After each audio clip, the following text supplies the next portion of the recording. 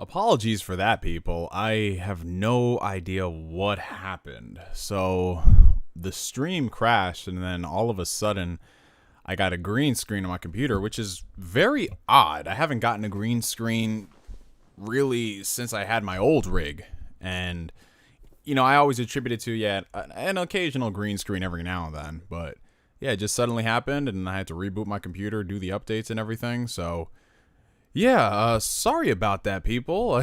It's not how I wanted to start out the stream, but yeah, let me just tweet this out one more time.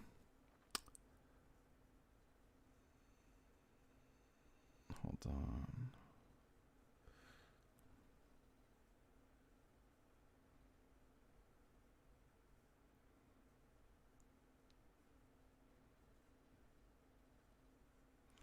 All right.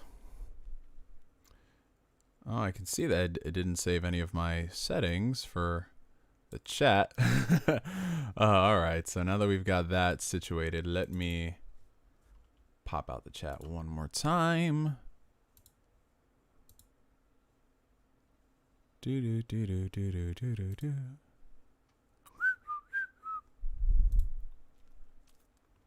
Wanna be in the room where it happened, the room where it happened. All right.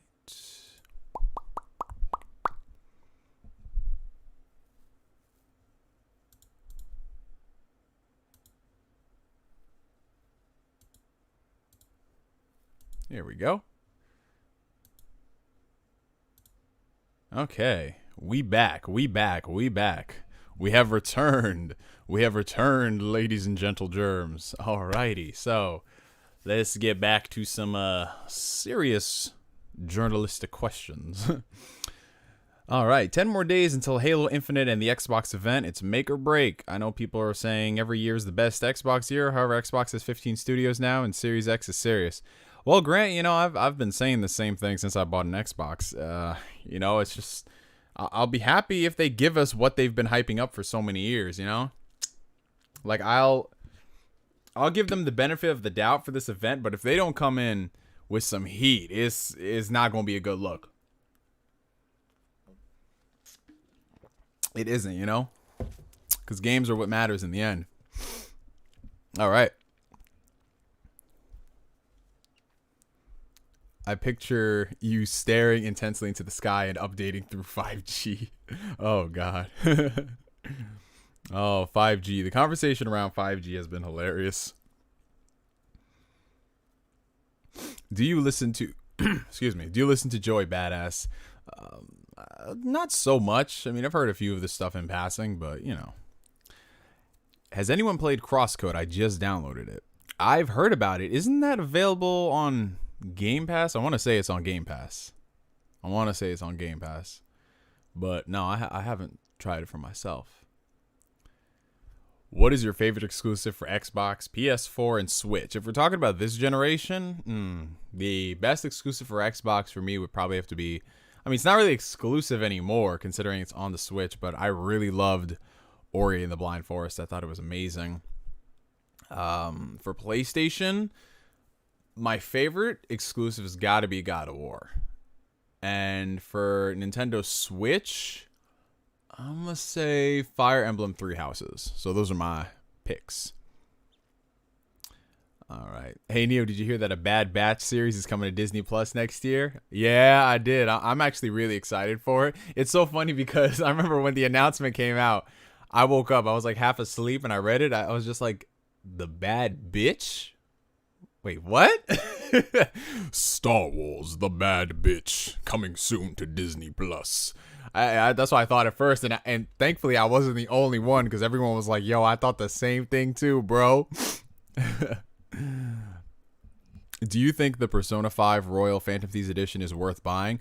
Well, honestly, it comes down to if you like collecting special editions. I mean, it was a very well-priced special edition. It was $100, and it came with the game, steelbook, soundtrack, the collector's box, the Joker mask. So for me, $100, it's just kind of like, yeah, I'm okay with that. Between the two of these, between the regular Persona 5 and the Phantom Thieves, I would like. I like them both, but I'm gonna say the Take Your Heart edition was worth more because you have a nice full size art book. You still get the steel book. You get a bag. You get a Morgana plush. You get the soundtrack CD. So I have to go with this one. But I like both. I love Persona 5. So it's like choosing between children. You know what I'm saying? Hey Neo, you should make a video about Ghost of Tsushima. I can't wait for it, and you seem like the type of person to enjoy it. Oh, I am so excited for Ghost of Tsushima. It may not show it because I don't really... I only do hype videos on occasion. Like, I remember the last time I really did a hype video was for Fire Emblem last year, and I really enjoyed that game. But for me, I like to keep my expectations, like, pretty low. And then as we get to the release of the game, they start ramping up. And that's what's been going on for Ghost of Tsushima, man. It looks so good. It looks so good, man. So we'll have to see. Have you played The Division 2? If so, what is your opinion on it? I have not played The Division 2 at all. I mean, I've been tempted to get it because I've seen it for like $5, but I don't think I would really enjoy playing that game unless I had a dedicated squad of people. It looks fun, but from what I'm hearing, like... Because my problem with like these Ubisoft ongoing games as a service titles is that they never come out good. They always have to take like a year and change to get going. You know, it happened with Rainbow Six. It happened with The Division. Heck, not even just Ubisoft, but Destiny as well. So for me, I don't want to get invested in a game and then like, oh, we're coming out with Destiny 3 and it's going to take a year for that to get good. So, you know, if they ever put it on Game Pass, I'll give it a fair shake. That's literally just the bar it has to clear. You know, just put it on Game Pass. I'll play it. Oh, man. But yes, hello to all the people in the chat. It is good to see you again for the second time today. After that little bit of a mix-up. Because normally when I have green screens, it's usually like driver-related issues. Whoa. My phone just went into that. Sorry about that. But yeah, everything is cool now. Have you ever played Halo? Yes, I've played every single Halo with the exception of 3 ODST. And if you want to count Halo 2 Anniversary, because I played Halo 2, but not the Anniversary version. But I'm going through all the Halos right now. My goal is to have every single Halo game completed by the time we get into Halo Infinite this fall. Oh, and I haven't played the campaign for Halo 5 as well. But then again... It's so forgettable that everyone's like, yeah. You know? The less said, the better. Thoughts on the son of John Witherspoon? Yo, it's so funny you mentioned that because my brother and I were talking today about John Witherspoon's son and the whole controversy surrounding him and the Boondocks and what's been going on. It's some crazy stuff, man.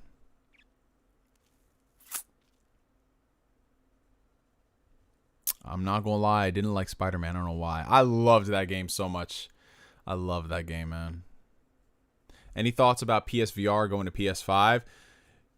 I mean, it's kind of eventual because, you know, VR has done very good for Sony, and they've continued to invest in putting out games for it. So even though VR has not captured the masses like some folks expected, I think it's more of like an ongoing thing where...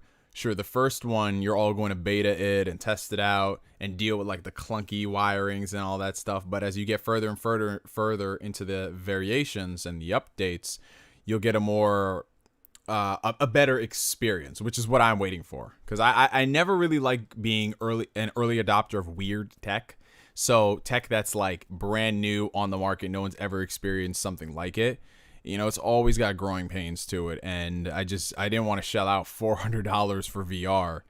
So, oh damn, why? It just pops up on the screen, but hey, that makes it really dope. We have a $5 super chat from the homie Game Inspection, formerly Comic Inspector. I don't know why he stopped investigating comics, but hey, we'll just give that to him for now. With the $5 super chat, thank you so much, homie. I do appreciate it. His question: do you believe that Persona is killing Shin Megami Tensei? I personally don't. I think the industry is the problem, plus Atlas has to make new models, which takes time. Thank you for your donation, brother. I do appreciate that. And to answer your question about Persona killing SMT, this has been an ongoing meme in the community that every single time Atlas comes out with a Persona anything, it's just going to delay Shin Megami Tensei 5. I don't think that's the case. I understand the meme and where it's coming from, and the fact that no one really asked for another round of Persona dancing games. We want more quality titles. But I think there's multiple different teams working on this stuff, you know? So the team that's handling SMT5 was obviously different than the team that handled Persona 5 and who handled the dancing games and all that. You know, Atlus is not as small a company as a lot of people think. I just learned about that myself last year, because I kept saying, you know, the reason why Atlus does things is because it's just a limited amount of people. And then this dude Jamil came up to me and he was just like, nah, bro, they've got hundreds of people working there. And I was like, oh shit, they do. So I don't think it's necessarily killing the franchise. I think that for a while, Atlus, if you look at the games that they put out, they were very niche. I'm talking extremely niche, where you know how you can talk to a person about JRPGs and they know Final Fantasy, they know Tales, they know insert whatever is a popular title from your childhood. But if you start getting into stuff like Shin Megami Tensei, that's what I like to call the forum recommendation, where it's like, recommend me some great RPGs that aren't Final Fantasy, that aren't Tales. And they start listing those off. Now I think the Legend of the Hero series has taken that spot, where it's like, yeah, this is the RPG that you'll play that no one else has played. Because people have played Shin Megami Tensei. It's been around for decades, but not to the same extent. Persona is a perfect example. People picked up Persona 5. They had no idea that not only was Persona a subset of SMT, but it was part of this franchise that's been going on for decades. So I want to say that it's not Atlus.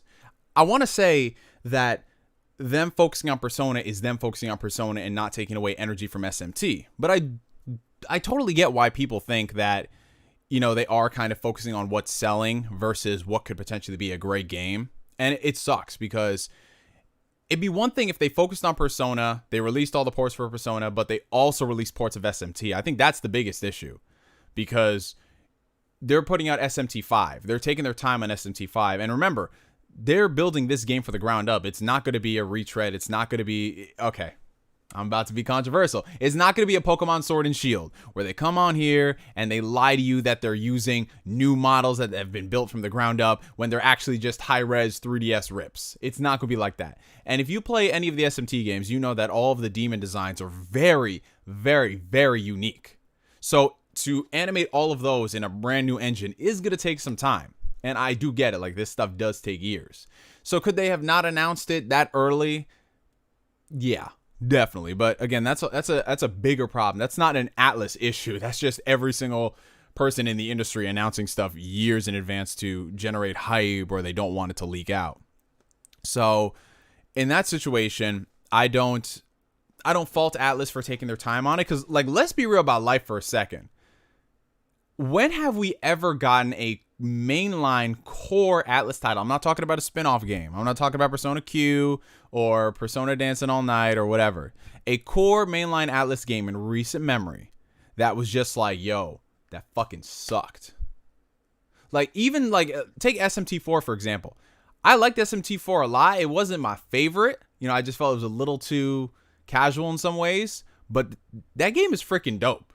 It seriously is. Because Atlus takes their time to craft these experiences. So I can't fault them for wanting to do the same for SMT5, because I feel like after they've seen what Persona 5 did, they want to apply that to SMT5, where that's going to be the game to bring people into the masses. You know what I'm saying? Like, bring the masses into SMT. But until we get to that point, I want more SMT games, because the way they've gone about preserving this franchise has been absolutely terrible.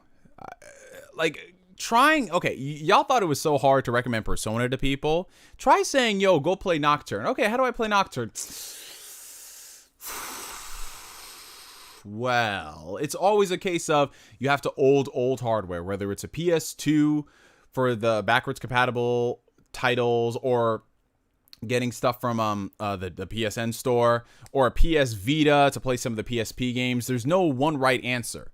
Of course, emulation is going to be your best approach, but a lot of people don't want to deal with emulation. Some people do like having a copy that is just guaranteed to work, no questions asked, don't have to go through piracy. Atlus, they're sitting on a literal gold mine. Like, look at what Persona 4 did. 500,000 copies of a PS2 port in 4 weeks. And mind you, porting does not take as much time or resources by comparison to building a game from the ground up for a new system. Do that for SMT. Do that for Nocturne. Do that for Digital Devil. Do that for everything. Because not only are you preserving the game, right, for future generations, you're bringing more people into the fan base. You're doing so much. And it's just so easy. But Atlas, maybe it's because they're a very Japanese company. And they're just like, well, we don't know if it's really going to sell like that. You could come out there and just see how much Persona 5 has sold twice, right? And they're just like, we don't know if Persona is going to sell if we put it on the PC. Meanwhile, Bandai Namco has just been killing it on PC with all their releases, you know? Like, first off, could you ever think of a time when we finally got Tales games in the States? Because we went on a 4-year drought. But now we have Tales games on PC. Like, that is wild, bro. So, again, a very long-winded response to your question, Jamil. But yeah, I don't necessarily think so. I don't think so. I just think the Atlas, the way they prioritize things, is just the problem. But eventually, we will get that SMT5. Game development just takes a while, and especially when it comes down to crafting new experiences and all that, because they've been putting out more games. You know, it's just not the games people have wanted. So we'll see. Ooh, we have got a new member of the YouTube family. Welcome, Watts Atlanta, everyone, to the Spirit Detective category. Thank you so much, Watts. I appreciate you. And all right, back to some more questions. All right. Okay, so I have a lot of questions here. People are asking what I thought of the Ubisoft Forward event. I don't know why I hold out hope for EA, Ubisoft, any of these companies holding these type of events, because they're always garbage, bro. It's the same 3-4 franchises over and over again. Honestly, I'm gonna go so far and say I think the EA event was much better than Ubisoft. Because what did Ubisoft show you, right? Shit you had already seen, and every single game had a gun. It was some type of shooting mechanic. Like, oh, look at this. This game right here is about to be our Overwatch ripoff with Sam Fisher. Why would you do that to Splinter Cell fans? Why? And then they showed you Assassin's Creed, which we had already seen, but now we see gameplay. They showed us another Far Cry. Bro, this is the 6th Far Cry, but it's got the guy from Breaking Bad. Bro, I could watch all his cutscenes on YouTube if I want to see like what his role is. These Ubisoft games, man, they're all cut from the same cloth, and I'm getting tired of it. It's the same damn shit, except with different coats of paint on it, right? They might say, oh, we're going to switch things up in this Assassin's Creed game, but all their open world games are cut from the same formula. That's literally what it is. Here's this base. You want to do something different? Well, add a grandma and hacking tech and everything for Watch Dogs. Ghost Recon, well, make this one an open world. Ugh, it's just, I'm sick of this shit, bro. It's just like they have a school, the Ubisoft school of how to get shit done. It's the same shit, bro. And Ubisoft games, they don't like, you can't marathon some of these games. You know how you can play something like Persona and you go Persona 1, Persona 2, different experience, Persona 2 to Persona 3, different experience, 3 to 4, different experiences, 4 to 5, different experiences, you know? With these Ubisoft games, have y'all ever tried marathoning Watch Dogs? Marathoning all these freaking games as a service? Like, you can't even do that. Like, why would somebody go from the Division 1 to Division 2? Well, this one's better. Like,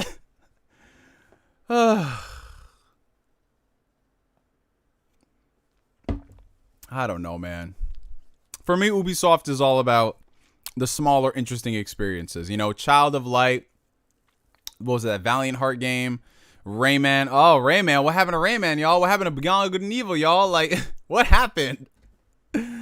Oh, like, the last Ubisoft game that I bought was Assassin's Creed Odyssey Gold Edition. And that was because it came with that game, the DLC, 3 remastered, and Liberations remastered. That was like $25. That was a good deal. But before that, the last Ubisoft game that I bought, like brand new, I'm talking new,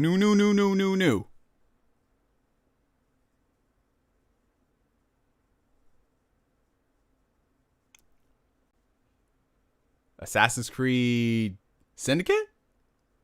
Jesus Christ, man. Oh, God. Beyond Good and Evil 2. Bro, they re-announced it in 2018. We've seen nothing. But they can come on here and... man, I just know. Well, let me stop getting hot. Oh, what happened to Prince of Persia? What happened to that series? That series is dead. Splinter Cell is dead. Ugh, everything is dead, man. Everything is dead. Yo, you need to make some emotes. Yeah, that's what I actually have. My artist, I've commissioned him to make some emotes. They should be coming this week, so y'all can get some custom things. But yeah, that was my thoughts on that Ubisoft thing, man. I can't, man. How are people unironically excited for Ubisoft games, man? What is so different from Far Cry 4 to 5 to 6? What the hell is so different? This one has elephants. This one has like it's in America. I don't get it. I am genuinely confused. How people just go like, yo, I don't know, man. I thought I was overblown, and then I realized that Ubisoft has not released like any genre-defining games in a hot minute, man. Oh, what happened to Gods and Monsters? Oh, God.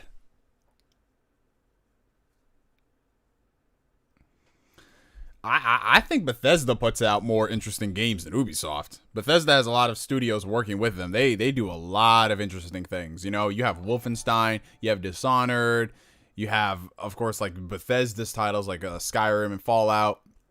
You have a much more creative bank there than freaking Ubisoft.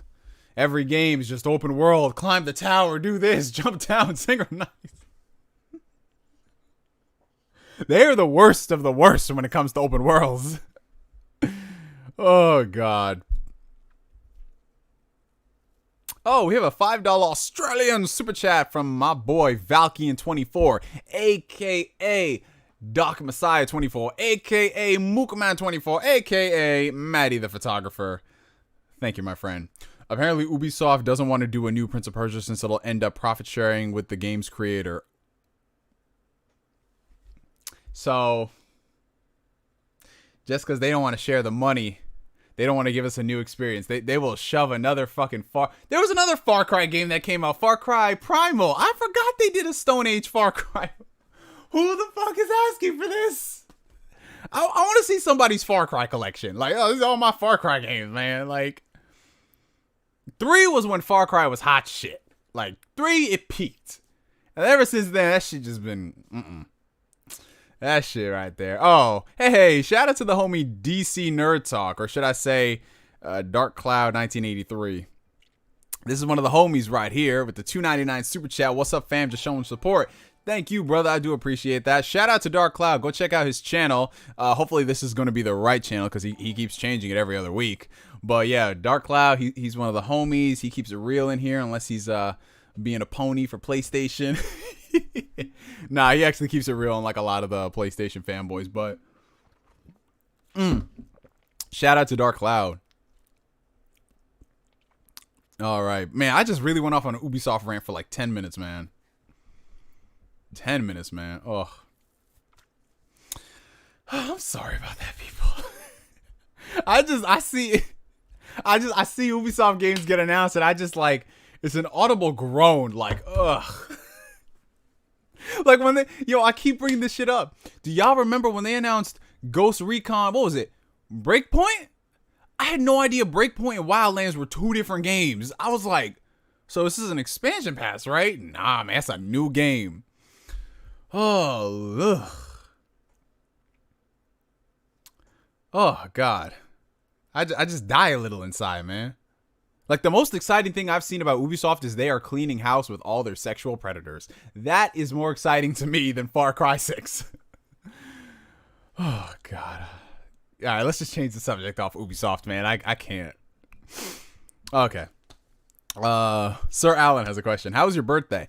Well, my birthday is not yet. My birthday is actually this Thursday on the 16th, but I celebrated it with my family today because everybody's going to be busy come Thursday. So I had a good birthday with the family, even though it wasn't like the birthday yet. Oh, what's your favorite anime? I get this asked every stream. My favorite anime, without question, bar none, is gotta be Yu Yu Hakusho. Yu Yu Hakusho, if that's your favorite series, you are a man or woman or whatever you choose to identify. You are a person of culture because that show is the absolute shit. I love it. But then there's also really good stuff too. Like I keep saying, everything in my top 10 could be my number one. You know, I love Fullmetal Alchemist. I love Monster. You know, I love a lot of things. Thoughts on the rumor that the Xbox Series X games will have lower assets than the PS5, which is one of the reasons why PS5 first parties will run at 30 FPS and Series X will run at 60. Yeah, I've been hearing this thrown around. The reason why they can get the higher frame rates is because they're going to have lower quality assets. And again, I need to see the games themselves before I come to an assertion on that, because yeah, on paper, you can look at it like, yeah, our PS5 game will look better because of the SSD in terms of how we load things and structure it. But the Series X, because they're held back by the regular Xbox One, they won't be able to bring it to that level. Everything that we say now is just conjecture. You know what I'm saying? Like, until we see it, that's when we can make the distinction. Because all this back and forth spec talk, I don't know about y'all, but it's just boring. It's just boring. You know what I'm saying? But, all right.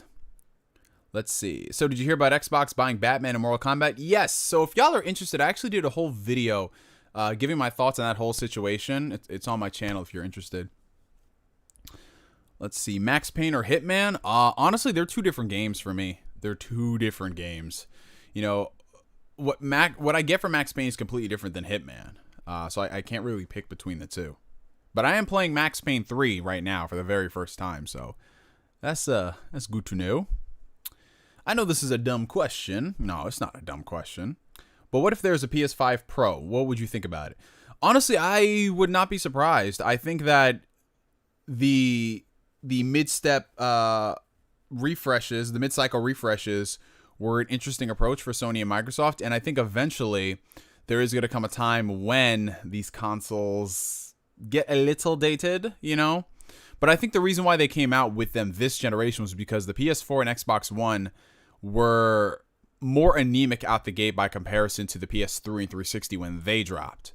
So having them come out with the Pro and the One X, I felt like was an easier thing as opposed to what's happening now, where the PS5 and the Xbox Series X, they seem more capable by comparison to their last generation counterparts. So I wouldn't mind every 3 years they come out with a more powerful PlayStation or Xbox. So that's fine. It's got to be within like halfway into the generation. You can't put it out like a year later. When are you going to continue that Tales of Berseria playthrough? I'm really enjoying it and is a good game to start with the series for beginners. Thank you. I'm glad you're enjoying it. Yeah, it's a great jumping on point. Honestly, every single Tales game is, with the exception of the really bad ones. But I love it, and I'm going to be continuing the playthrough probably Wednesday, because tomorrow I have to go ahead and do my taxes. I know I'm very late, but you know they gave everyone an extension to the 15th, so I'm getting that situated tomorrow. But I have to do this Sonic the Hedgehog playthrough. I just have to download all the files. Google Drive wasn't working with me the last time. And oh, speak of the devil, here we go. Grant, the homie Grant, Purified Storm with the $27 super chat. Happy 27th birthday, love you, buddy. Oh, thank you, Grant. Thank you, brother. And again, we were just talking about having to stream Sonic because this guy, Grant, Purified Storm, donated for me to play that game. That's going to be a story. That's going to be a stream. But yeah, so I'm thinking I might stream Berserk. I might stream it on my birthday, actually, because I'm not going to really be... I mean, there's not much to do out here, honestly, because it's still shut down, the world. So I might stream that on my birthday. Oh, no, I forgot I have to stream something tomorrow. I just remembered. I got to stream Death Stranding tomorrow.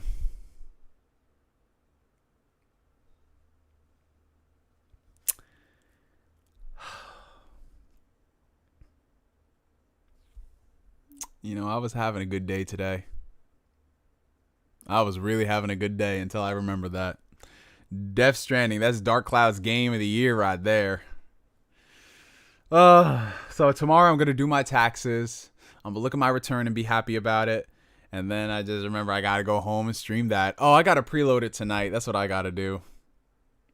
I have to stream it. People donated. They're like, yo, you streaming this shit, bitch. I was like, no.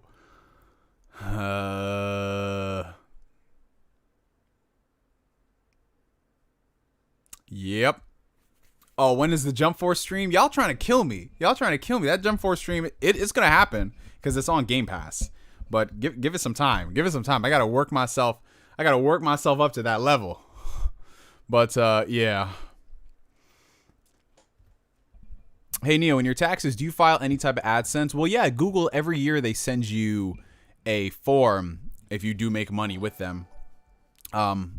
So the more you make with YouTube, that's when you start getting kind of, as any content creator will tell you, as when it starts hurting. But because I haven't really been consistent with YouTube for the past couple of years, it's never gotten to that threshold where it does affect me like that. Next year definitely will. But for the past couple of years, it's been smooth. But yeah, let's see a couple of questions. We got a $2 super chat from the homie Jamil. Game inspection. People are saying Sonic 06 was good. Save me. Who is saying this? Is it like the age of the contrarians, the revisionist history? Is that what's going on right now? Because first people come out here saying that Final Fantasy 13 was a great game. Why? What the? And all of a sudden, everybody loves Final Fantasy 11.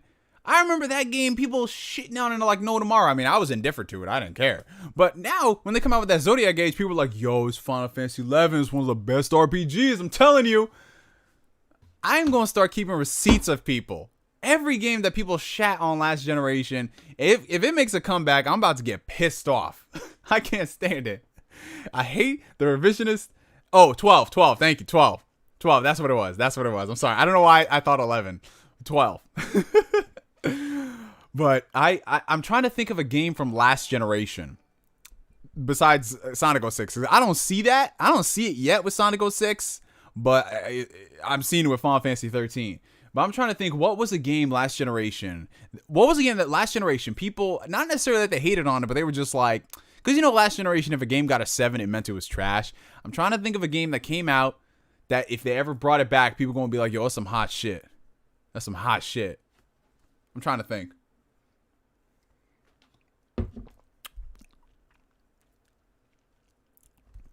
Oh, yeah, that's right. Yo, everybody hated Fallout New Vegas when they came out. People calling it Fallout New Fail Gas. It's buggy. It's glitchy. And then all of a sudden, a few years later, people are like, yo, this is the best Bethesda game ever. I can't stand y'all niggas. I cannot. Ugh.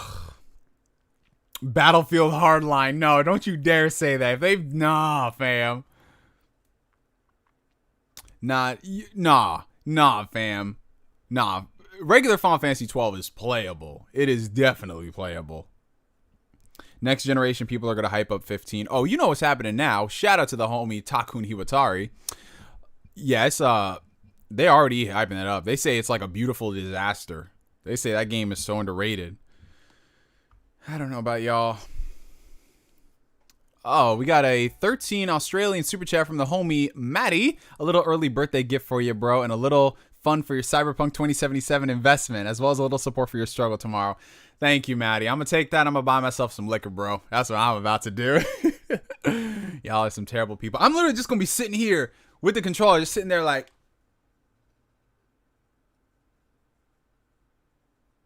because I tried watching some Death Stranding gameplay. I didn't know what I was looking at. I was just sitting there, and I'm like, so is this the game? I scrubbed 3 hours later. What the fuck? He's doing the same thing. Oh, God. No, Anthem. Oh, a $10 super chat from the homie Grant. Play Sonic Generations too. Oh, no, I've played Sonic Generations before, Grant. That was actually one of my favorite Sonic games. Final Fantasy 15 got the high highs and the low lows. No, it ain't got no high highs. It got some moderate highs and some really low lows.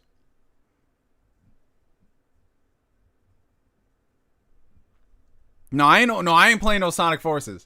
Hell nah. Hell nah. Corey in the House, that was a good game. Did any of y'all ever play? Did any of y'all, I want to actually, I think I'm going to go out there and buy that Corey in the House game. I don't know why, but I feel like I might want to do that. That Corey in the House game, man. For the DS, the Nintendo DS. What is your favorite Persona besides Persona 5? Well, for me, the top 2 Personas in terms of like game design, game everything, is Persona 5 and Persona 2. For me, those are like right then and there, like neck and neck. Below that is going to be Persona 4 and then Persona 3. And 1, I know I catch flack for it, but I enjoyed 1, but I'm not like rushing out there to be like, yo, Persona, the first one though. Like, you know what I'm saying? 2 is where it was just like, yo. But the thing, 2 gets slept on. 2 gets slept on because I feel like you have to have a certain level of intelligence to understand that story. That story is just some fucked up shit, man. And that's the only time I'll ever use that whole J. Cole, you have to have a certain level of intelligence shit. Oh, God. Yeah, I noticed it was free, Versatile, but I didn't end up downloading it. Even for the jokes, I was like, nah, I'm good. I am straight. What is your game of the year so far? I would have to say my game of the year is probably Animal Crossing. I really enjoyed the time I spent with Animal Crossing. It just gave me a lot of good vibes. It was the perfect game for the situation in the world. It was so good, man. But again, I'm still working through some other stuff. I'm playing Doom Eternal right now. I enjoyed the FF7 remake a lot. That was great. But for me, it's like I played it and then that was it. You know, and that's perfectly fine. But for me, Animal Crossing is like number 1 right now. Fallout 76 is on Game Pass. I didn't buy that trash, but I heard it's playable.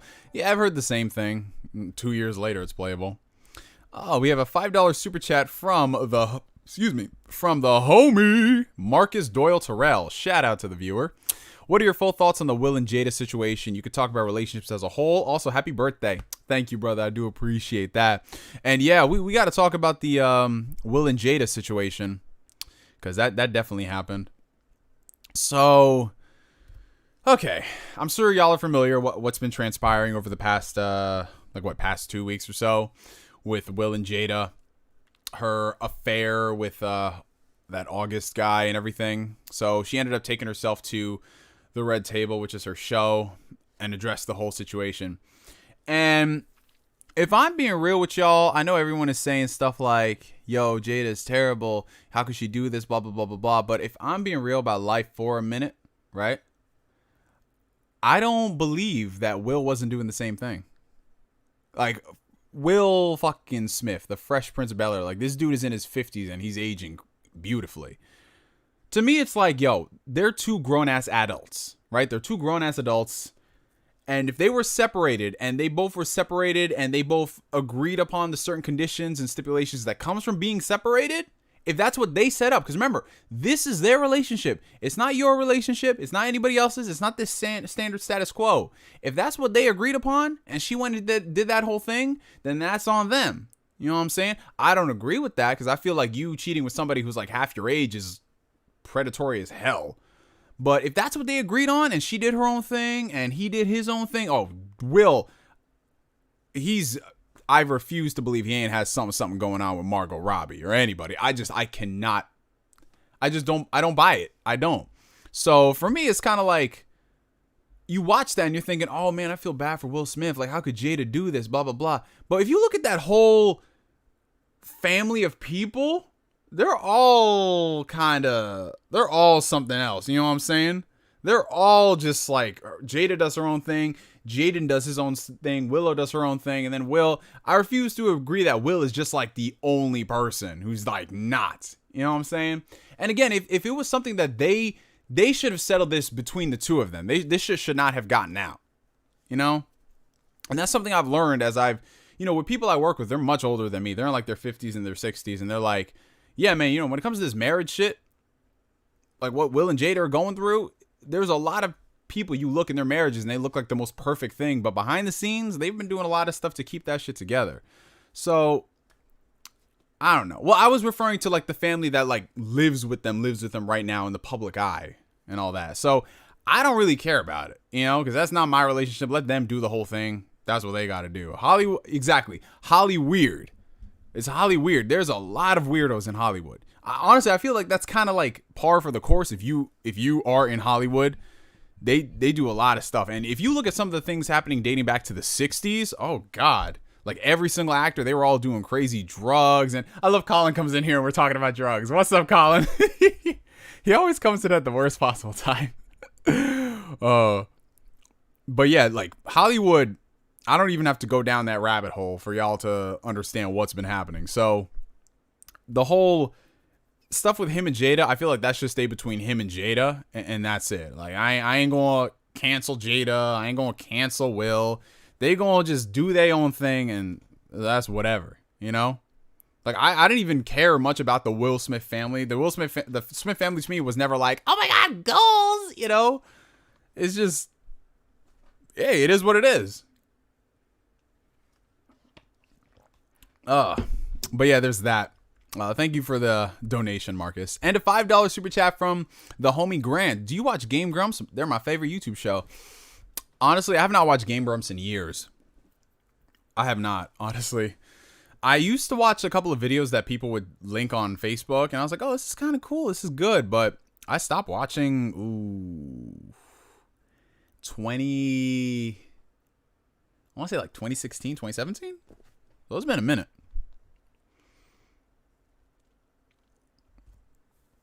How is the Red Dead 2 going? Also, I heard rumors of a Red Dead 1 reboot.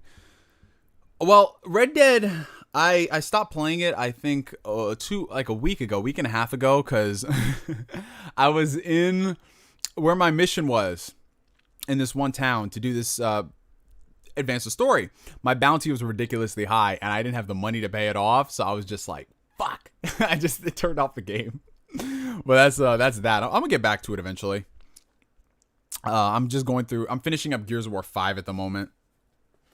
So I'm just like trying to play, because for me, when it comes to playing games, I'll play a game so much, and if I get sick of it, I'll leave that game alone for like 2 to 3 weeks. So that happens with me with some games, and I move on to other things, and then finish those, and then go back to it eventually. That's how it works in my brain. Some people say, that's why you never finish things. And I'm like, you are right, but they get done eventually, you know? But, yeah, let's see. Chance the Rapper defends his support for Kanye West's presidential run. I mean, like I said, same thing with Will and Jada. I'm going to let Chance do his thing, you know. Just because I didn't like his last album don't mean much, but Chance has every right to say what he says. Unfortunately, just like Terry Crews has every right to say what he says. And I mean, Chance ain't wrong, you know what I'm saying? Like, Biden is not like this savior as the Democrat Party is trying to make it out. You know what I'm saying? He's just, for a lot of people, a better alternative to Donald Trump. Like, no one is going out there enthusiastically voting for Biden. But again, that stems back to the original problem. It's like, y'all, the Democrat media complex, y'all put yourselves in this situation when you run these shit candidates and say, well, we have to vote for them because it's better than this. Y'all create the whole lesser of two evils shit. And this is why we keep getting in this scenario. We can't have actually good candidates because there's too much collusion going on behind the scenes, and y'all be running these guys just because they're the old guard and everything. Blah, blah, blah. It's just, this is the typical establishment shit. That's unfortunately what it is. Oh shit, Jamil with the $2 super chat. If CD Projekt Red removes one more feature, I'm pulling up. Yo, if I see them come out here and announce that Cyberpunk, I don't know what the next feature they'd remove that will get me pissed off, but it's just a lot now. And I know people are trying to spin it as, well, were you even really going to use wall running? Nigga, it's the future. Like, what the fuck? Like, that's a badass thing. But game design, you know, I hope it pays off in their favor. I really do, because this is looking kind of spooky that you can't wall run. And the combat looks kind of funky, but the genitals, that's what it's all about.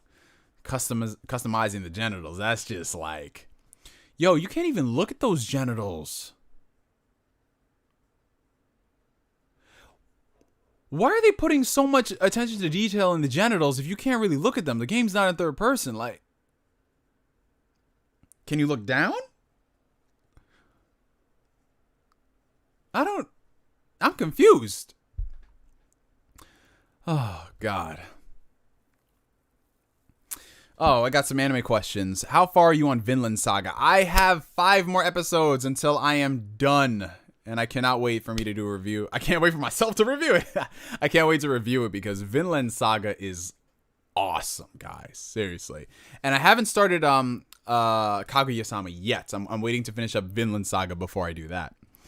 Oh, but let's see. We have a $5 super chat from Marcus. What advice would you give to people starting off at the gym? From what to do and what not to do, from dieting and even weightlifting? Well, this is a extremely, extremely complicated question, so I'm going to boil it down. Honestly, the best advice that I can give is just to be consistent with it. You got to be consistent with it. The same way people are consistent when playing video games and maxing out their characters or getting better at a fighting game or whatever, just apply that logic to in the gym with your nutrition, your diet, your workout routine, all that. Just it's the exact same thing. This stuff doesn't happen overnight. There's going to be a lot of ups and downs. The road to success is never linear. It's just a lot of back and forths. But if you stay consistent with it and you actually strive to be better, to know more, you're going to get through it all right.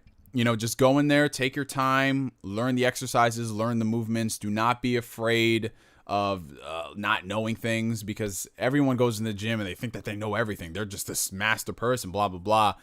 Nobody knew shit the first time they went in there. You just have to keep on learning and figure out what works best for you, because a lot of the things that work best for other people are not going to work best for you.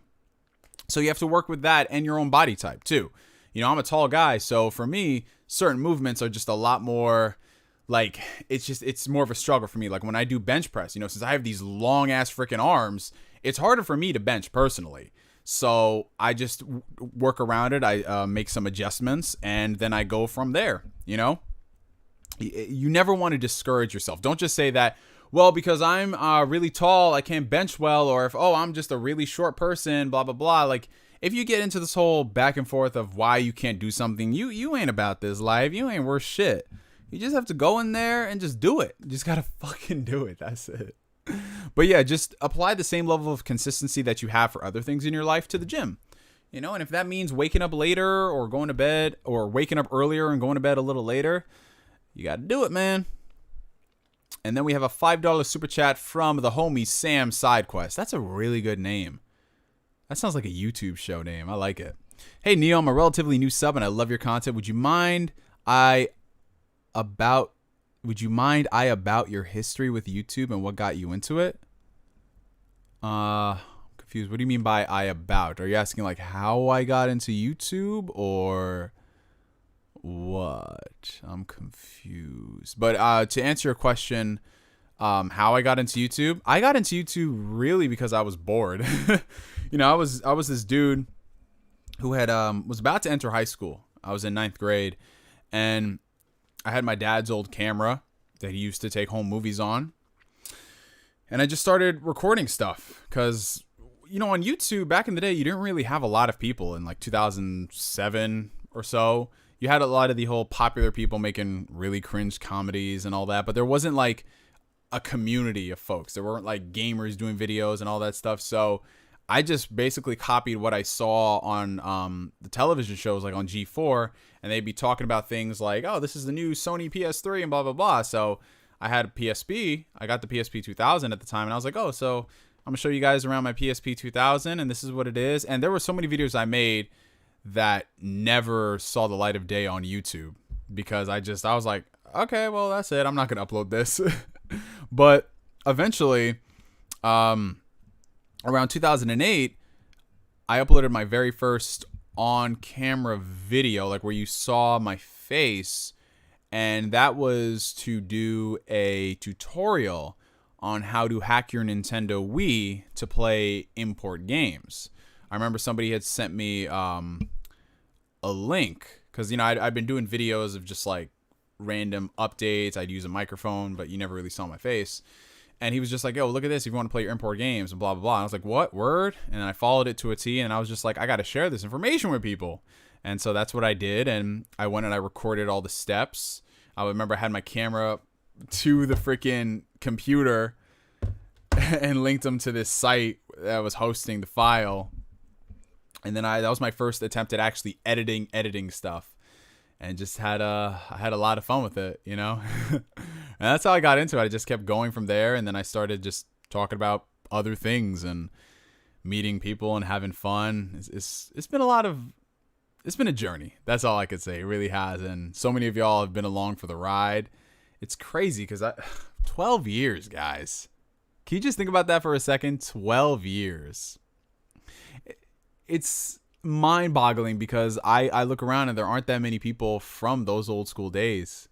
There really aren't. There's a handful of them, but a lot of them don't make videos anymore, and it makes me kind of sad, you know, because it's like, oh man, no one's around anymore. But it's good that, you know, I think a lot of us we're still here, we're still together, we're in the community. That's what it's all about. Yeah. Oh God, y'all bring it up. Y'all bring it up the videos, the Kingdom Hearts vlogs. Yep, I remember I did that Kingdom Hearts vlog, and I felt like such a badass because I was able to put music in it, but the music drowned out my voice, so you could barely hear me. It was terrible. I didn't know anything about video production in 2008. I mean, I still don't know that much now. I knew more than I did back then, but it was just, God, I just, wow. I remember that I did that video around Christmas time, so I had the Christmas decorations in the background. Oh man, I'm getting all nostalgic right now, guys. That was crazy. Yep, 2010 is where I really started to take off, and the channel exploded. That was intense. I couldn't even handle it at first, because remember back then, you know, smartphones were just taking off. They weren't really in the conversation like they are now. So literally, I would wake up, go to school, come home, and then that's when I would be on YouTube. I was only on YouTube to check comments and messages. So I was maybe on like an hour or two a day, if that, when I was in high school. And it was just so crazy because I would think up video ideas in the classroom, and I would just write them down in my notebook on like a separate page. And I was like, okay, I'm gonna talk about all these things and record all of them and just edit them. And back then we couldn't schedule uploads, so there'd be times where I would upload just like multiple videos in a day, just cause, you know, it just, oh my God, I'm just thinking back on all the things. It's just so different from YouTube now. We didn't have thumbnails back then, so if you wanted to do a thumbnail, you had to time it strategically in your video, where it could either be, I think, at the very start of the video, halfway through, and then or near the end.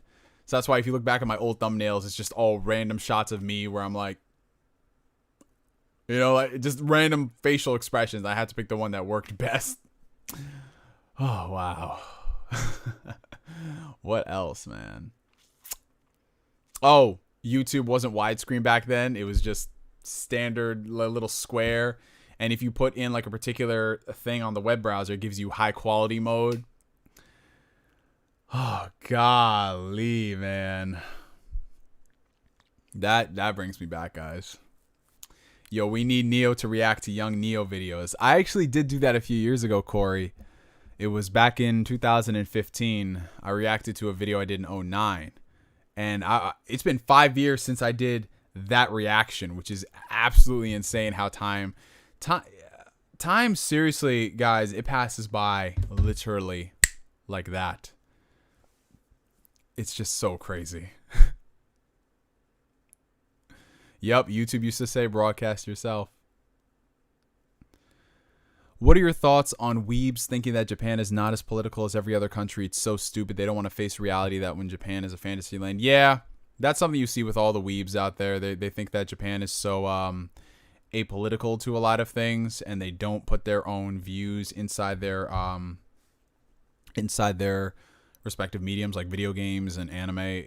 Anyone who's a hardcore anime fan who has seen anime knows that they can get very political. It's just that the problems inflicting Japan, the Japanese society, are very different as opposed to what's happening here in America or in Europe. So for them, when they talk about things like the, what was that show? Welcome to the NHK. The main character was basically a shut-in. Like, that's a very big problem in Japan. Right now in Japan, the fertility rate has gone down tremendously. People aren't having kids like they used to, and a lot of the old guard are very worried about that. So for them, that type of show could be considered political because it addresses that situation. And then all the other things affecting the Japanese culture and defying certain norms. And again, it's very much so, to you, the viewer, if you don't know anything about what's affecting Japan as a whole, you might not think it's political. But in their things, it's very much so. This is what is happening in our country right now. So I hate when people say, no, there's no politics in Japanese video games because look at their big-breasted women and blah, blah, blah. That's the point of the storyteller, because they can get it across in a way that doesn't come off as so overt. But you want to know something? There's going to be people in Japan who are watching that stuff who are going to say, oh, no, this is too political. Because remember, that's what they're going through. So it's just, yeah. It's just like it's so, if people assume if you have politics in anything, that must automatically mean it's bad. And I'm like, why? Like Captain America, the Winter Soldier. People love that movie like no tomorrow, but it's addressing some really heavy stuff. And it puts it into perspective where it's not like there's a clear, is this good or is this bad, blah, blah, blah. You know, it gives you both sides. That's a political movie. Same thing for Captain America Civil War. That's a political movie. But, you know, people, they don't want to view that because they're just like, oh, no, it's not. It isn't. It is. Politics inherently is not bad. Every single artist, when they write these stories, can stem from their experiences. Like, how is it so obtuse onto people? I don't get it. But again, these are the people who they get online and they have their little think tanks and their chambers, their echo chambers where they parrot all the same things. They're essentially the same thing that they hate. You know, they hate all of this, the SJW nonsense and them rioting and going crazy. They're acting exactly the same, literally. Like the whole Last of Us 2 drama and everything. Oh, we can't have a gay protagonist in our game, blah, blah, blah. The SJW agenda. Neil Cuckman strikes again. Like, people assume, they take it to the extreme where they think it's heavy-handed and forced, when it's not for a lot of these things, you know?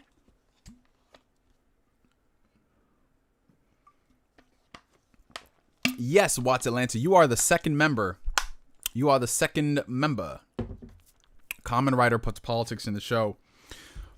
I haven't kept up with Kamen Rider in a couple of years, but honestly, I wouldn't be surprised, you know?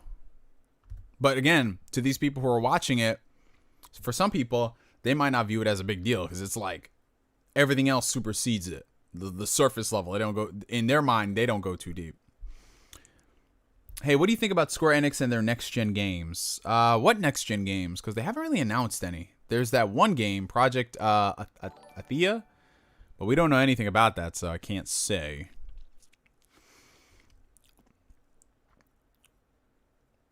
Kung Fu Panda Trilogy, what are your thoughts? Honestly, it's a pretty solid series. I was thoroughly surprised with how good the second one was. I remember I came out of the theaters and I was just like, yo, this is actually kind of good. What is going on? Like DreamWorks, they were hitting. They were definitely hitting. I didn't see the third one though. I did not see the third one. What seasons of Kamen Rider have you seen? Oh, it's been a while. I remember I watched some old stuff from the... I'm trying to think. I had it on YouTube a few years ago. Let me try to find it.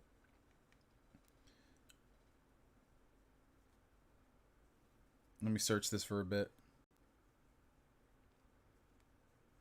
Because I remember, like, one of my friends, he was into it, and he's just like, yeah, watch this. So I think around 2012, I started watching some.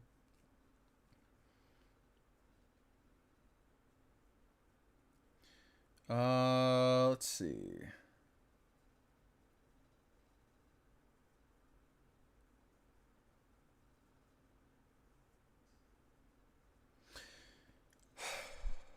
Kamen Rider Fours?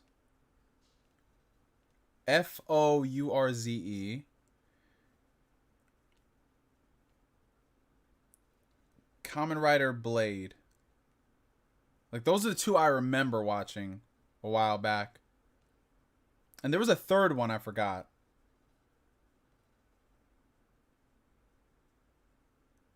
Where was it? Let me see. I'm literally just going back into like the oldest of old YouTube stuff. Because remember, I looked up like little snippets of footage for it before I went and I watched it. Kamen Rider Den. There we go. Favorite Power Ranger series is got to be Time Force. Oh God, let me just adjust the light here. It's getting hot, ladies and gentlemen, and my face is starting to sweat. Let me just dab all that. There we go. Yeah, when you have studio lights shining on you, it starts getting to you. But yes, we have a $5 super chat from Suna361, a longtime viewer of the channel. Remember Dragon Ball Z Final Remix? You voiced Goku. That should be proof how long I've been watching your content. Yep. Throwback. Throwback, homie.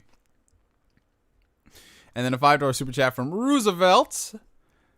I think the best examples are the ones that are not in your face, like say a Yoko Taro game Nier is based off 9/11, but they don't have the Twin Towers. Yeah, like I said, it all comes down to the artist's interpretation and how they put it in their titles. Like there are some that do it really good and others that do it really bad. But you see, the problem is a lot of people assume politics in general means it's so forced and in your face and yada, yada, yada. Like Marvel Comics in the 60s were insanely political. You know what I'm saying? Like Stan Lee, the reason why he put politics in there was because, hey, this is what I want to do. Because these people have been marginalized and we're going to give them heroes. You know? But to the people at the time, they're like, why are you making it political? Why are you putting a black person as a superhero? These are the same people. These are the exact same people. Oh, snap. We have another member of the Phantom Weirdo family. Marcus Doyle Terrell. Shout out to you, brother. Thank you, thank you, thank you. Is xCloud a big thing? If so, why can't accept but so many people? I'm going to upgrade my GPU, so this is an important question. Well, with xCloud, it's still in the testing stages. So the reason why they're not accepting people, if you're talking about why they haven't made it mainstream where anyone can join, is because they just want to keep it limited with the testing. So when they're ready to go widespread, I think that's when they're going to open it up for people. I still need to try out xCloud. Where is my open world Shrek game? Yo, that's what I'm trying to figure out. Where... Yo... Wait. Weren't they working on like a Shrek reboot or something? I don't think it was like a regular Shrek movie. I heard someone say it was like a reboot. Like a whole reboot.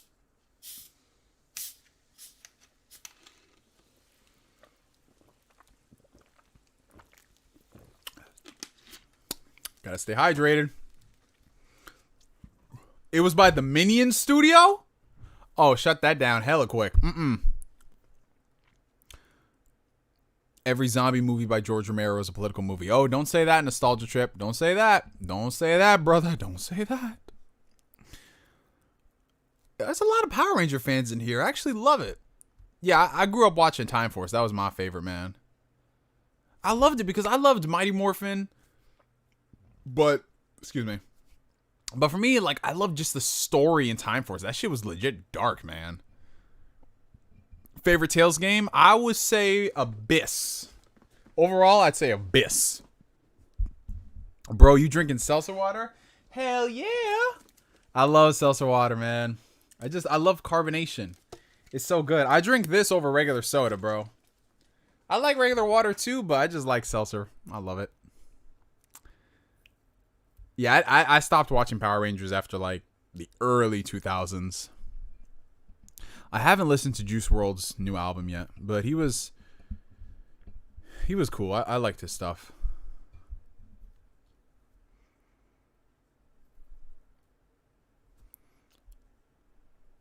That's crazy. All the Power Ranger fans in here. That's what's up. What is your protein powder of choice? Honestly, when it comes to protein, I just like something that tastes really good and it's got good ingredients. I don't need any of this crazy filler stuff that spikes your sugar and all that. So I really like Ghost. Ghost is just an amazing product. They're very good, especially because they have them in like all GNCs now. In addition to that, I like MRE by Redcon 1. They make some good stuff. The company that does the pre-caged pre-workout, I forgot the name of the company. I think it's just Caged. I don't know. They make a protein powder and it's amazing. It tastes so good. So yeah, those are just a couple of the ones I like.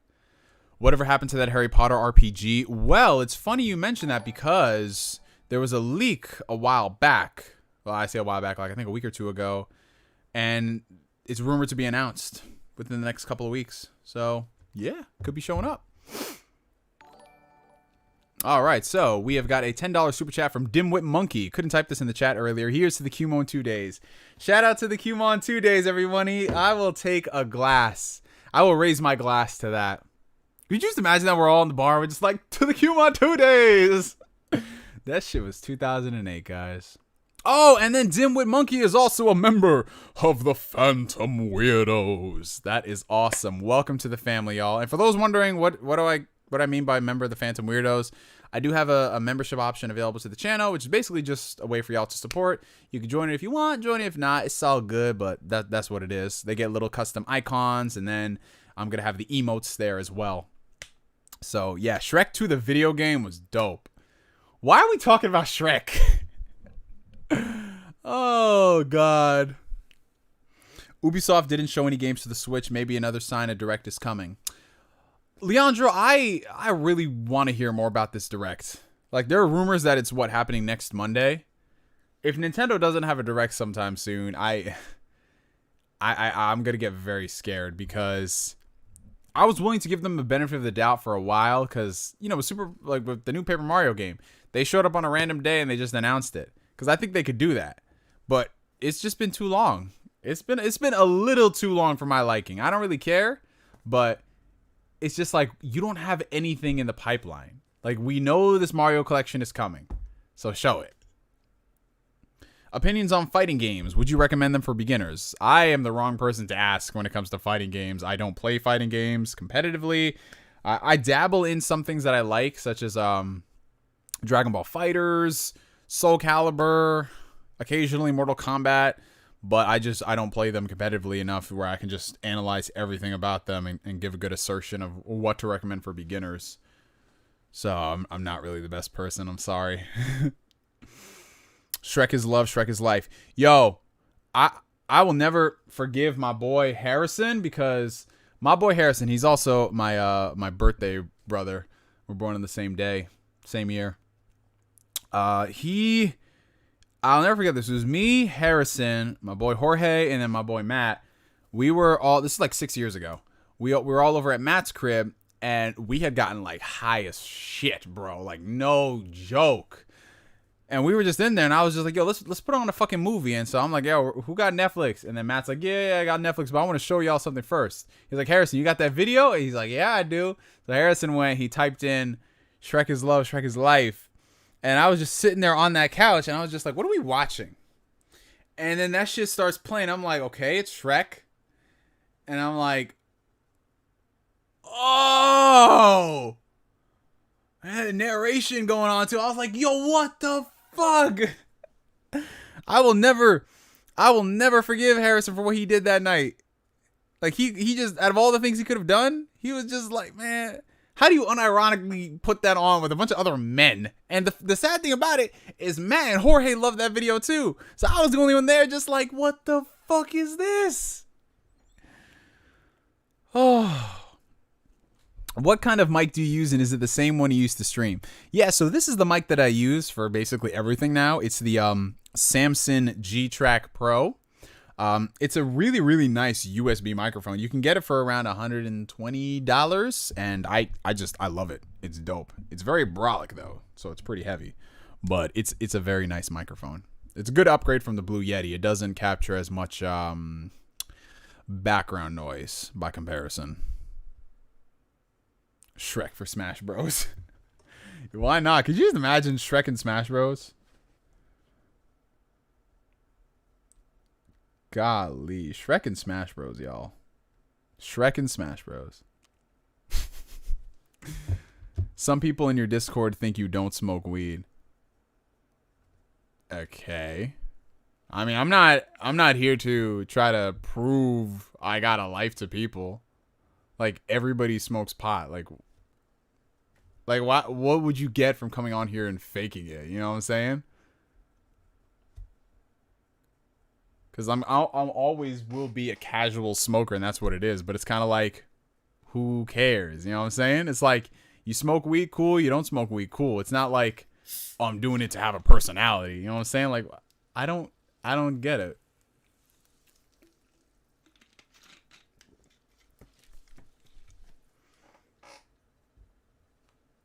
Are you still friends with Jeremy? I know y'all did a couple of collabs back in the day. He seems like a really funny dude. Jeremy who?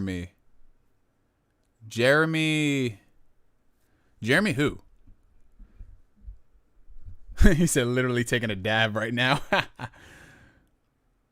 Jeremy who? Because I know a lot of people by their screen names and then by their regular names. Jeremy who? I'm going to feel terrible. The Gamer 2323. We never did a collab together. We were on Weapon Wheel Podcast for one episode like in 2016. But yeah, we never did a collab together. But Jeremy's cool, yeah. I talk to him on Twitter every now and then. Do you recommend I buy the Switch in 2021? Why 2021 in particular?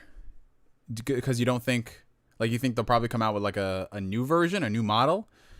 I mean, I guess, but if anything, I look at it like this. If you want the console because you want to play the games, go get the console. That's it. This whole wait for the next Switch, the Switch Pro, I feel like you're going to be missing out too much, you know? Because what if they don't announce it and you're just like, well, there's another year. Have you seen the new Digimon series? I've been surprised how its animation has been holding up. I saw the first 2 episodes. I just want them to make a good Digimon series that is not tied to the original season. Because after Try, I'm fucking done, bro. Try killed my love for Digimon, and just seeing that reboot, it's like, what are we getting out of this? You know, I just want a new good Digimon series on the level of Tamers. But then we haven't got that. That's what I hate. I see Switches that might target all the time recently. Ooh, you could be able to make some profit off that, especially if they're the regular Switches. The lights I see a lot, but the regular Switches, not really. Then again, I haven't really been into like a Target or a Best Buy in like months. These 10 days will be the biggest for Halo since Reach, Halo 3 PC tomorrow, and Halo Infinite campaign next week. That's true, man. There's a lot of Halo hype right now.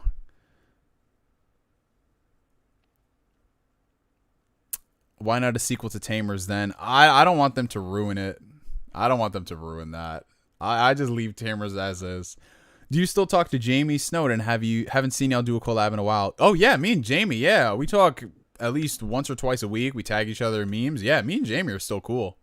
It's just that he's been busy doing other things, you know, with his work. He's actually working to become a voice actor. He lives down in Texas, you know, but he moved up to the Dallas area, and he's taken a lot of voice acting workshops with Sonny Strait, and he's just working on his craft, making his own persona, getting that off the ground. Well, his second persona, because, you know, he was Future Gohan SSJ 2, but he still has Jamie Snowden, and he's getting into like higher levels of production with those videos and being on camera. So yeah, we just haven't done a collab in a while, because the thing with me, guys, is like, when it comes to collabs, I know a lot of people ask me to do collabs with this YouTuber, do collabs with that. I mean, I'm always down to collaborate, but it's got to be something like mutually beneficial. It's got to be something interesting that we both want to do. You know what I'm saying? Like, the most recent collab I did was with a person by the name of Jamar Games. He has this podcast called Why Are You a Gamer? And he interviewed me about why I love video games, what it's all about for me and everything. And I'm just like, oh, that's cool. I like that. You know, it's great. And he himself, he's got a good podcast, and I really like what he has to say. So in my eyes, it's kind of like, yeah, I could do a collab with somebody and we could talk about, oh, the Ubisoft event and why it's trash. It just, I don't know. I'd rather something a little bit more constructive. Like, I'm always down if we did a podcast together and I brought them on as a guest, or they brought me on as a guest. That's cool. But doing like actual collabs on particular video topics, I think it's just a lot more thinking behind the scenes needs to go on. Do you know Danny Dement in real life? I don't know him in real life. I mean, I talk to him every day. That's my boy. I've known him for like a decade. But I've never met him yet. We were trying to plan something for Avengers Endgame. It's kind of like a culmination of everything. We were all going to try to meet up, but unfortunately, that didn't pan out. Do you like the look of the PS5 or the Xbox Series X more? I like both. I like the Series X because it's very low profile and you can have it in a setup and it just looks okay. But the PS5 just looks so bizarre and it looks so futuristic that I'm just like, yes. And this is my mouse rest. It just looks dope. Ooh, we have got a $10 Canadian super chat from Colin, my boy. Have you heard of the singer Mark Martel? You should seriously check out his covers of Queen songs. He sounds so much like Freddie Mercury that it's both scary and amazing. Well, I have not checked out Mark Martel, but I will add that to my list right now. Let me just put him in my YouTube search. Oh, wow. Literally, first thing that comes up is him doing Queen covers. Under Pressure. Okay. Damn, he's got 1 million subs. All right. Why I haven't heard of him, I'm not sure, but I definitely will check him out because I'm a sucker for a really good Queen cover. But thank you for that, Colin. I appreciate you, kind sir. Hey, Neo, do you ever worry about your hairline? I never noticed how many people actually care about it until recently for some reason. Well, a lot of people, they've cared about it here recently because they haven't been to the barber like that. So when you haven't been to the barber, you know, you worry about your hairline. But me, myself, and I, not really, you know. Like, I'll worry about that later on. My barber just takes care of me. He makes sure my shit doesn't get fucked up too much. But, yeah, I just think that you gotta work with what you got, you know. Just do what you do. Just make sure your barber knows what he's doing, and you won't be okay. But you shouldn't try to salvage something that's just too far gone. You know what I'm saying? Like the stuff happening with LeBron, I just looking at LeBron like, come on. Nah, fam. You do have a big forehead, not gonna lie. I do. It's called an Ethiopian 5-head. That's the ongoing joke. Because I can fit all 5 of my fingers on my forehead, guys. You see it? All 5 on my forehead. All 5. Mark Martel was the singing voice for Freddy in the Bohemian Rhapsody movie. Really? Wow. Damn, okay. There we go. That's some interesting stuff. Or Trump's hair. That's true. Trump's hair. You don't want to end up like that. That's just not good. Black barbers are the best. They just know, man. They just know. They literally just know. You come in there, they be like, okay. All right, let's see what we're working with.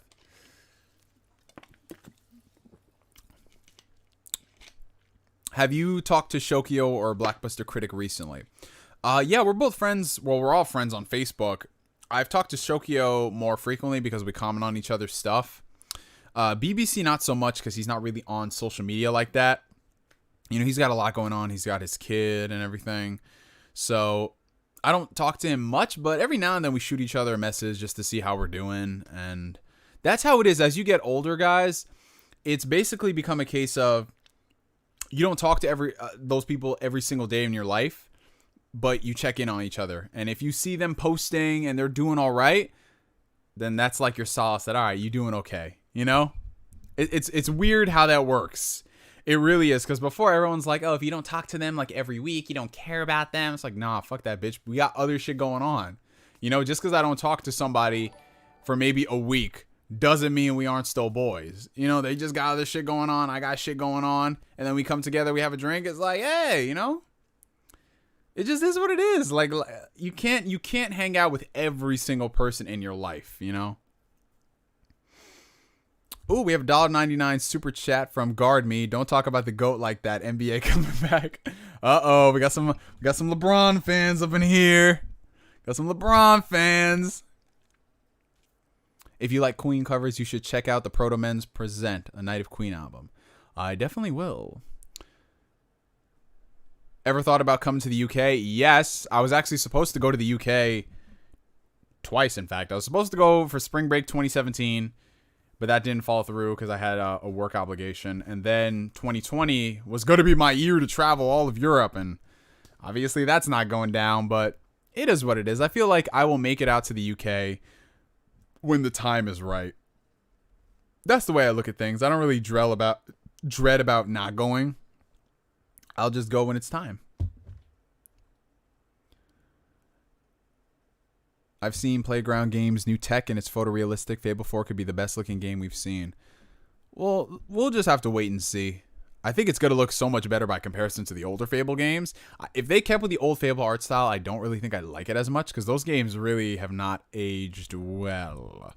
So if it's photorealistic though, I feel like it can still stay within like some type of realm of cartoony.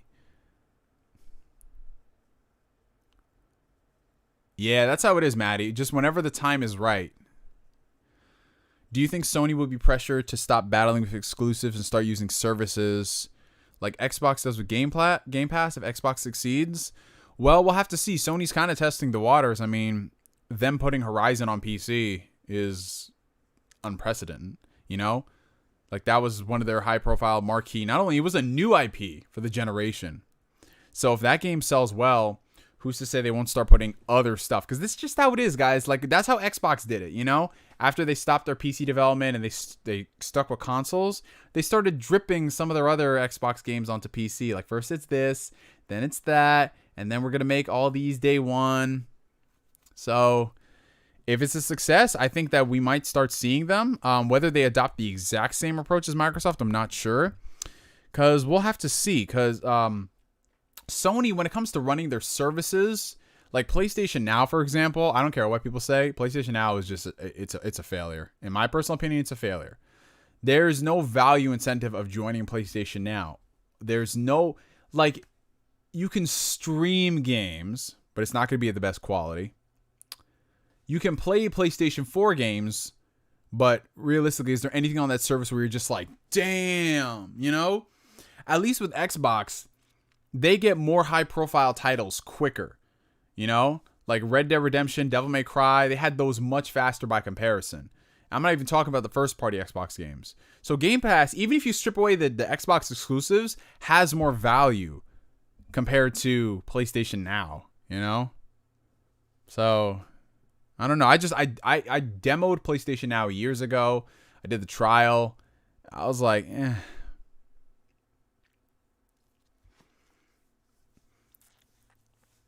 Oh, you're getting the Elite controller tomorrow? That is awesome.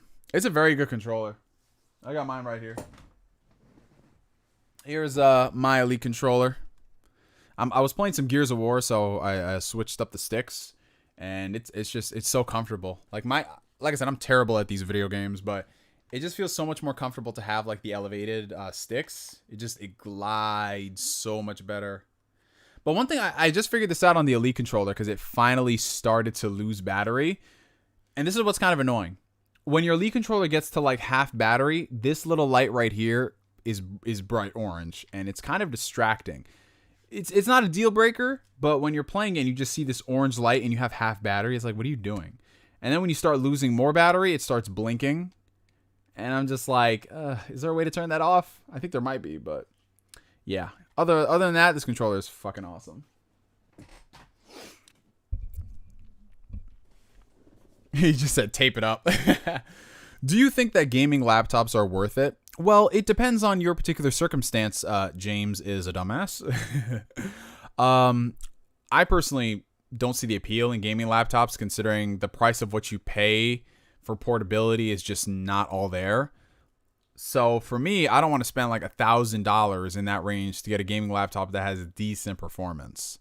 And if you have to have it plugged in all the time, that's not it for me. But for some people, they like having a gaming laptop because they need to take it places. Like if they're a college student or, you know, if they're traveling for work and they want to do some type of gaming at a setup, oh yeah, you can definitely get a gaming laptop. But me, myself, and I, in my personal situation right now, I don't have a use for a gaming laptop. I have my desktop. I have my consoles.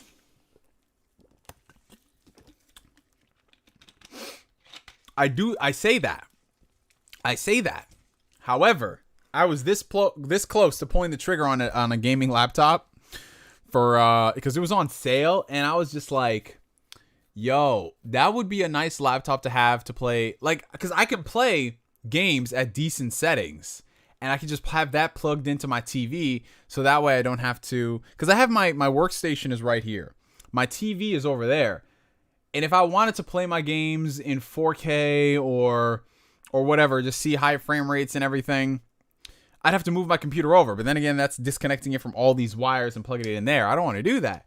So I'm thinking, yo, what if I just get like a nice little gaming laptop? I can just plug it in here and play some of those games like The Legend of Heroes, right?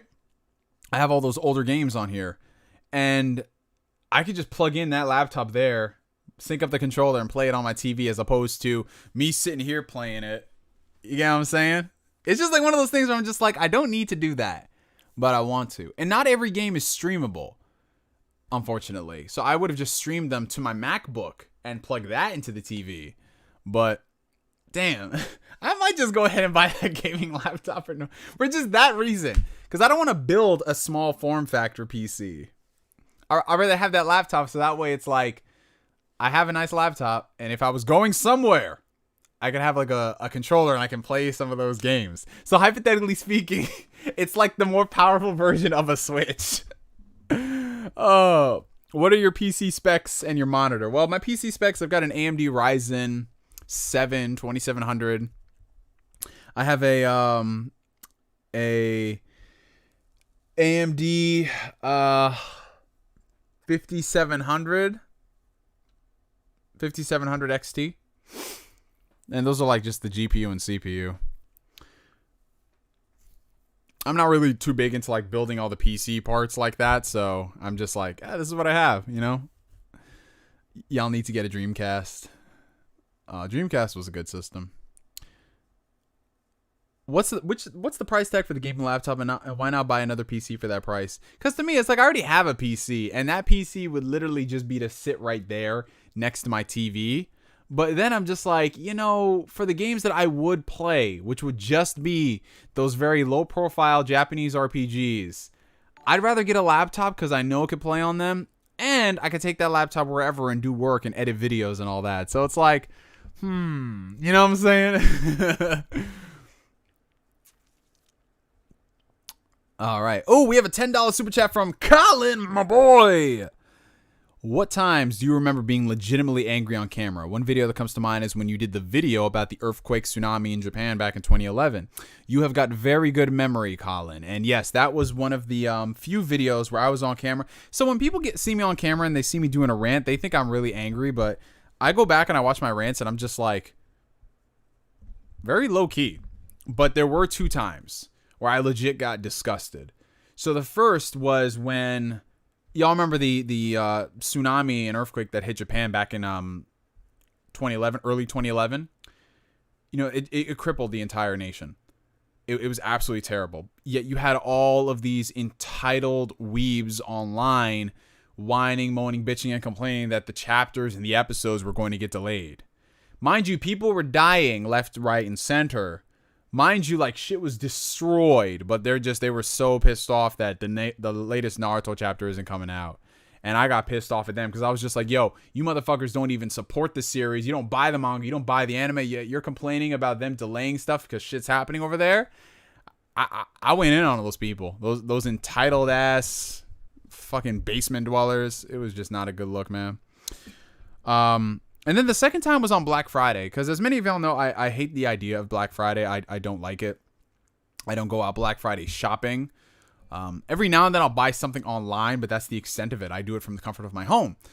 But when I see all these people who are just like lining up and bombarding the doors, and just the people that die every year because of Black Friday, all the poor employees, I'm just like, yo, you could get this shit cheaper online or in a few weeks. You don't need to go and line up and do all this shit. So yeah, those are the 2 times where I was like genuinely pissed off on my YouTube channel. So excuse me. So yeah, that was it though. Oh, you guys are getting Black Friday in Australia? Yeah, I mean, that's the thing, man. It's just become such a cultural phenomenon. It's just unavoidable. Because I know there were some places that had Black Friday sales, even though they don't celebrate it. What's your opinion on them opening up schools again?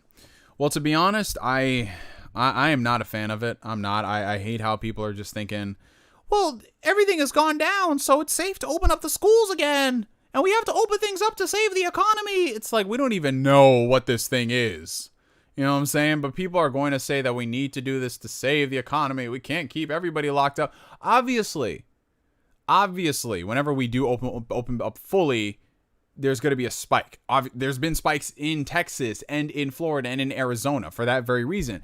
But for them to just like be so obtuse and think that opening up schools is the right thing to do when literally you're involving kids. There's already overcrowded classrooms as is. You're dealing with kids. You think these kids will be wearing masks for 8+ hours a day? And you want to force all of them back to school to save the economy. Yet all of these people and these high-ranking officials in these positions, their administrations are closed until next year because we want to stop the spread of COVID. But all you teachers who you make shit as is, no, you open up. You parents, you send your kids to school and force and risk them getting infected and then bring it back to you. Like, it gets me so pissed off when I saw freaking, what's that dumb bitch's name? Betsy DeVos. Come on here, and then literally when this person, I don't like CNN News at all, but when I saw her come here say, yo, you are in a rush to open the schools back up, yet you don't have a plan for it. And she was just like, well, there's going to be a short-term spike for a couple of days. And then she was like, yo, a couple of days? That's a couple deaths, legit deaths. And it's only 1% of people. 1% of people, still thousands. It's just, it's terrible, man. I don't agree with it. I really don't. I'd say just keep it closed, keep distant learning until shit happens. But all these people who are saying stuff like, well, we need to do this, we have to, blah, blah. It's like, those people are worse than anyone else who's saying, like, because listen, it's one thing if you want to have discussion about things, but when you see that people are dying and you just want to rush to reopen back up to save the economy, you don't care about people dying. You don't. It's just obvious. Then you want to say it's a conspiracy here, and then you don't want to wear a mask there, and then you get pissy when people call you out. It's like, I don't have time for those type of people, man. Like for me, it's like I literally just on my Facebook page, there was some chick who was like, I'm driving to another state because they don't have a mask rule.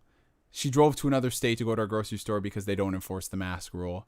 And I'm just like, yo, this dumbass bitch spent all this money on gas driving to another state. And then my boy, he was just like, yo, I don't really see you angry like this. I love it. I'm like, yeah, it's just something so simple. But nah, people, they want to create it into a a patriotism move where it's like, yes, me not wearing a mask is being patriotic and blah, blah, blah, blah, blah. America, America, America.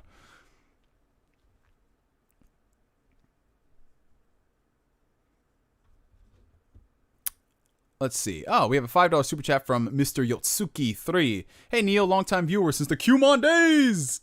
I remember you did a voice for the farmer in the DBZ Abridged series. What's the backstory on that? Why it failed? So as far as the Abridged series is concerned, a lot of us, like, we were excited and gung-ho about doing that in the summer. And then when we all got back into school, some of us were, seniors going into college, preparing for the SATs, that we just got so busy and we could never continue it. So that's the backstory on that. I keep in touch with Mr. Gohan Sucks. Like, we're still boys. We still talk. The Damn Duchia, I haven't talked to him in years. I haven't talked to him in like 4 years. I think he's off social media now. So there's that. But yeah, that was the gist. We had like a nice summer fling. A nice summer fling of abridging. All right, a $4.99 super chat from Guard Me. Not gonna lie, I had COVID the worst 2 weeks. I pray no one gets that. But yeah, they say the economy, but it's really just the money-hungry government. Well, I'm sorry that you went through that, man. I seriously am. But according to all these weirdos, they think it's fake and you didn't get that shit. But, yep, that's all it is, man. That's all it is, people. They want to wrap it up. Liberals are wrapping it up in a noble construct. Conservatives are wrapping it up in a noble construct. It's just, both of them are playing with people's lives,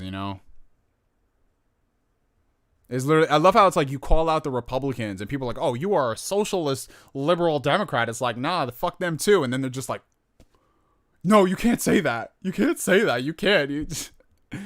Oh, God. It's like the one thing that both Republican conservatives and freaking liberals, they hate the most is someone who just clowns both of them. Because it's just like, nah, I'm going to put both of y'all up to task. Have you watched Hellsing Ultimate? Yes, Hellsing Ultimate is absolutely incredible. If y'all have not seen Hellsing Ultimate, it's so good. So much better than the first Hellsing anime. People who don't believe in COVID are probably parents who don't vaccinate their kids. I'm not saying, but yeah, it is. When do you think a vaccine will be found? Not for a while. At least not to the level where it would need to be. It's not going to be for at least a year. Year and a half. If we're lucky, maybe next year early, but I love the videos when you were just disappointed, like beyond anger for 15. Yeah, that's what it was. With 15, I wasn't like angry, like, oh, fuck this game. I'm not like that. I was just so sad. This game, I waited 10 years of my life. It wasn't good. Oh, but it was just disappointing. But it is what it is. Let's see. Why you keep asking the same question about such and such? He obviously hasn't answered it. I'm trying to get to everybody's questions, but they're just scrolling so fast. So if I don't get to some questions, that's why people keep trying to submit them. What do you think about GTA 6 leaks saying it's coming out in 5 years? I was hoping for 2023. I was banking on 2023. Don't you dare say 5 years. I can't have GTA 5 in 2025. No. GTA 6, I'm sorry.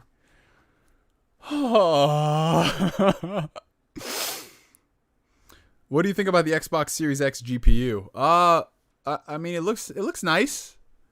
I just want to see the games that'll run on that GPU. That's what I need to see. Yeah, I remember that Batman tweet being fake. I see everyone I know liking it, so I was like, yo, it's legit. And it's like, nope, it was fake. I was like, dang it. Because you want to give benefit of the doubt to some things. Because sometimes I'd be scrolling and I'm like, ooh, that looks nice. Everyone's liking it. Yeah, retweet. And it's like, nope, it was fake. Damn it. I have to vet every single damn tweet. Don't you dare say GTA 6 is multiplayer only. Please don't do that. You might as well just keep GTA 5 online. Oh, God. Let's see. What are your thoughts on The World Ends With You anime? It's an anime based off The World Ends With You. I mean, I would love to have another World Ends With You game, but I'll take an anime. Because honestly, I feel like World Ends With You was a nice self-contained story, and doing some type of a second game can go either way. They're either going to ruin it, it's going to be completely unnecessary, or it's going to be amazing. There is going to be no in between. There is going to be no just okay. Oh, we've got a $10 super chat from Colin, my boy. I remember being surprised when I saw that video, since I knew that fans could be that selfish during a tragedy. I never knew that fans could be that selfish during a tragedy. It's a complete disrespect to the country and its people. Unfortunately, man, it's more common than you think. I mean, I've gotten flack from this from years, but I thoroughly believe that anime fans are some of the most self-entitled people on the face of the freaking planet. And I always catch flack and heat for it, but literally when it's like Japanese creators come out and they say, hey, stop pirating our stuff online. Can you go out and actually support it? Anime fans were like, no. And they give every single excuse not to support something because... Listen, I get it. You want to have something that's nice and it's affordable. That's cool. But when they give you something that's nice and affordable and you come up with a different excuse why you don't want to buy it, like everybody thinks that all these companies are like Aniplex with their $300 release for singles. No. It was just dumb that literally it's like One Piece got redubbed by Funimation. Everyone in the dog was saying, I don't want to buy One Piece. I don't like the 4Kids dub. Right? So Funimation's like, all right, we're going to redub it. We're going to do that. Then they're like, oh, I don't want to buy One Piece. $40 for 13 episodes is too much. You got to give me $40 for 26 episodes. Okay, we're going to give you $40 for 26 episodes. No, I don't want to buy that. That's just too expensive. I don't like the packaging on it. They came up with every single excuse in the book to not support One Piece here in the States. Even though they gave them the redub. Even though they gave them 26 episode box sets. It's just like, if you're a fan of something, you got to support it. You have to. There's none of this like if you are in a market where it's readily available. I'm not talking about other territories where it's not. That's a different argument entirely. But if you live here in the States and there's anime coming out and it's affordable and anime is cheaper than it's ever been, especially compared to back in the 90s when you would buy VHS tapes for 2 episodes, $60. Anime is cheap. It's always been cheap. But all these fans are like, no, I don't want to do it. They literally was just like, the industry has to cater to me on every single point, and they gave them every single thing they wanted. They gave them streaming services. They gave them simulcast. They gave them simul dubs. And then now they're just like, no, it's too expensive. $6 a month for Funimation. That's why I'm just like, yo, you guys are not fans. You guys aren't fucking fans. Like, you just like what this person does, but you don't want to support that person. And it's so easy now. Subscribe to the streaming service. That a little bit of that kickback gets sent to the artist. So that's why I just don't like. They would, for me, it was a case of, yo, you got to support these series or else they're going to get canceled or they're going to be left in the loop. And that's what happened with One Piece for like what, a good, what was it, like 2 years something? We didn't know if we were going to get season 4.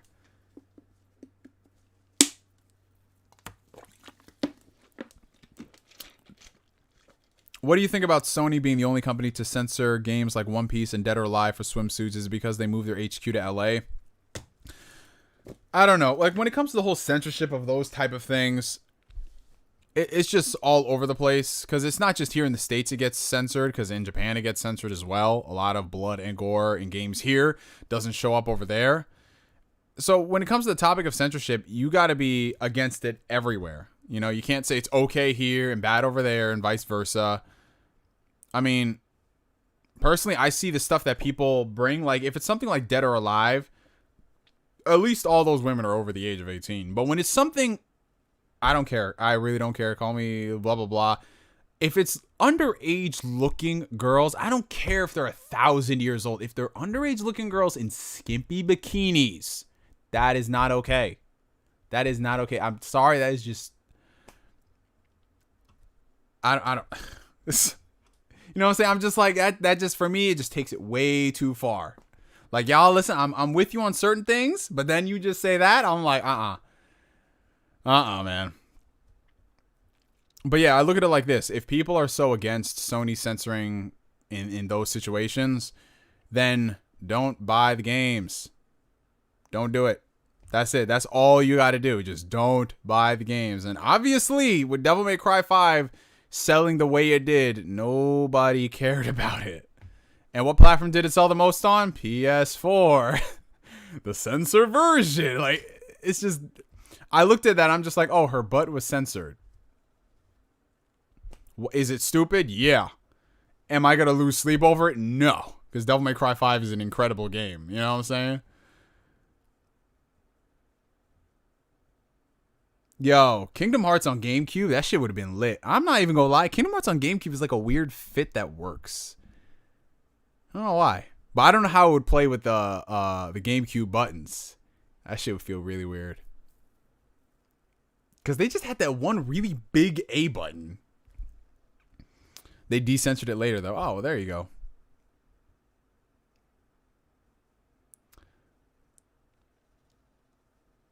Oh yeah, Nintendo censored games too, but don't say that. Don't say that. It's only Sony that censors stuff. Because I remember Nintendo was catching flack earlier this generation when they censored Fire Emblem and things like that. Oh yeah, they did censor Tharja. Yeah, I remember that. They censored Tharja and they censored Tokyo Mirage Sessions.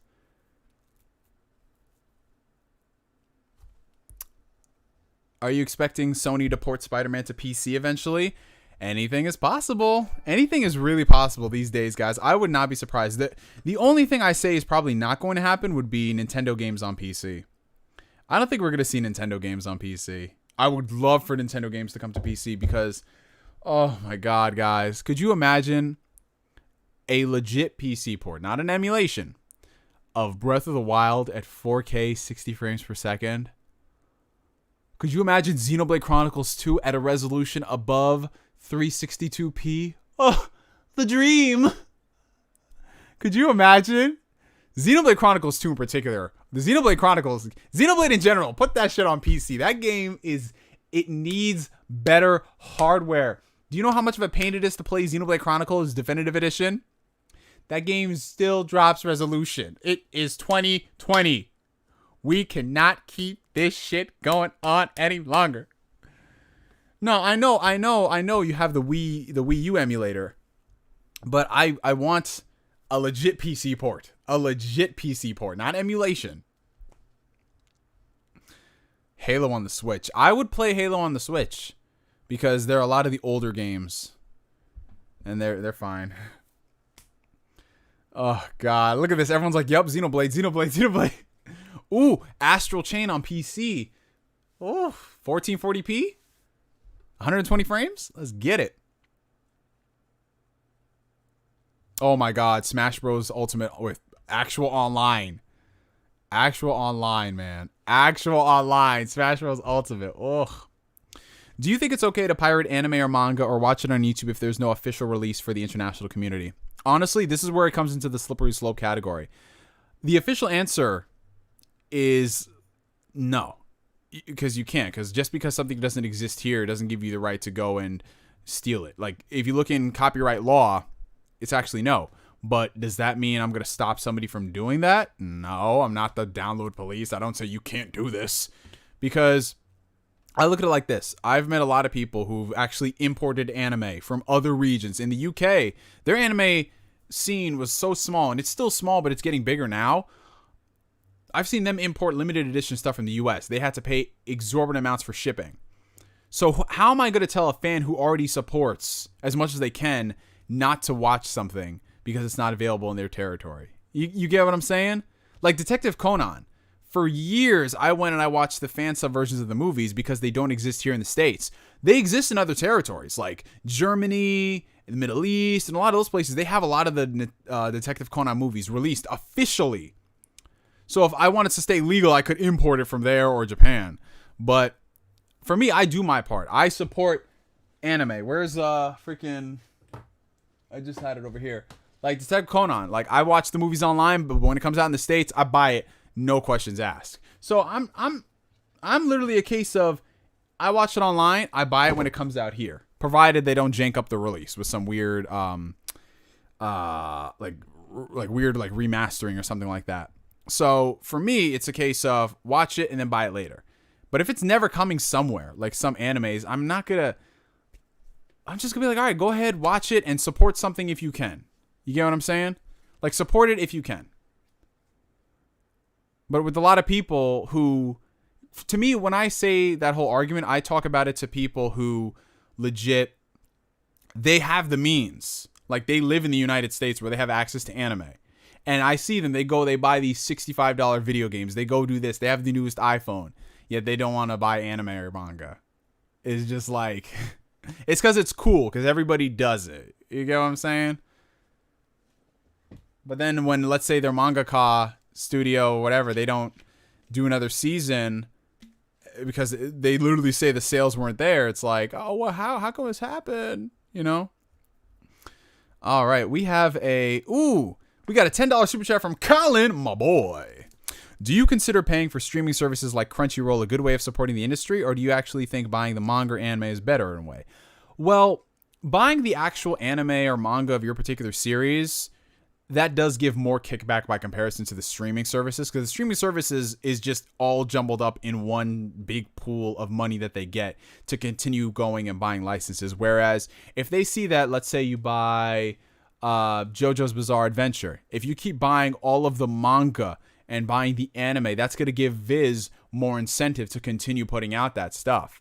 So it's like they're both supporting it, but individual purchases are where the studios, the publishing houses or whatever, where they see like, okay, this is what people want.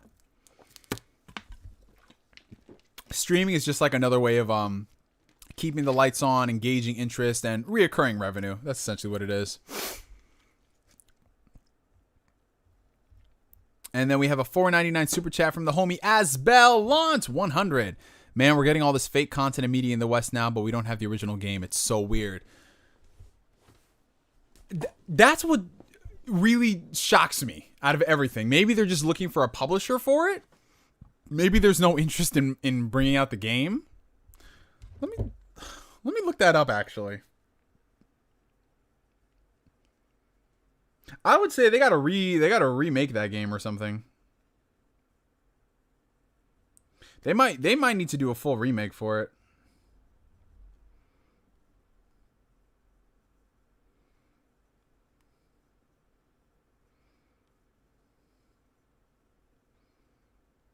Let me look this up for 1 second.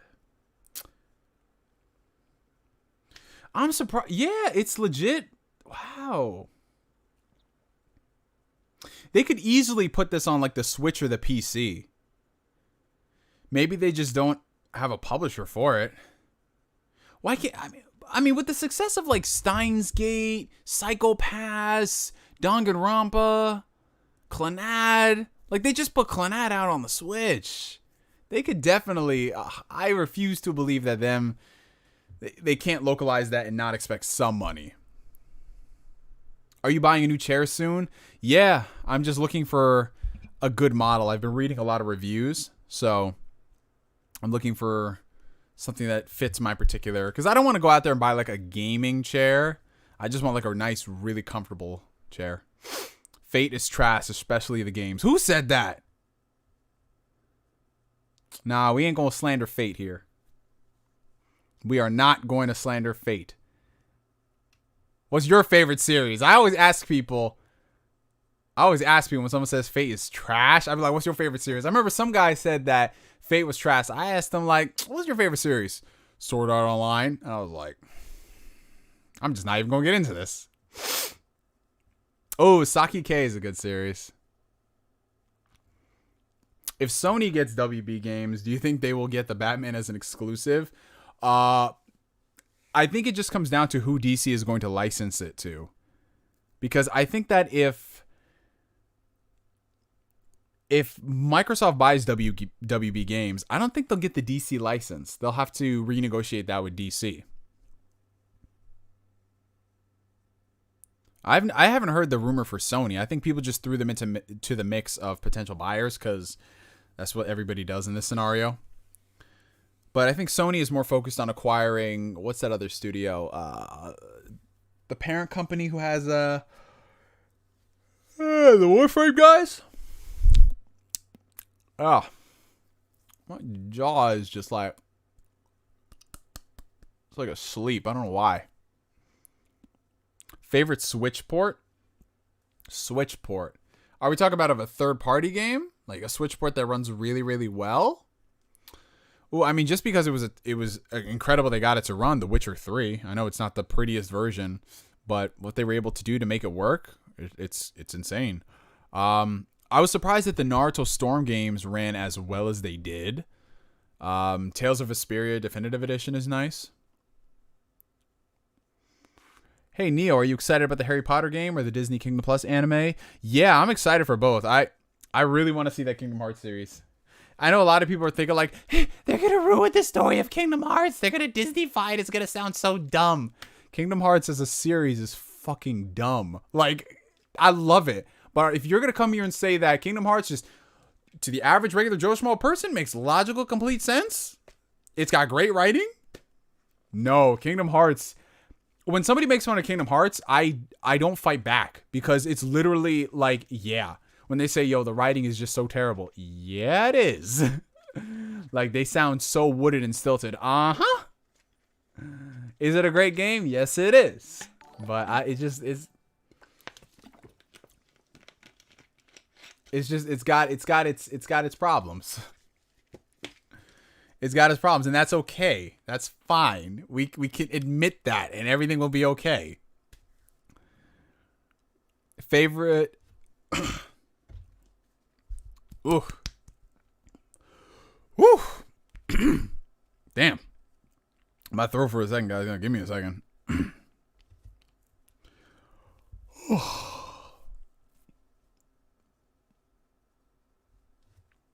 All right, so we have a $2 super chat from Roosevelt. 716112.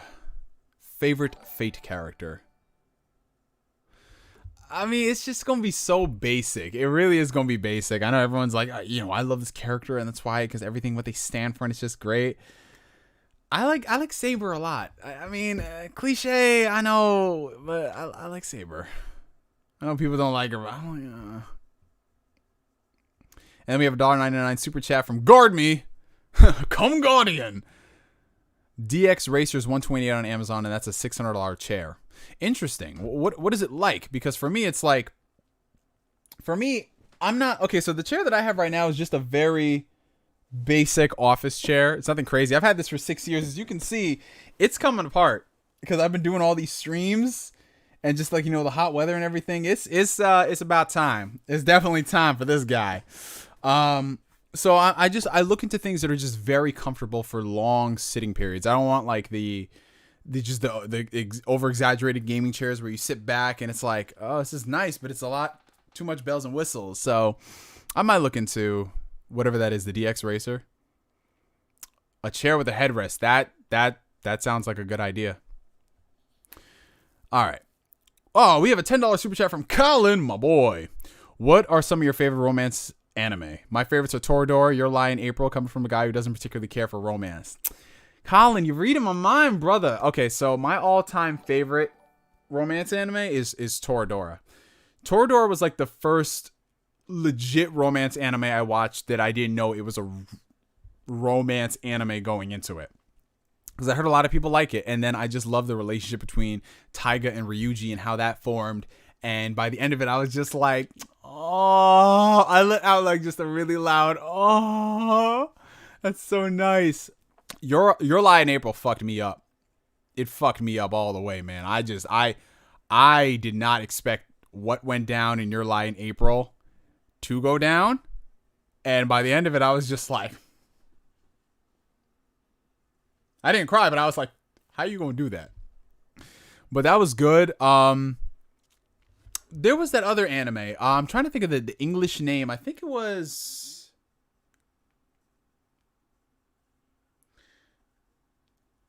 What was the English name of it? I'm Googling it right now. But you guys know the one I'm talking about. The one with the big guy, and he likes this small girl. But he's just like so big and burly, and he looks like a gorilla, and it was just such a cute anime. I literally just Googled love story anime because I forgot the name.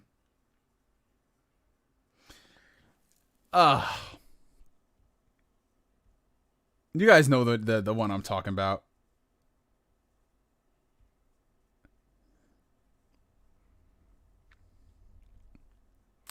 My Love Story. There we go. I just found it. My Love Story. But yeah, that of course Clannad After Story. Oh man, Clannad After Story killed me. Literally, I remember I watched Clannad and then I watched those those 2 alternate episodes they did. I was a wreck for a week, man. I've only seen Clannad once. For good reason. Clannad is just such a good slice of life.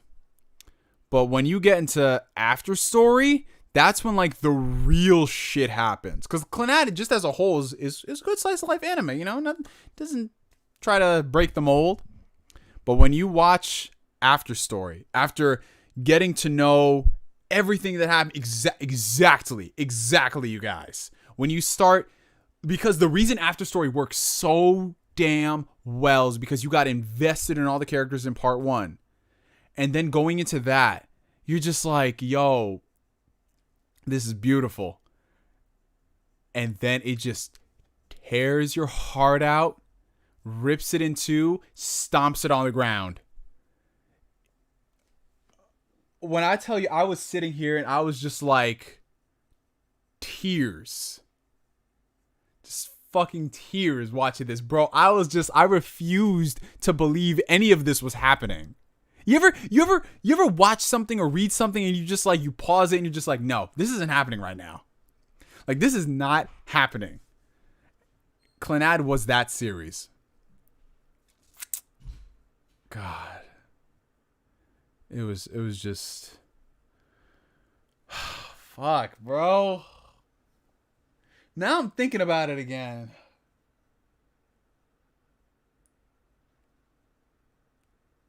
Colin, I hate you, bro.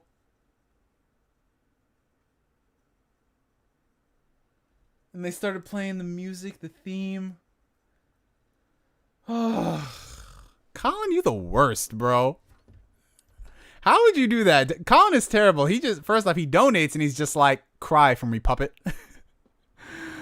Oh. Yo, now I just want to talk about like, oh, Anohana. Yup. Any of y'all seen Anohana? I ain't going, like I said, I don't spoil anything. But the ending of Anohana, because I think my brother just watched it for the first time a few months ago. Anohana's ending was just the most bittersweet, beautiful thing. Oh, God. And Anohana's really short too, so you can finish it very quick. Damn, bro. Trying to think, what other anime did I cry at? Naruto, when Jiraiya died. Oof, I was a fucking mess. It was not pretty. It was not pretty. When I was just like, why the fuck did you have to go, Jiraiya? Who the fuck told you to go by yourself? I also I don't know why I cried at this, but they really played up Neji's death during the Sasuke retrieval arc. You know, when you thought that Neji was going to die and they made it so over dramatic and it's just like, everyone, I leave the rest to you, and his hair just fell. I was just like, did Neji die? Like, what the fuck? That shit was sad. That shit was so sad. And he didn't die. And then he died later, and I was just like, oh, fuck you, Kishimoto. Oh, God. Yep, Caesar's death and JoJo. It didn't hit me that much, but it was sad. Yo, I haven't seen Tokyo Ghoul, but my boy Jorge has, and I remember we were getting drinks at Yard House, and he was talking to me about Tokyo Ghoul. He said the first season was so good, then everything else just went down the shitter. And I was like, damn, what the fuck? Thoughts on Last of Us Part 2? Well, I have not played it yet, because I'm working through some other games. And honestly, I don't think I will play it for a while, because Ghost of Tsushima comes out this week. So, Link and Zelda or Link and Mifa? I don't really do Zelda shippings, to be honest. I don't. Because for me, it's like, I want to see more romance develop, and then that's when I'll ship. I don't just want to ship because that's what it's been for like 30 years, you know?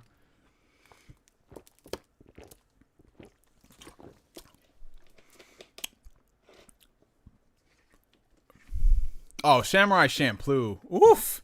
That show, I really wish we got like a high def remaster of it. Because I was trying to watch it again recently. 360p anime, bro. Take it easy, Nostalgia Trip. Thank you for coming. Pause. Ooh, we have a $20 super chat from Mercy Buckets. Thank you for that. My wish list for the Xbox event, unconfirmed. Ninja Gaiden, Banjo 3, Recore 2, Killer Instinct, a new company to make Rise, Initiative Game, Obsidian second game, not Grounded, Forza Motorsport, In Exile games, Compulsion games, and Double Fine.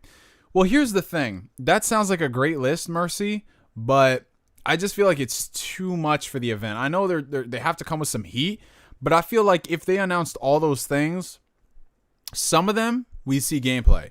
Others might just be CGI trailers. Some just might be a logo.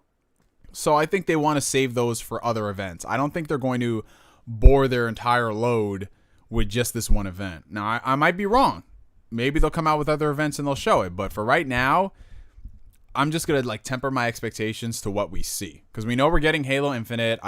If we don't see Fable and Perfect Dark, I think it'll be very weird. But all the other things, if we do see it, great. If not, it'll still be okay. It's provided we see it sometime soon. Because if they announce like, yeah, this is what every studio is working on, like that's like, wait, what? I don't know if they can realistically do that. Yeah, I know it's first and second party games, but what I'm saying is that they still have to pace things accordingly. Like Sony hasn't showed off what every single studio they have is working on. Same thing for Nintendo. Is a hot dog a sandwich? That is a good question. What do y'all think about that? Is a hot dog a sandwich? Yes or no?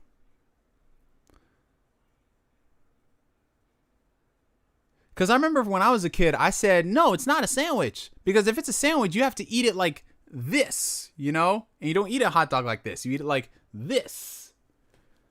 I don't know. I don't think it's a sandwich, though. A sideways sandwich. It's bread and meat. Yadogami, you say no. Why do you say it's not a sandwich? So is a hot dog more of a sandwich if you just put it on like two buns? I remember that's why I ate some hot dogs when we didn't have any hot dog buns. I just put bread and I made a struggle hot dog. That's literally what I did. I straight up was like, yeah, we got some hot dogs here left over from 4th of July. We ain't got no hot dog buns, so I'm just get some toast. I'm going to toast it for a little bit. Put the hot dog on there. Put some condiments. I'll add some cheese. And I'm good. I don't know why I put cheese in a hot dog. I made like a melted grilled cheese hot dog sandwich. I don't know. When you're a kid, you just do weird things. You just do weird things, I'll tell you what. What games are you most looking forward to? Well, right now, I'm just looking forward to games that have been announced that have release dates coming up. So, Ghost of Tsushima and Cyberpunk for the time being. Everything else, I'll just wait until we get a confirmed date, and then it's coming out.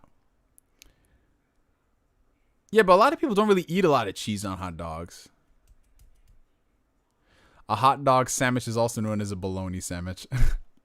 Is cereal soup? Is cereal soup?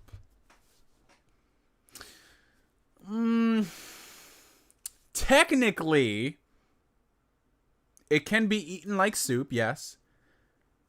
Because you can slurp your cereal like soup at the end, yes. Soup can be chunky and have bits in it like cereal, yes.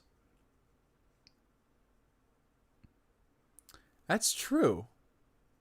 I think cereal might be soup. It could be a breakfast soup.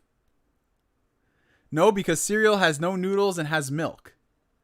But not every soup has noodles. Not every soup has noodles.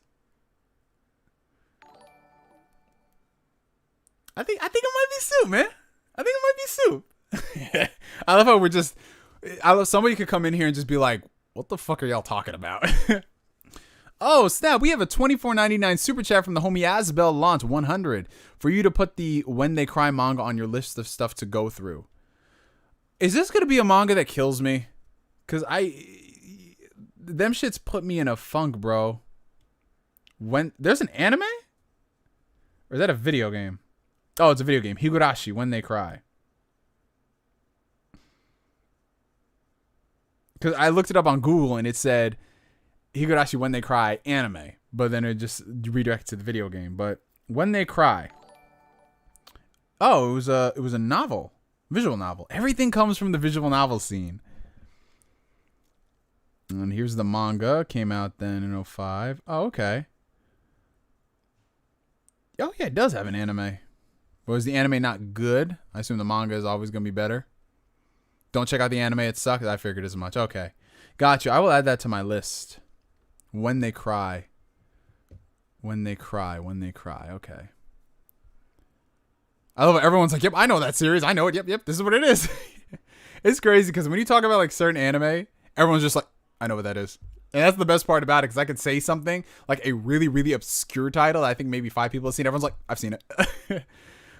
Like, I remember I came on here and I was just like, yo, I just watched this anime called Yona of the Dawn. Yo, Yona of the Dawn is amazing. I was like, well, damn, I didn't know people watched it like that. Oh, Halo 3 is out on PC now? Yeah. That's what's up. That's what's up.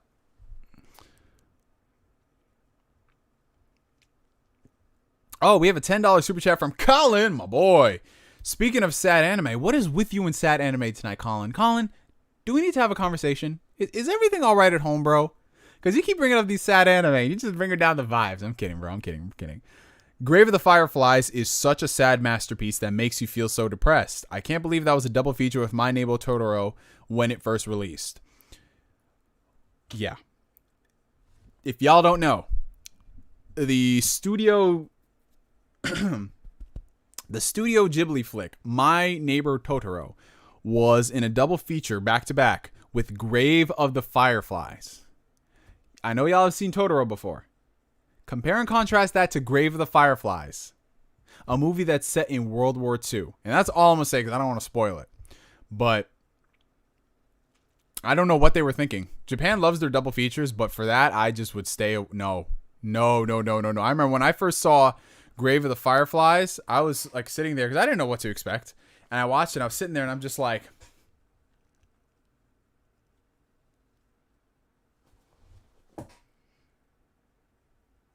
and when it ended, I was just sitting there. I let all the credits roll. And then I was like, bruh. It was that destroyed me. Like when I say I was sad at Clannad and Clannad After Story, Grave of the Fireflies for me was the original movie that did that. Because I cried watching anime growing up, but nothing on the level of Grave of the Fireflies. I've seen A Silent Voice. I'm going to say something controversial. It didn't hit me like that. It was a good movie. Don't get it twisted. But A Silent Voice did not leave me favorite anime movie of the year. That's just me. This is where we're all going to differ. Plastic Memories. I've seen A Tale of Memories and Melodies. I've seen both of those. The ending really did get to me because it's similar to Clannad. How you have the one series that establishes everything, then you get into the sequel and it's like, damn. But it didn't hit me that hard. I did love listening to the music though. The music was great. Have you seen Your Name? Yes. Good movie. Have you ever farted for 5 seconds straight? I feel like everybody has at some point. Grave of the Fireflies put you to sleep, don't kill me. Well, it may be a good thing it puts you to sleep. You don't want to be awake watching that because when you watch it, you're just sitting there like, fuck. Have you ever seen The Room? Yes, I've seen The Room. It's amazing. Have y'all seen The Disaster Artist? Ugh, that is such a good movie.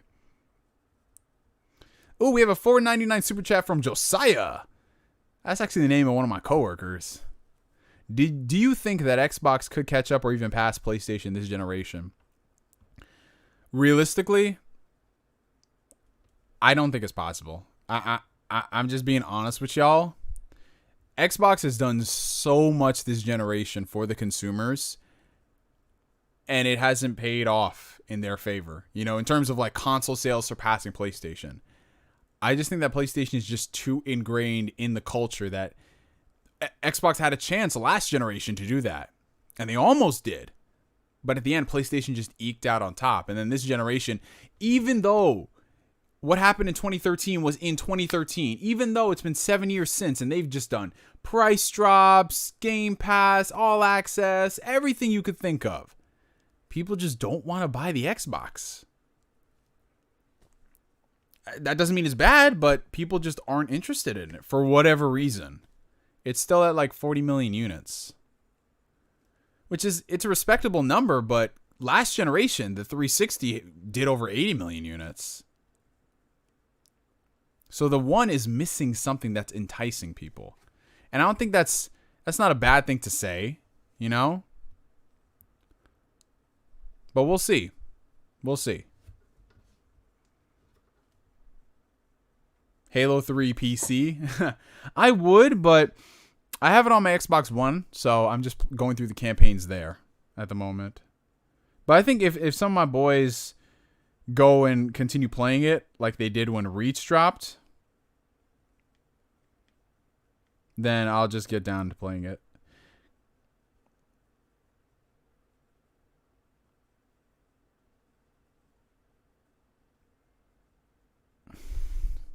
Xbox One is over 60 million. No, it's not. It's not over 60 million. I think there was a report that came out a few weeks ago. It said it was at 40 something. I think 45, 46. Something around those lines. It wasn't 60 million. If it was 60 million, that would actually be really good, but it's not 60 million. Actually, let's look that up right now. How many consoles has the Xbox One sold? Okay, so this is it's bringing me the Xbox original. See, this is why you can't say Xbox One on Google. So I'll type in Xbox One console sales. Okay, global unit sales of the Xbox One consoles. Okay, so the Xbox One consoles by the end of June 2020 reached over 48 million units. Okay, there we go. 48 million units. Damn. And they hit 41 million units in January of 2019. So from January 2019 to June 2020, they only sold 7 million. Ugh. Well, here's hoping they do better next generation. Oh boy.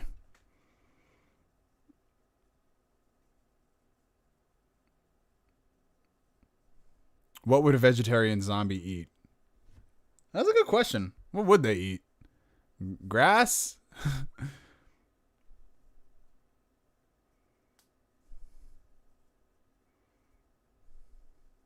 Yeah, that's between all three units. The One, the Xbox Slim, the digital edition, and the One X. So it's not terrible numbers, but that's still half of what the 360 sold. And, you know, you want to do as good, if not better, than what you did before. You get what I'm saying? Like, it's still good in relative sales, but when you have the Switch come out, and the Switch came out, like, what, 3.5 years after the One, and it surpassed the One in just, like, what, 2.5 years? At the same price? With no price drops? Because the Switch has not had a price drop like that. It stayed $299. It stayed $299, and if it has a game bundle at $299, that's it. With that logic, everything is a massive flop for not surpassing the DS in sales. Well, no, that's not making it a flop.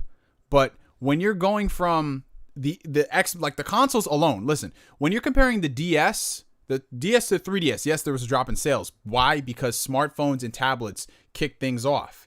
When you're looking at the Xbox to the PlayStation, right? The PlayStation's still breaking records at over 100 million units. The Xbox isn't.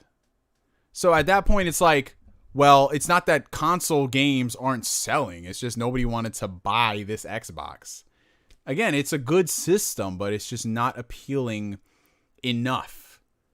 So I don't know how next generation will fare for them. I hope it's better out the gate, but Microsoft has been doing really good for more than a year.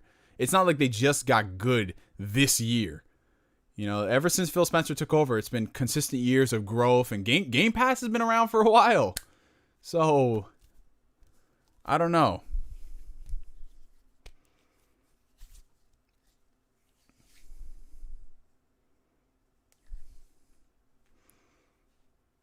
Damn, $390 for a Switch? Yeah, it sucks trying to buy a console during this pandemic. It really does. Because everything, you have to deal with scalpers, and if not scalpers, retailers are going to be bundling their systems with other accessories to get you to pay the higher price. So you can buy a Switch from like GameStop or whatever, but it would be with 2 games, maybe some accessories you don't want for like $450. What if you just want the Switch and your kid wants to play Fortnite? You can't do that. You have to get the Switch with these games, with these accessories, and the memory card. But some people won't even use those. So it's terrible. And then you don't want to go, because I know a lot of people don't like the Switch Lite. I mean, I like the Switch Lite. I think that it has a good audience. I got my sister one for her birthday, and she loves it. But for a lot of people, they're just like, I'll spend the $100, and I'll just get the regular Switch. Let's see. Well, who's your favorite Office character? Dwight. It's either Dwight or Michael Scott. I just love their delivery of lines. But in general, everyone in The Office is great. Thoughts on Halo Infinite being open world? I hope not. I hope it's not open world. We don't need every game to become open world. We don't. What is Halo going to benefit from being open world? Unless it becomes like an RPG, like a full-on RPG, which would be really interesting. But what is Halo going to benefit being open world? Why? Like, why? Just give me a good, maybe like somewhat open-ended linear Halo experience. You don't got to give me something open world just because you can do it. I don't think everything needs to be open world, man. It doesn't, bro. Like, I'm playing through Gears of War 5 right now. Gears of War 5, I mean, I'm liking it more than I did 4. I think the story is a little more interesting, but I don't like these open-ended sections they have. I feel like it's just extra fat on top of it. You know, it didn't need to be there.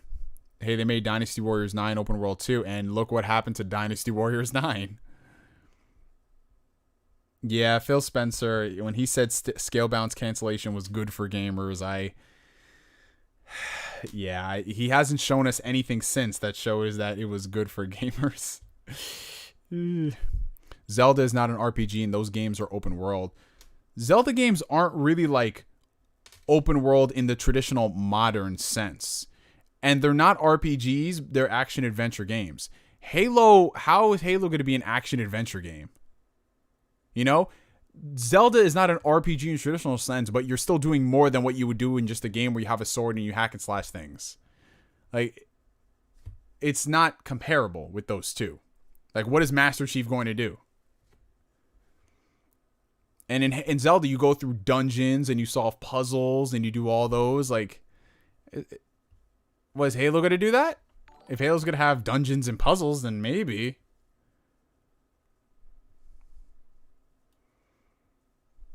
Switch Lite is too small, in my opinion. There are a lot of games that you can tell were made to be played on the TV and monitor over the screen on the Switch. Yeah, that's why I said, it just comes down to what you personally want as a person, as a gamer.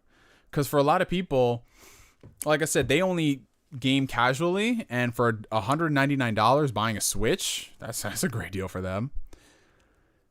Oh, we have a $5 super chat from Colin, my boy. Have you seen the film Your Name? I really want to see that movie, and we'll probably rent it on iTunes. Yes, I have.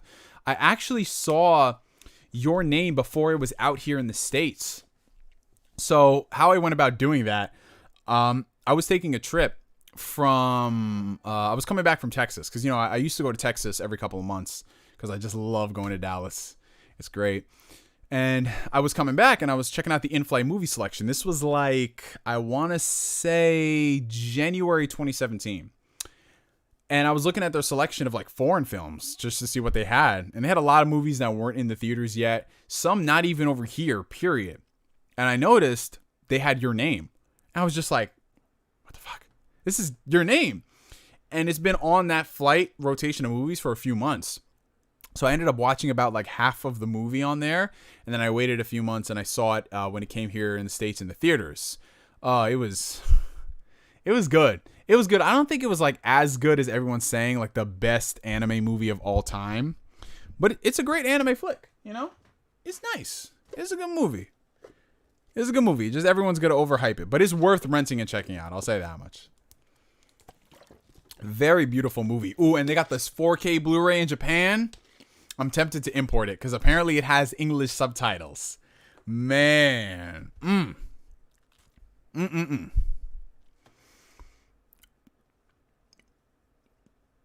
Honestly, the real reason for Scalebound's Ice is because the game was both turned into a mess and the CPU couldn't do what they wanted from the game, but it could happen on the Series X. Yeah, it was definitely a CPU bottleneck more so than anything else with all the stuff they wanted to have happen on screen, so I get it.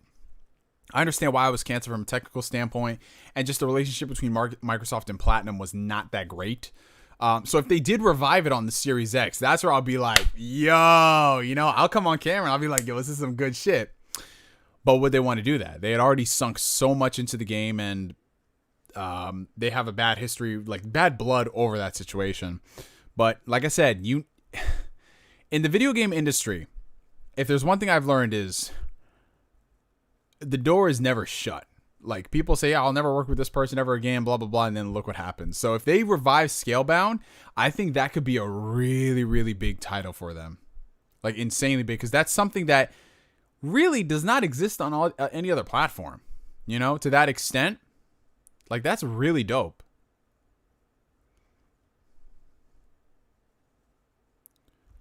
Oh, yeah, that's Shaman King reboot. Yes. I can't wait for it. Did they confirm if they're getting the original voice actors back?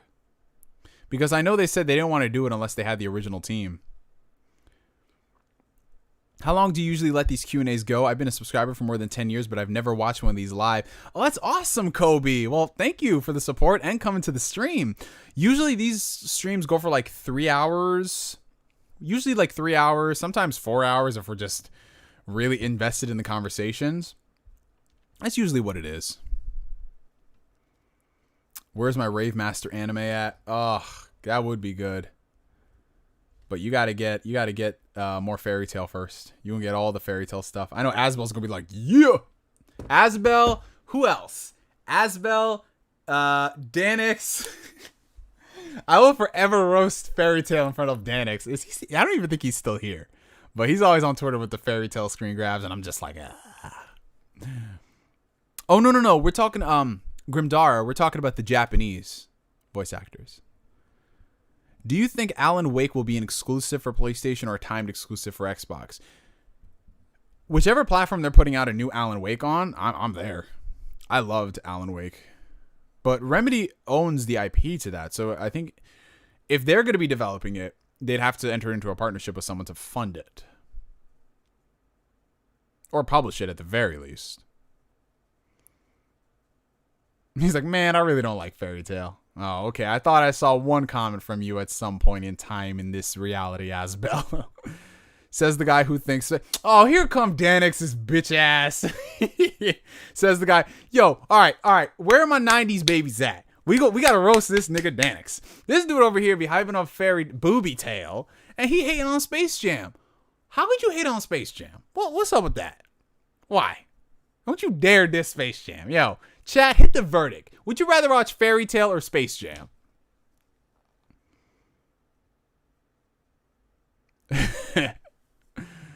Yeah, that's what I'm saying. Look at it. See, Bullfrog's just like, yo, man, don't you ever disrespect Space Jam ever again. Yo, look at this. All right, how many Fairy Tales we got? 1. Of course it's Fear No Hate. 1.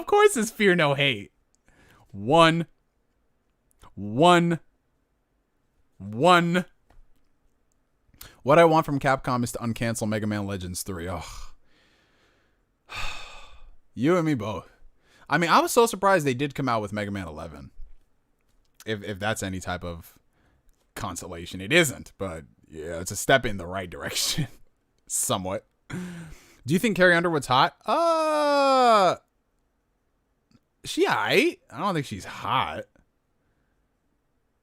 Like, for me, okay, I'm gonna say this much. This is gonna sound really fucked up, but like, I find a lot of white women pretty, but not like, damn. You know what I'm saying? At least from what I've seen celebrity wise. I've seen good looking white women. Beautiful white women. But never like, yo. You know what I'm saying? Like, I've seen that more with, you know, black women, Latinas, all that. I don't know. I don't find white women like hot. Maybe I just haven't been like around to see them. You know what I'm saying? I don't know. Like, that's just me, man. I don't know. It's like I got nothing against them. Like, they're beautiful, they're pretty, but I'm just like not like sexually attracted in that case. Oh, we have a $10 super chat from Merci Buckets. I like that name. Ubisoft has over 17,000 employees in all parts of the game studios throughout the world, and there's still no Prince of Persia and Splinter Cell. Unbelievable with some of these companies. Shaking my head. Well, you know what? They have 17,000 employees. About 10,000 of them are working on the next 5 years of Assassin's Creed. And all the other 7,000, well, doing backup work for Assassin's Creed. That's literally what... They have like 1,000 people. 1,000 people working on the new Assassin's Creed in like what, 5-10 different studios. Guys, 1,000 people. 1,000 people working on the next Assassin's Creed.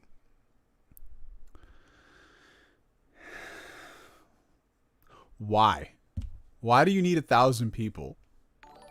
Does Assassin's Creed look like a game that needs 1,000 people? Because I'd be thinking like, yo, 1,000 people, man. 1,000 people, man. 1,000 people, man. That's like 10 studios of 100 people. They can work on 10 different games.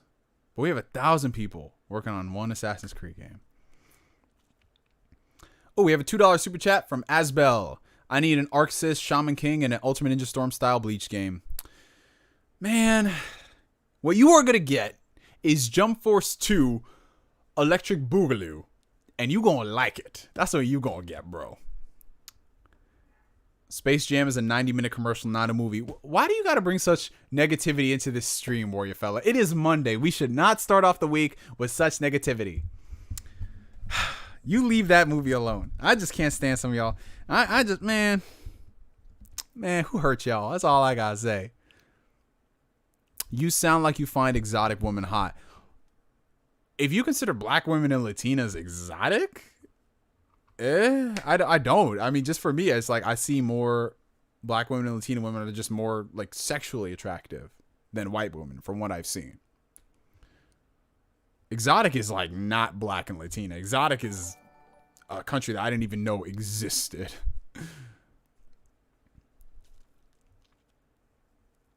Doesn't Halo Infinite have at least 1,000 people working on that game? Oh, shit. It does. Oh, shit. Does it? Uh-oh. Oh, no. I gotta look this up because now I'm worried. How many people are working on Halo Infinite?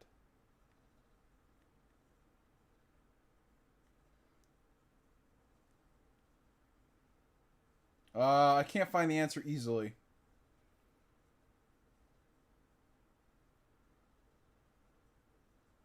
I know some of y'all in the comments are going to be like, oh, this is exactly how many.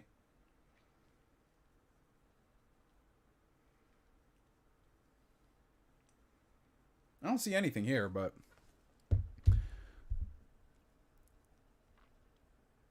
Hey, what's good, Randy? How you doing, brother? And then we have a $5 super chat from Asbel.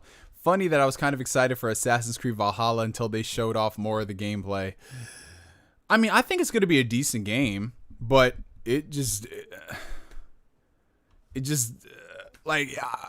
another Assassin's Creed game. I'm going to wait till it's $20 to buy.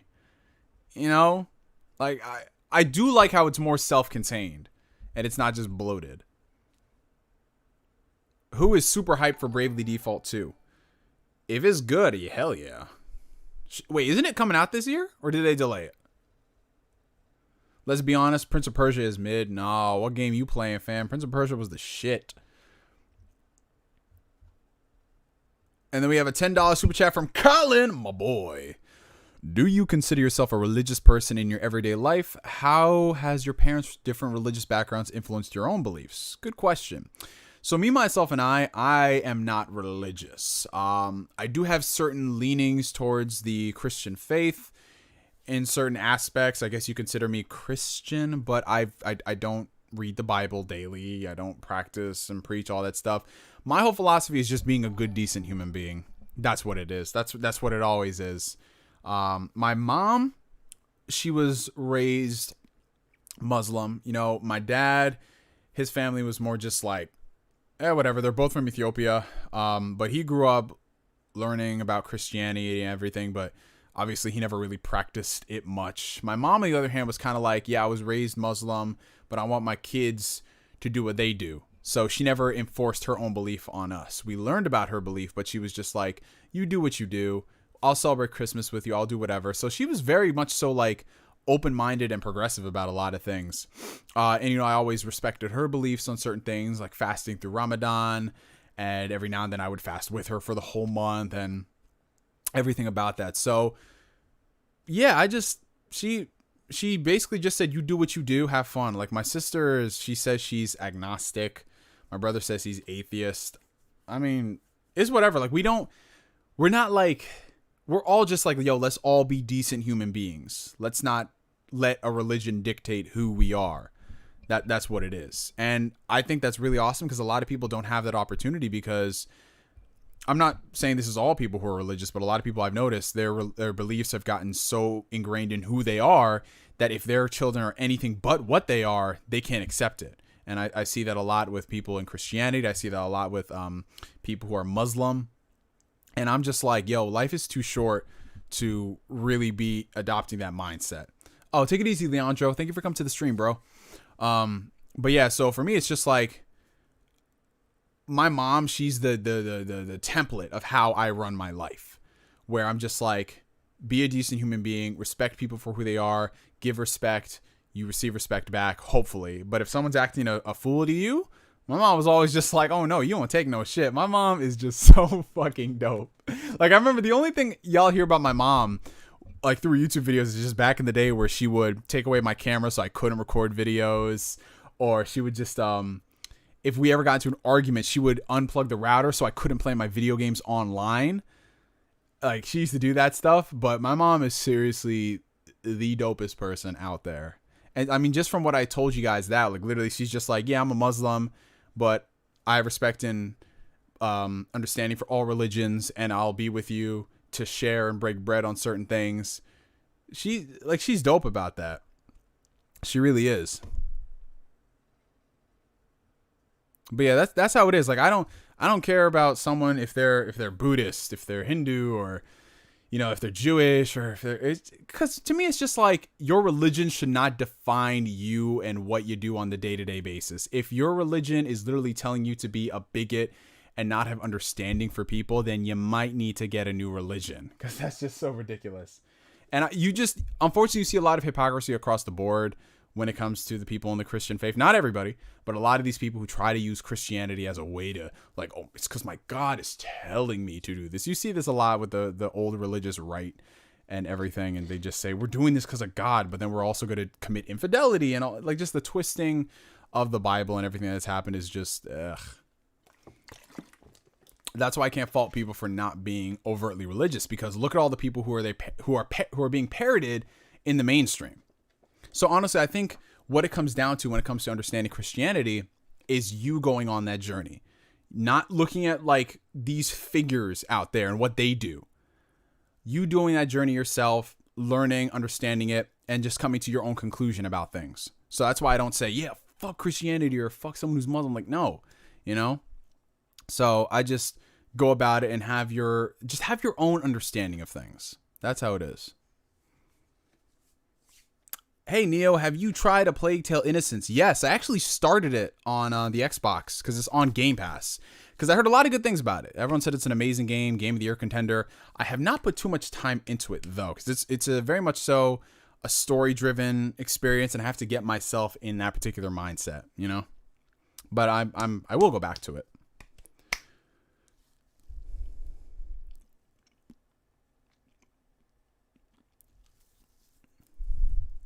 Yeah, sometimes people, they get religious and science mixed up, and it's just like, no, you cannot do that.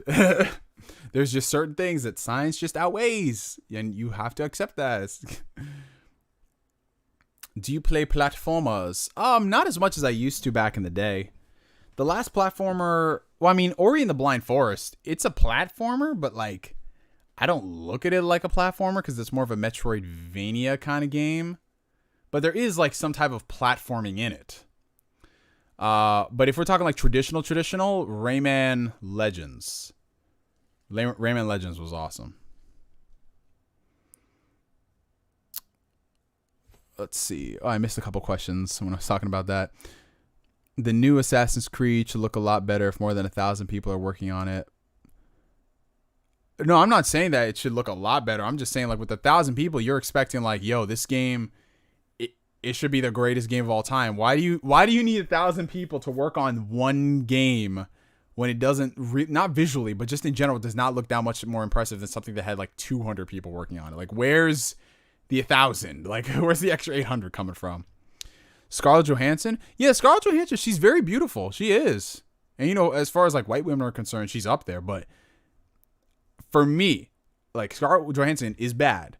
But there's just like so many more black and Latina women who are just like, that's them on the daily. You get what I'm saying?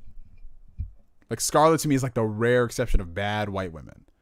Whereas look at, because I mean, you could see like bad white women out there if you go on Instagram or whatever, but I'm talking like regular schmegler on the day-to-day basis. You know, I don't know. Yeah, Rayman was such a good series, man.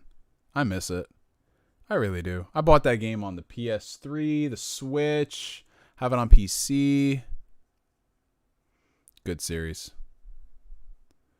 Did you watch Ultraman? A little bit. Not too much, though. Neo is a thumb a finger. Is a thumb a finger, ladies and gentlemen. Because you don't call a thumb a finger, but you call a ring finger a finger. The world may never know. Still waiting on that Halo series. Aren't we all?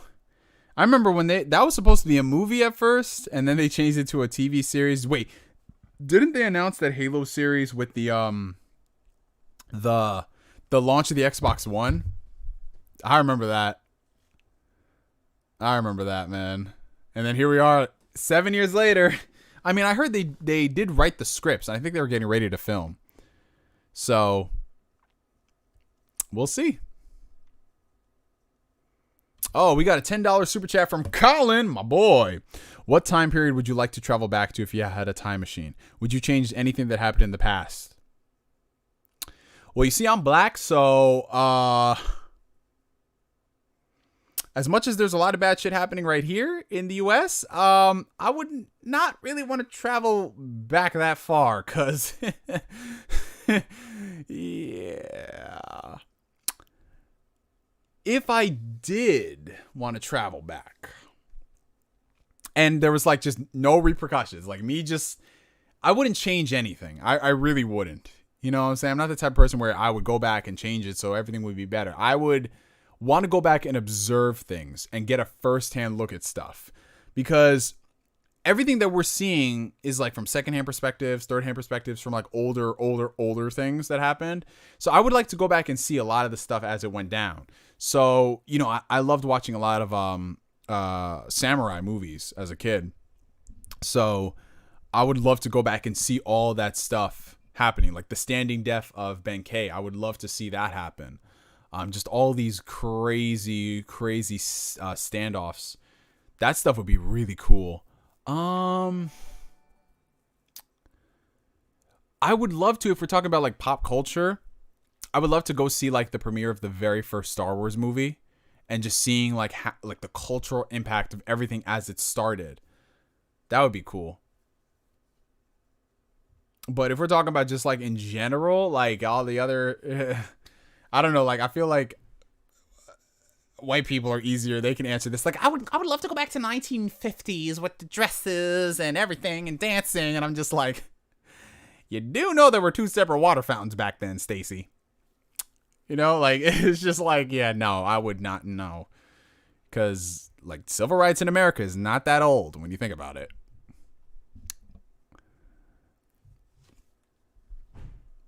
It's just like, yeah, I'm fine right here. What improvements besides graphics do you expect on the next video game generation? Load times. Definitely load times. With those SSDs, whew, less load times, the better. In addition, just seeing what they can pull off with better hardware. You know, yeah, visuals are going to be better, but what else could they do? That's the question of the day. Yeah, the 50s and the 60s had some yikes moments. The 80s and the 90s as an adult would be interesting.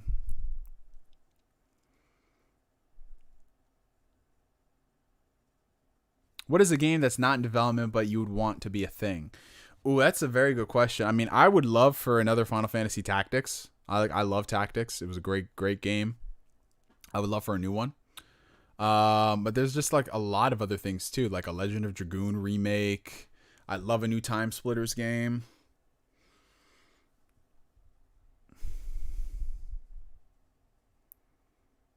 Opinions on Cloud Simulator. Oh, I mean GTA Online. Oh Lord. You know, I was actually I was watching some GTA Online footage just to see what the game is all about recently, and I was just like, yo, this game is fucking insane. Like they got like fucking like hover things you can ride on. I was like, what the hell? It is crazy, bro. A Berserk Souls game would be great. You should collab with Black Bond and talk about JRPGs. Yo, Born Gamer, I've been trying to collab with Mr. Black Bond. Oh, shit.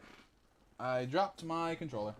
I've been trying to collab with Mr. Black Bond for 4 years now. But this dude, you know how Black Bond is. Black Bond's always like, I would, but I gotta go swimming. I gotta go save a cat from a burning tree. You know how Black Bond is. Gotta prove you got a life. But I've been trying to collab with him for years, and eventually we'll do something. But yeah, that shout out to that boy Black Bond. That's my dude. But you know how he get. He gotta go to cookouts and take videos with the lens cap on. Hey, take it easy, Mercy Buckets. Thank you for the super chats, my friend, and you have yourself a great night. Take care. I have not heard the new Juice WRLD album yet.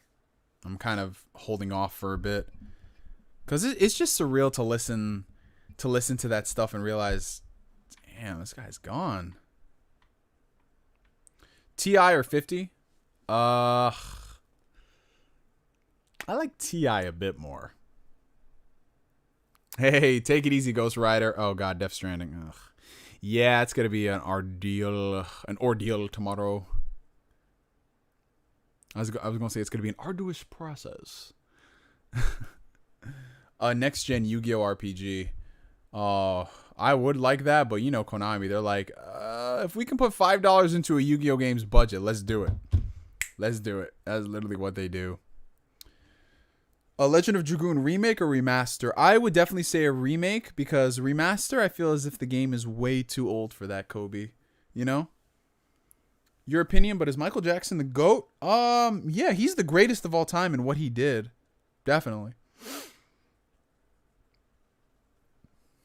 Have you watched Kamen Rider game about its Christian religious? No. I haven't looked into it that deeply. I'd have to go and watch that.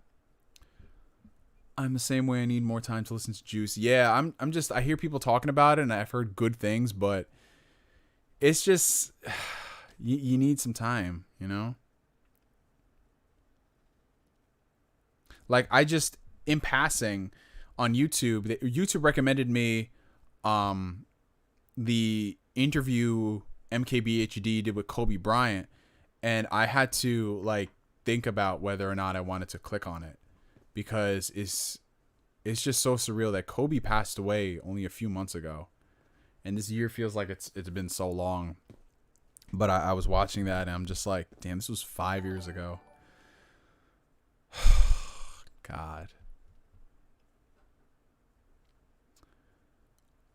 What classic JRPG would you want to be remade?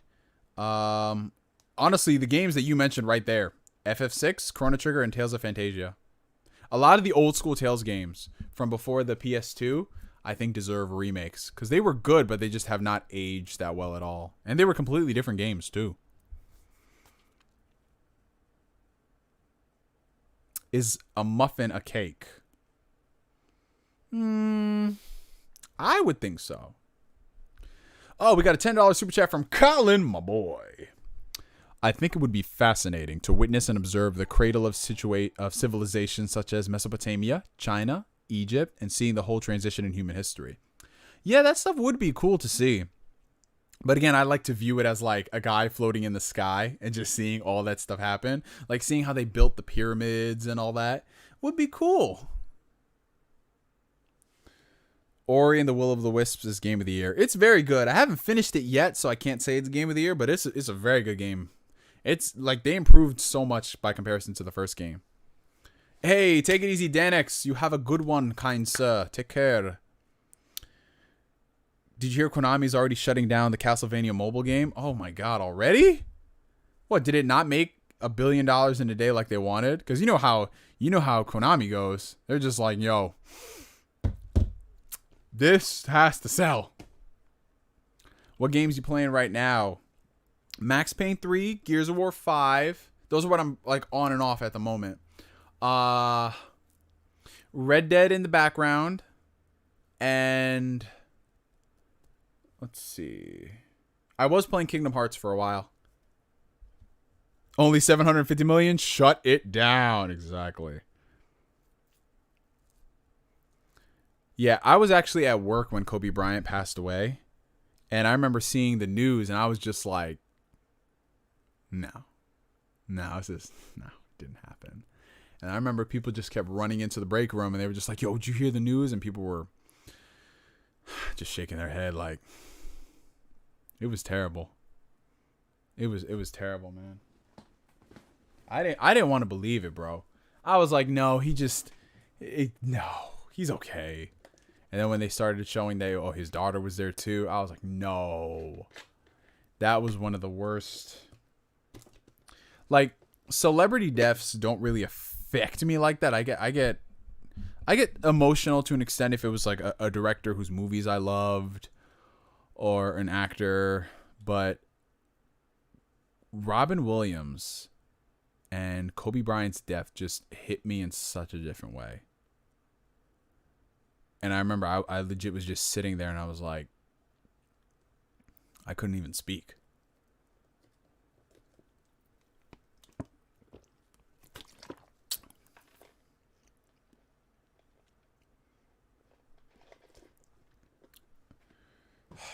Oh, you were in a sports bar? Oh, man. Yeah, definitely. If you're there, people are just... I didn't want to believe it either until I started seeing it more on the news. Like, when the news was reporting it, I was like, oh, no, no, no, no, no. Exactly. Even if you didn't watch sports, you knew who Kobe Bryant was. You knew about his legacy. Oh, God. Kobe was something else, bro.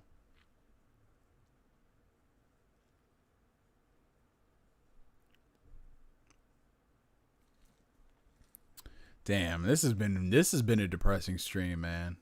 First we were talking about all the sad animes, and now Kobe Bryant. Man, I'm sorry, y'all. And I remember when they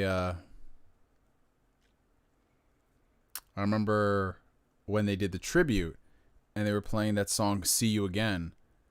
Like, I remember when I saw Fast 7 or Furious 7, whatever it was called, and then I heard that at the end, I was just like, damn, bro. That really hit. That song is just such a sad song, man. And then they played that for Kobe, and I was thinking to myself, no, I hope they don't play this song for Kobe, because if they do, I am literally gonna start crying when they play it, and they did. They did, man.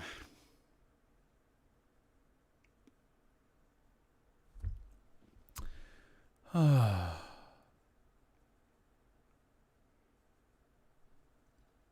bought my first bong when I heard Adam West died. Oh, God. I'd light one up for Adam West. He was such a dope dude. What are some of your favorite fast food joints? Let's see. I love Chick-fil-A, even though up here in New York, it's not as easily accessible as down south, and it doesn't taste as good as it does down south. Whataburger. Oh, love Whataburger. Zaxby's. And notice all these things are not up north. Every time I go down, I try to load up on as much as I can. But yeah, so those are three of some of my favorites. Over here, if I had to pick something over here, Taco Bell. I love Taco Bell. It doesn't give me taco shits like a lot of people. I love the quesarito. Ugh, quesarito, the Baja Blast. Oh, so good. God, what else? I'm trying to think. I mean, I don't really eat a lot of fast food like that. I mean, Popeyes, of course, Popeyes is good. But yeah, for me, it's just like in my area, we have Taco Bell, and we have Popeyes. That's the two I like. We have McDonald's and Burger King, but Burger King hasn't tasted good in a while. McDonald's is McDonald's, so it's whatever. KFC, I haven't had KFC in a long time, guys. Do you normally get beef or steak? I like getting steak at Taco Bell, but I do get like the beefy 5-layer burrito. Shake Shack. Shake Shack's good, but I don't really count Shake Shack as like fast food because it's more of a restaurant, you know? I mean, technically, it's not really a full-on restaurant, but I mean, for me, I look at it like if it takes a while to prep your food, like it does at Shake Shack, it's like above like McDonald's or something. I got Whataburger, Chick-fil-A, 2-minute drive away, and I rarely eat them, but mainly when high. Well, lucky you, Yadogami. I am so jealous. I've never had Raising Cane's before. All right.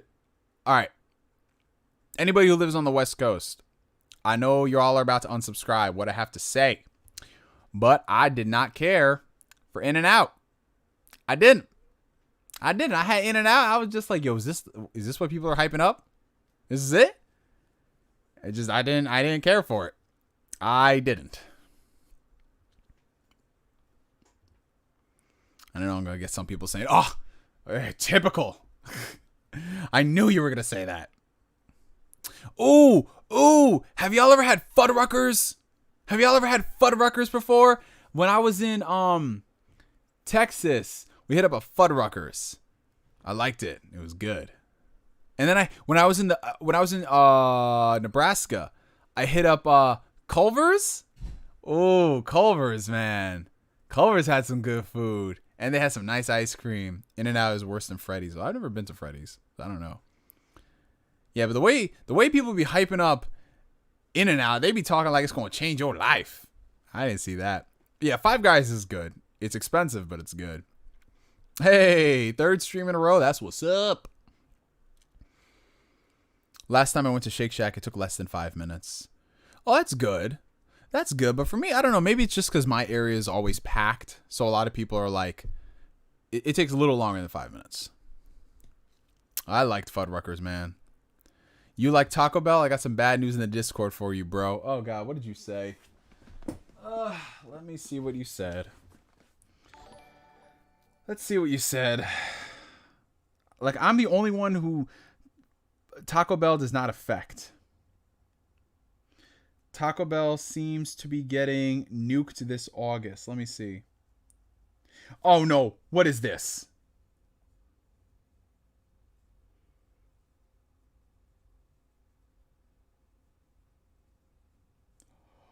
No!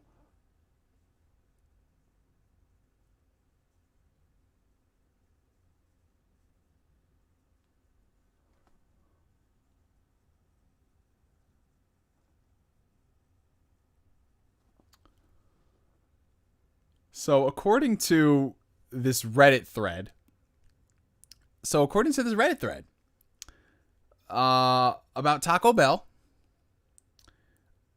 apparently they're going to be taking away all potato items, the beefy Frito burrito, and the quesaritos.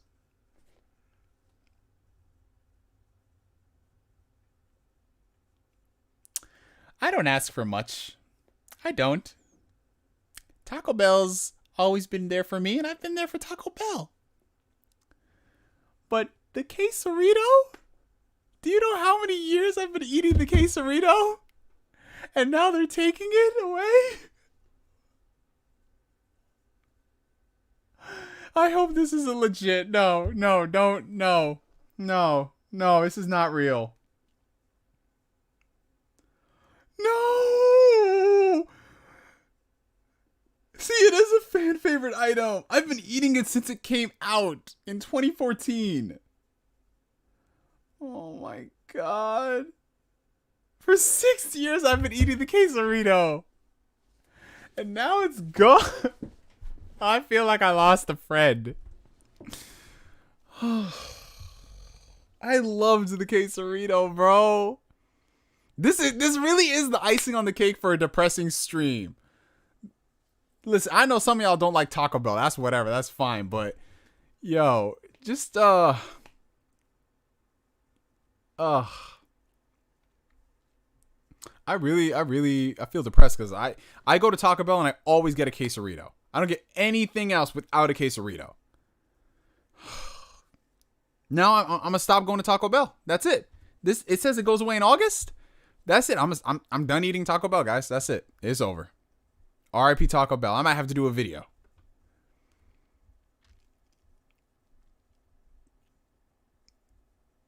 All right. So we have a $10 super chat from the homie Colin. My boy. What southern states do you recommend that people visit? I would love to visit Texas and Louisiana one of these days. You make me really want to try Sonic and Whataburger. Well, as far as states in the South, I've only been to Texas, Alabama, Georgia, and Florida.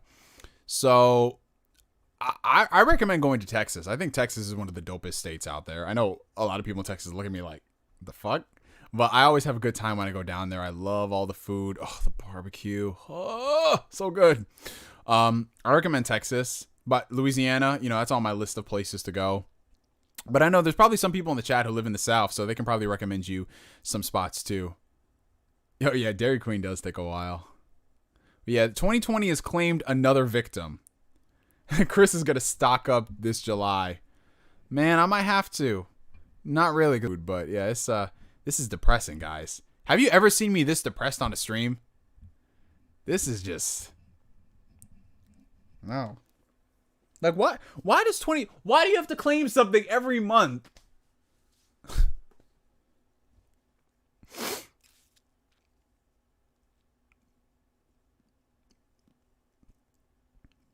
New York pizza or Chicago style pizza? I'm gonna say New York pizza, man. I know people in Chicago, they like that deep dish stuff, but yeah, okay, so there's a lot of talk about Burger King here in the chat. I've tried to like Burger King. I used to love Burger King as a kid, especially because we didn't have one in my area. So I always had to go to like other, like, as a kid, well, hold on. I just tried to check something on the stream and it played. I always had to go to like other cities for it. And as a kid, when you can't drive, it was only when your parents had business there. So Burger King used to be the shit in the 90s. Oh, y'all remember Burger King used to have the Pokemon toys? Did y'all ever have those gold Pokemon cards? You know the ones I'm talking about. Oh, man, I used to love Burger King. I remember we would always get Burger King after a 3-day weekend, during a 3-day weekend. And that would be the only time we get Burger King. So we would go, and I would oh, God. I remember I always used to open up the toys with my teeth, and my sister and mom hated it because you're going to ruin your teeth. But, yeah, Burger King was my shit. Then they changed the fries like 10, 12 years ago, and it's just never been the same. I don't know. People say to go back, but Wendy's is the worst. That's all I'll say. Fear no hate. Are you from like an alternate reality or something, bro? I genuinely am confused. How you be hating everything that we like? Wendy's is good. Wingstop, Have you ever been to Kansas? I've never been to Kansas before. But yeah, there's a lot of food that everybody like in the South recommend I try, and I want to try to get out there, but obviously now I can't. But I love my Texas cuisines. I love Tex-Mex. Oh God, we are some fat ass bitches, guys. Some fat bastards. But it's awesome. Yo, okay, all right. Have y'all in other countries, I'm talking like outside the United States, have y'all ever had fast food in different countries? I swear to you, I was in Paris in September last year, and they have KFC and they have McDonald's. Bro, I shit you not, it tastes completely different.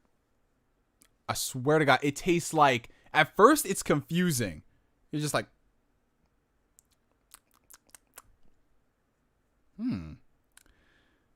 The fast food they got in other countries, I don't know if it's because they probably don't pack the amount of garbage that they put in the US, all that shit.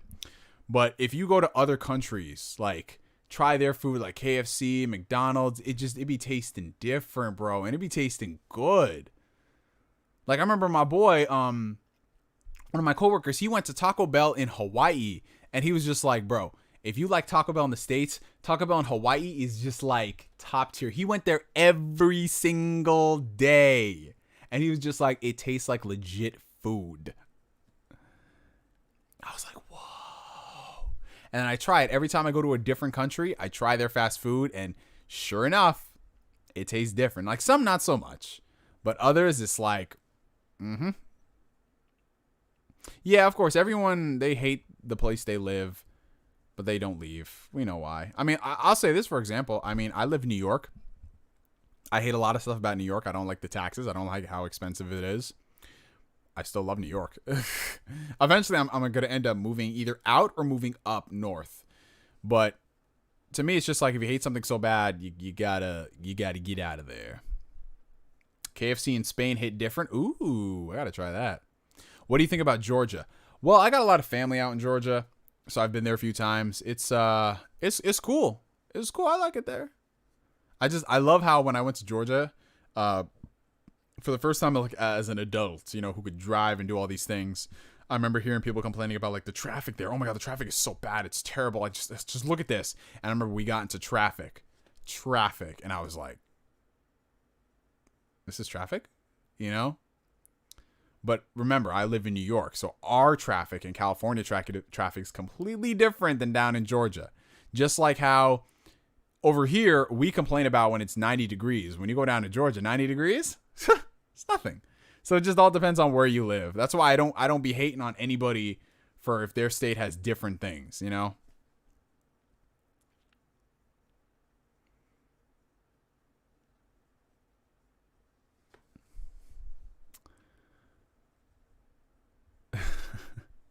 KFC in Saudi Arabia is so good. Oh, okay. I got to add that. Damn, I could really go for some wings. I say that on every live stream, guys. I say that on every live stream. I could go for some wings. Domino's versus Pizza Hut. I like Domino's more, but Pizza Hut's got that cheesy crust pizza. But, yo, you want to know what sucks? They closed down the Pizza Hut in my area, guys.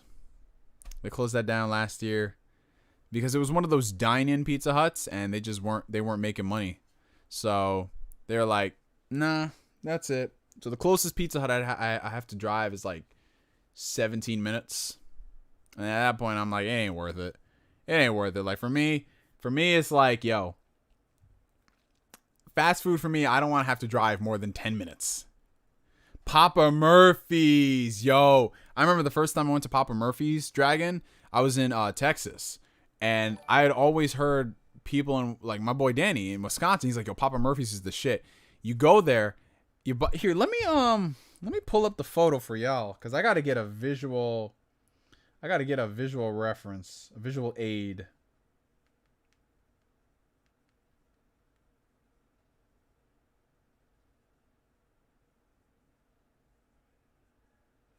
Because I remember I had Papa Murphy's, and yo, that pizza, oh my God, yes. I gotta find, I'm trying to Google it, but I don't see it.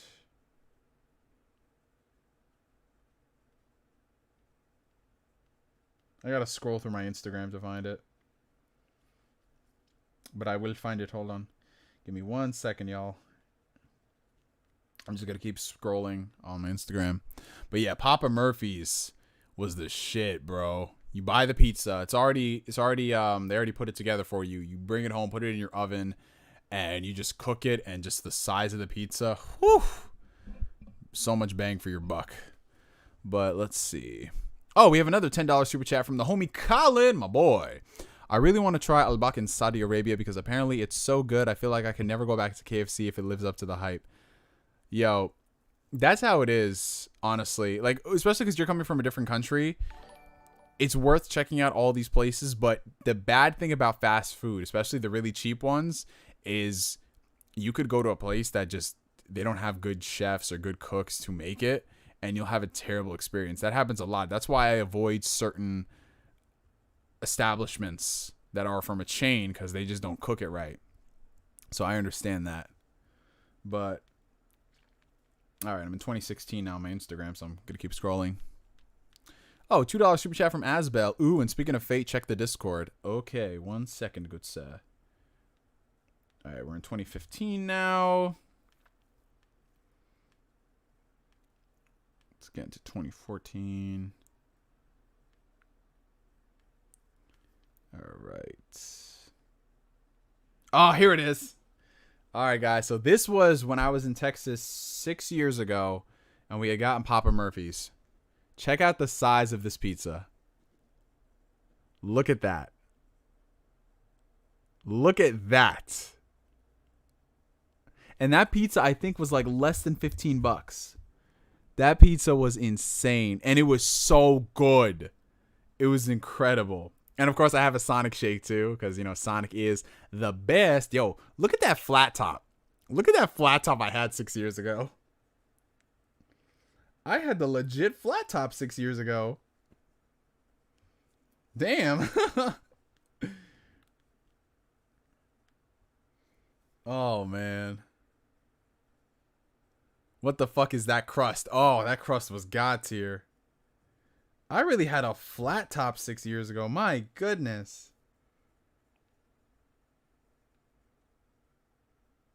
That's crazy. This just brings me back. This was 6 years ago? Oh my god. Oh. This is back when I used to work at Staples. Oh, I contributed so much to the Staples hashtag. Because whenever there was some bullshit, I would do like hashtag Staples has it. And I remember a lot of the stuff I uploaded just went viral, and a bunch of other Staples people from across the country were just laughing like, oh my god, this is so true. This shit happens in our store too. It was so funny, man.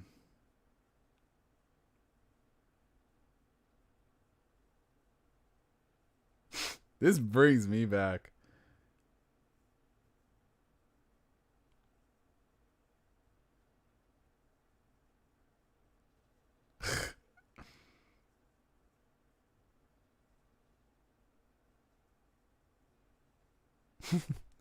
All right, I'm done with that. Yeah, I just got the update for the new Microsoft Edge when my stream crashed. So I'll give it a fair shake. Any horror movies that legit scared you? I mean, I don't really get too scared by horror movies. But I get scared by playing horror games. As ironic as that sounds. Because I feel like when I'm in the game, I'm in the experience. With movies, it takes a lot to scare me. The best family-run fast food place is called Peri Peri Chicken. Is this Peri Peri Chicken place called Roosters? Oh. Yeah, I've heard a lot about Nando's. I've never been to Nando's, though. I do want to go. Because everybody talks about Nando's. Should you play Red Dead Redemption 2 if you haven't played Red Dead Redemption 1? Honestly, I feel like you get more appreciation for the first game by playing Red Dead Redemption 2. Even though 2 is a prequel, I feel like you should play 1. I've seen The Witch. It's something. It's definitely something.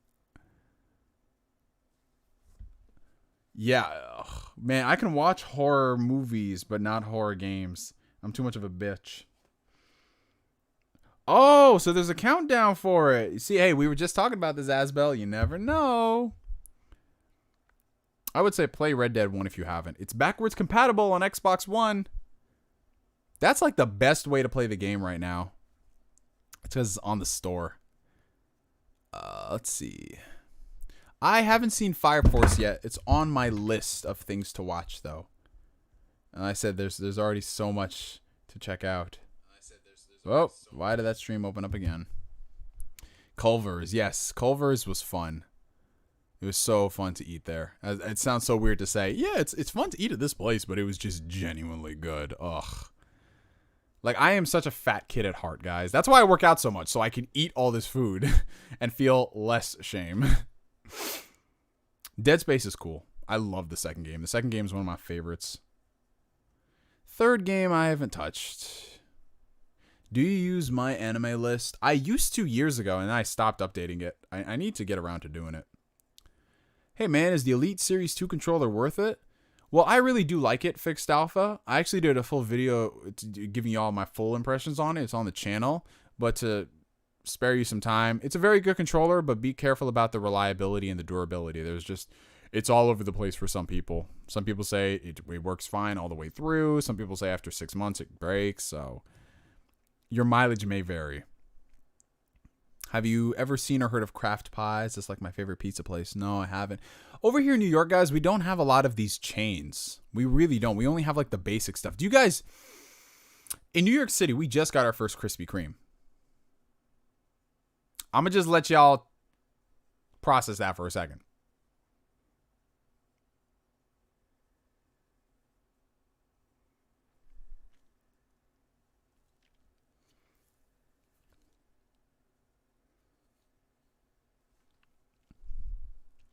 Yeah, first Krispy Kreme in New York City. Chipotle versus Qdoba versus Moe's. I haven't had, at least I don't think I had Moe's.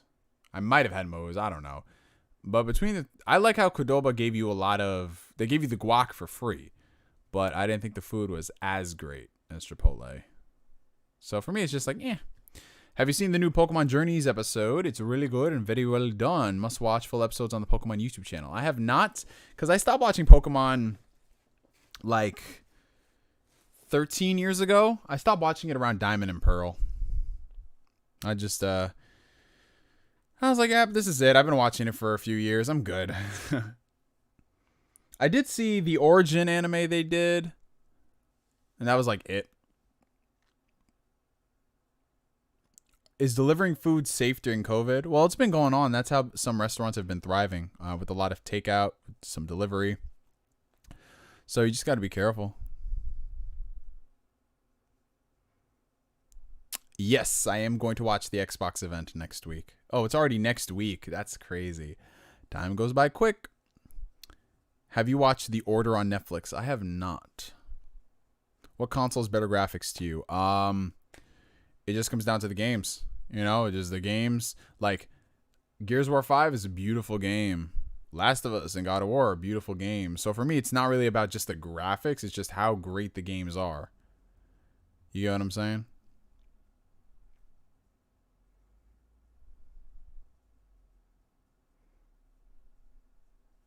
I love how it's just devolving into a back and forth between, this place is better. No, this place is better.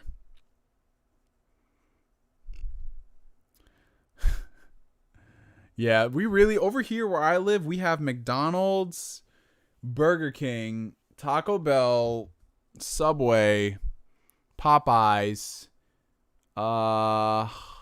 We have Checkers. These are all within like a 15-minute drive from me. Checkers. Name some other places. We don't have, obviously, In-N-Out.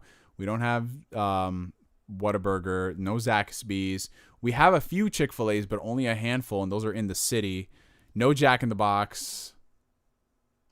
I had Checkers before once, but that was because they had funnel cakes. That was the only reason I went. Is New York still locked down much? Yeah, it's still locked down. I mean, they've loosened some things. Like, you can go to restaurants at half capacity. But movie theaters, malls, gyms, they're not open yet. We have a White Castle. I haven't had White Castle in a while. I remember I had White Castle once, and then it just upset my stomach. So then I never had it again. Jersey Mike's we do not have. We have a what's that Subway place? Not Subway, sandwich shop. What is it? What's that place, guys? What is that place? That one Subway place. Jimmy John's. We have a Jimmy John's like 20 minutes from here. We have Five Guys. We used to have a Quiznos. It closed down like 10 years ago. No Firestone. I do want to try that, though. Oh, you work at Jimmy John's. I'm about to come through to your place, Asbel. Where you at, man? Where you stay? I'm going to come through and say, yo, let me get the Asbel special.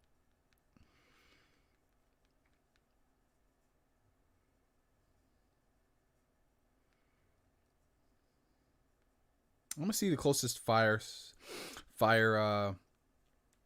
Subway. No, not that Subway.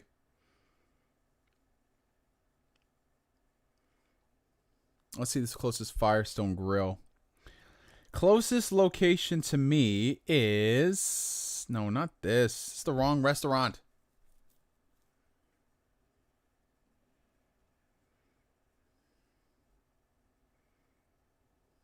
I said Firestone instead of Firehouse. Dumbass Neo. So the closest Firehouse sub to me is Hackensack, New Jersey. Oh boy, that's a drive. Well, actually, no. Greenwich, Connecticut. Okay. So, Connecticut. If I wanted to... Oh, but they're only doing delivery right now? But I think you could still pick up from there. Let me see. Yeah, Jimmy John's. Oh, Jimmy John's. So, okay, there's a Firehouse, but no, this isn't. No, this is not the Firehouse subs. That's something else. So the closest one to me is Hackensack, New Jersey. That's about a 30-minute drive, and I got to pay toll money. I wouldn't do that. If I was in the area, maybe, but yeah, no. Let's see. Jimmy John's is, I remember, oh, God. When I used to go to White Plains and we get drunk as fuck, Jimmy John's would be open late at night. I get myself a nice sandwich. Oh, that is so good. I loved it. Oh, snap. We have got a final $20 super chat from the homie Colin, my boy. Thank you, kind sir. Here's the final super chat for you. I'm sorry for all the super chats lately, but I love your content. I want to support you the best I can. You could say I'm just making up for the lost time since I've watched you for 10 years. Colin, bro, you don't have to apologize for that one bit. You don't. Like, you supporting me from 10 years, watching the videos and all that is all I really care about. The super chats are great and awesome. I appreciate every single person who has donated to help me keep the channel going and all that stuff. But at the end of the day, to me, I would still be doing this stuff because I just love the back and forth, the banter with you guys. Like, right now, we have a grand total of, let me see how many we got. We have about 130 people watching right now. Like, we're just 130 people on a Monday evening. We're just hanging out, shooting the shit, catching up, talking about how fat we are, crying about anime and Kobe Bryant. It's fun. It seriously is, but thank you. I seriously appreciate it. Thank you so much, bro. But yeah, so Jimmy John's is dope. I love Jimmy John's. I haven't had no Blaze Pizza. I ain't have no Blaze Pizza. What is this? I'm trying to see. Everyone talking about this Blaze Pizza. I never had Blaze Pizza. Whataburger is awesome. Those patty melts. Let's go. You have Ray's? No. Damn, now I want some Firehouse subs. Damn. We had a Steak and Shake in Manhattan, Dakota, but then they closed it down. We have a Shake Shack. Oh, you live in Chicago? Hey, next time I'm out in Chicago, I'm gonna hit Asbel up. Yo, I'll tell you when I'm in Chicago. I'll come through to your area.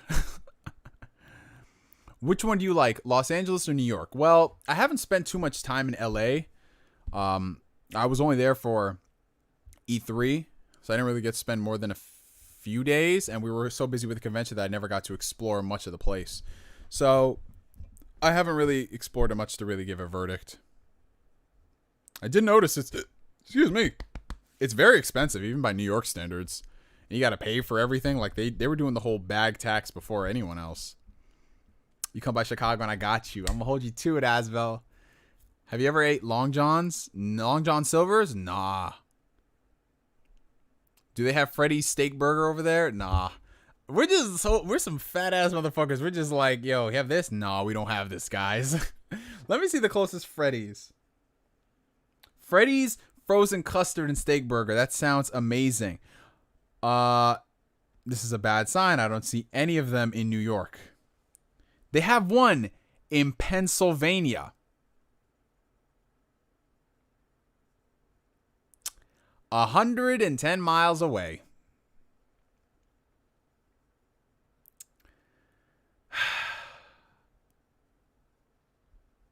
Rip. I just have to, whenever I go places, I just have to plan out some of these spots. That's what I really got to do. Because I'm missing out. I really am. I mean, we've got a lot of good food spots here, but they're like local establishments, which is where you want to go. But sometimes you just want a nice chain spot, you know? Like, you go there, guaranteed good food. Yes, I've been to Wawa every time I go to Jersey. Hit up Wawa. No Culver's here. No Culver's. You can have pizza shipped to you? That's interesting. But then again, you can have everything shipped to you these days. Culver's was so good. The custard. Ooh! Yes. I remember it was so funny because y'all know my boy Crazy Black Man 108, right? When I was in Nebraska 4 years ago, I said, yo, is there any Culver's around here? And he's like, yeah, there's a Culver's, but it's about like 20-ish minutes away. And I was like, oh, okay. And you know me, I'm not the type of person to want people to go out of their way for me. But he's like, nah, man, if you want to have it, we're definitely going to go there and we're going to all eat it. So it was me, his friend, I was about to say, who was with us? Yeah, it was his friend. What the heck was her name? All I know is she had a crush on me. Her name was Meredith. That was her name. So it was me, Meredith, Adam, and Dante 86, Tundex. So we all went, and we drove there like 20, 25 minutes, something like that. It might have been 30 minutes. I'm not sure. But we had that Culver's. That shit was the best. The cheese curds. Yes. Oh, my God. Neo, you owe me food because this talk is just making me hungry, man. Well, join the fucking club. We all hungry here. But, you know, I'm going to be nice today. I'm going to be a good boy. I'm going to go downstairs. I'm going to cook my, what am I having for dinner tonight? I don't even know. I'm going to cook some nice thing. Yo, that girl did have a crush on me for some reason. I don't know why. Maybe because I was one of her friends, older friends, I think. But then she ended up getting into a relationship and she didn't tell me, and I feel terrible about it. But nah, she was cool. We gelled. It was cool. Oh God, yes. But Culver's. Ugh. Do they have kebab places in the U.S. like they do in the UK? Yeah, they have. They do have kebab spots. Like if you go into the city, they have a lot of those. Man, we all stay hungry over here, guys. Nah, but sometimes when you're drunk as fuck, food be tasting 10 times better. Like I told you about that Jimmy John's. When I had that sub at like 1 a.m. in the morning. Ugh. Yes. Have you been to Texas? Yes, I have. Texas is cool. If I went there, I guarantee I would gain 20 pounds.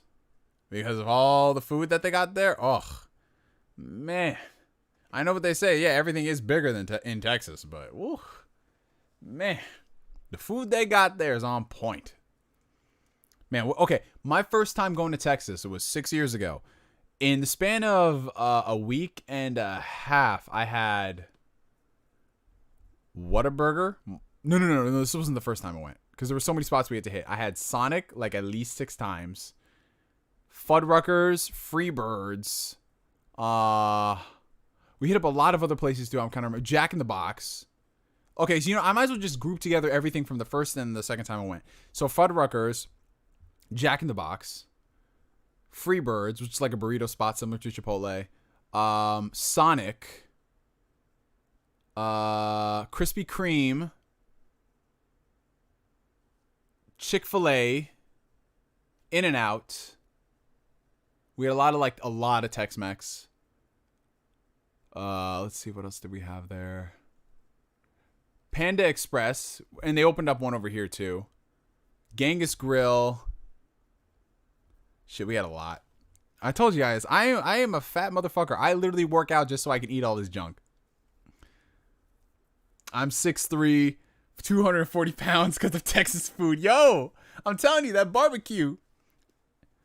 Chick-fil-A is the best. I love Chick-fil-A. This is how fat I am at Chick-fil-A. I get grilled nuggets and the regular nuggets. And I get my sandwich with extra pickles. We've been talking about food for like the last hour, guys. What the fuck?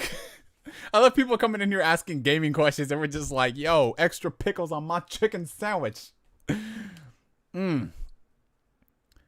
What do you want from Naughty Dog's new game?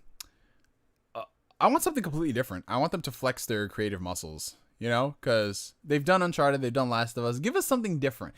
That rumored sci-fi game they were working on, I want to see what that's all about. I really do. I think that could be interesting. They say everything's bigger in Texas, so I've been told, man.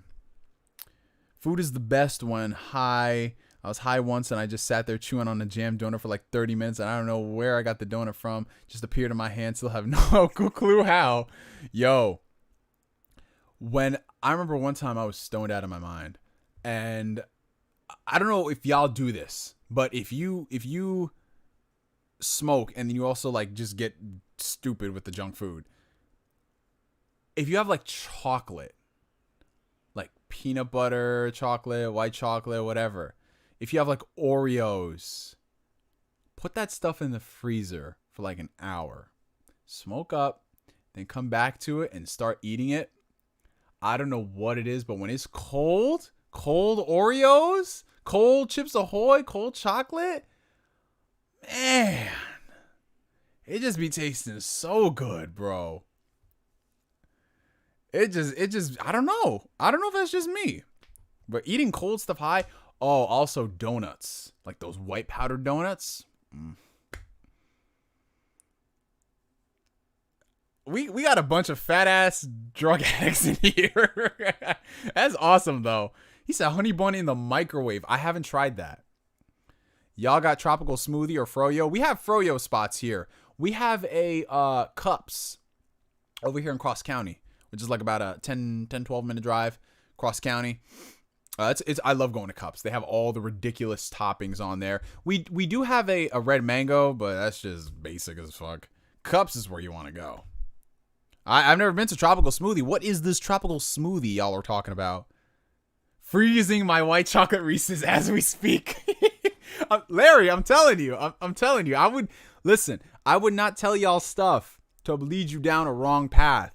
I'm just telling y'all shit I know. I said talk about Wendy's in all caps. I did talk about Wendy's. Wendy's is dope. I remember there was a period in time where me and my boy Trent, we would hit up Wendy's like almost every week when we got off work. This is back before I worked out, so I was getting fat. But we hit up Wendy's, and because we didn't have one near us, we had to drive like 15 minutes. Do y'all remember when Wendy's had like the Baconator and then the Baconator Junior? I remember when me and Trent pulled up to the drive window, and we were just like, "What Baconator? Baconator Junior? It's like son of God, son of Baconator." It's like, what the fuck is this? But yeah, it was Wendy's. Just has I think Wendy's, out of all the main like McDonald's, Burger King, whatever, I think they have the best food, the best burgers and stuff. So that was it for me. If I'm talking about fast food drive-through, I'm not talking about Five Guys or Shake Shack. Frosties and fries, hell yeah. Honey buns are the closest thing to Krispy Kreme, kind of, but even then, Krispy Kreme's its own beast. Ugh. I feel like I should start doing like food reviews. I remember I was on Instagram. I don't know if y'all remember this, but I was on Instagram, and I would go through the grocery store when I do my weekly shopping. And I was like, yo, look at all these crazy breakfast cereals. And every week I picked out a different breakfast cereal to try. And people were just like, yo, you should do like food reviews on YouTube. I was like, really? They're like, yeah, just like taste test these cereals because they look ridiculous. And I don't want to buy them, but I want to see if it's good. So I was like, maybe I should do that. I don't know if you want to see that. Just me like, so we're going to try out this new Hershey Kiss new Godiva cereal. Let's see how it tastes, y'all. Here's some milk. I don't know, man. It might be the wave. Wendy's is legit. Baconator with a baked potato. Ooh, you know the tech. You know the tech, Chuck. Baked potatoes are the shit. It took me a few years because I would always choose French fries over baked potato. But when you get a nice baked potato, put a little bit of butter on that. Oh, we have got a $2.99 super chat from Just Brahms. Just donating because I enjoy the jokes going on. Hey, that's what it is, y'all. We just come in here. We just be having fun. We have fun. We relax. We hang out. No one's judging each other.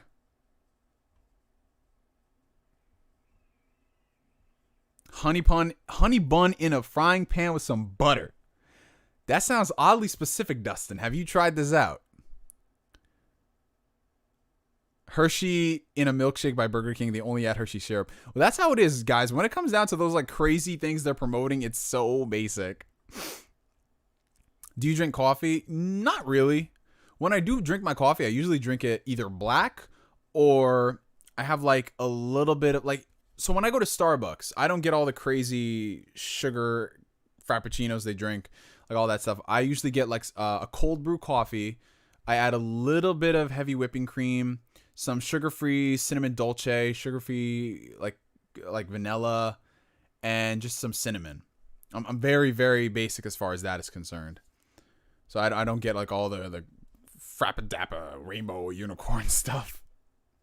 You should do a live Q&A with the Discord voice chat sometime. That's what I'm going to start doing. Just Discord community hangouts. Ooh, fried Oreos. Yes. Y'all ever had a fried Twinkie? I want to have that. I work out to lose weight, but I also work at a bakery. Uphill battle. Oh, stanky nards. Pour one out for the brother. Pour one out for the brother. Yeah, I don't know. You said the chat is being spammed right now, guys? I don't see that on my end. Is something happening? I don't see that on my end. I don't see anything being spammed. Because y'all are saying someone was spamming something. Because I know someone else just kept bringing up like, oh, talk about this, talk about that. But for me, it's like, I'm not ignoring people when it comes to certain things. But if I answer your question, I'm going to try to get to somebody else's question before you answer another question. You get what I'm saying? Like, I try to be fair to everybody. So if I answer a question from Brahms, I want to answer something from Dustin, and then Anthony, and then Stakona, and just that's how it goes. So I try to keep it fair. It's good with some ice cream on top after you fry the honey bun. Dustin, are you speaking from personal experience, my friend? Because it sounds interesting. Just in your video, it keeps repeating? I don't see that. That's a little odd.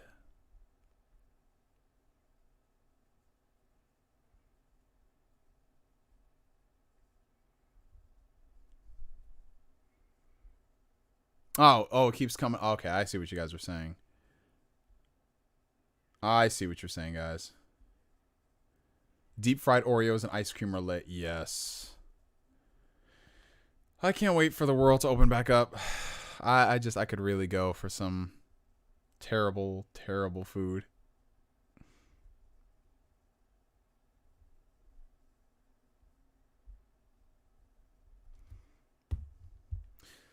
Like, for me, when it comes down to, it keeps showing the comment about Wendy's tasting terrible. I don't see that, though. Isn't Twinkies already chemical heart attacks? So deep fried and more is a chemical heart attack. Well, that's the point of Texas. They deep fry everything. Because if it didn't kill you the first time, and it doesn't kill you the second time, you are immune to it. Oh, if you go to a Texas State Fair, they got the craziest food there. Good shit. Did you try the pickle slushy at Sonic? No. That's a little too much. You ever gonna do Jackbox on Twitch again? Yes, I will be doing some more Jackbox. Jackbox is like that late night game I stream where we can really get everybody involved. Just join the Discord. Hey, that's awesome, Brams. Thank you. I'm going for a Twinkie hot dog with Cheese Whiz. Ooh. I said Wendy's is trash once. Dakota, man, I don't know. You looking kind of spooky. Oh, so I just looked at the clock, guys. We're coming up at 12:50. We've been streaming for 9, 10, 11, 4 hours. Oh, shit. I didn't even notice that until like an hour plus ago. I was like, yeah, we only go for like 2-3 hours. Holy shit, we've been streaming. We wow, this is dope. So I think if anything, I'm just going to wrap it up in the next 10 minutes, guys, because we all got to get back and do other things. Ooh, I found a nice Vietnamese spot, nostalgia trip. It's about like 20 minutes away from me. It's called, I think, what was it called? What was it called?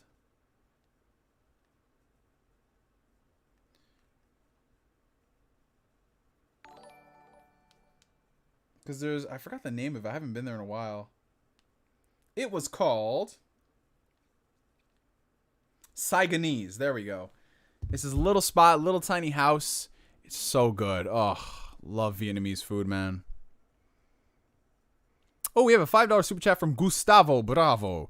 You think it was a bad idea to start Persona 5 Royal again after getting a new job? Going to use this stream as a sleeping method. My shift starts at 7:30. Well, thank you for the super chat, Gustavo. I appreciate that. After starting a new job, I mean, kind of, considering that game is like a good 150 hours. And that's not counting doing everything else. So it'll definitely take a while to get into. But if you look at it like any other game where you just dedicate a block of time to playing it, sure, it might take you a month or so, but it's fun. That's the whole point about the game. So I don't think it's necessarily a bad problem. You know what I'm saying? It might take you a little longer than before when you had more free time, but you'll get through it. And it's so worth it too. I use this stream as a sleeping method. My shift starts at 7:30. Oh, that's dope. Yeah, I heard a lot of people, they're just like, yeah, put your streams on before I go to bed, and then the discussion just lulls me. And that's usually what I do. Like when I fall asleep, guys, I watch a lot of YouTube videos. When I fall asleep, and that's nothing, it's not a slight against content creators, but I like listening to people when I fall asleep. So I would have, what do I usually listen to before I go to bed? I would play a lot of podcasts. I've been listening to a lot of podcasts. I listen to a lot of Joe Rogan. And the problem with Joe Rogan is that I like listening to him so much that I like staying awake to hear him and what he talks about. And then I start laughing. I'm like, fuck. Let me think. Who do I listen to when I fall asleep? Anything that's like a funny podcast, I don't listen to because I like laughing too much. Let's see. Game Explain. I used to listen to a lot of Game Explain because they do these 40-minute long discussions. And I'm just like, all right, I'll put this on and go to bed. A lot of Midnight's Edge videos because they do a lot of like long form discussions. What else?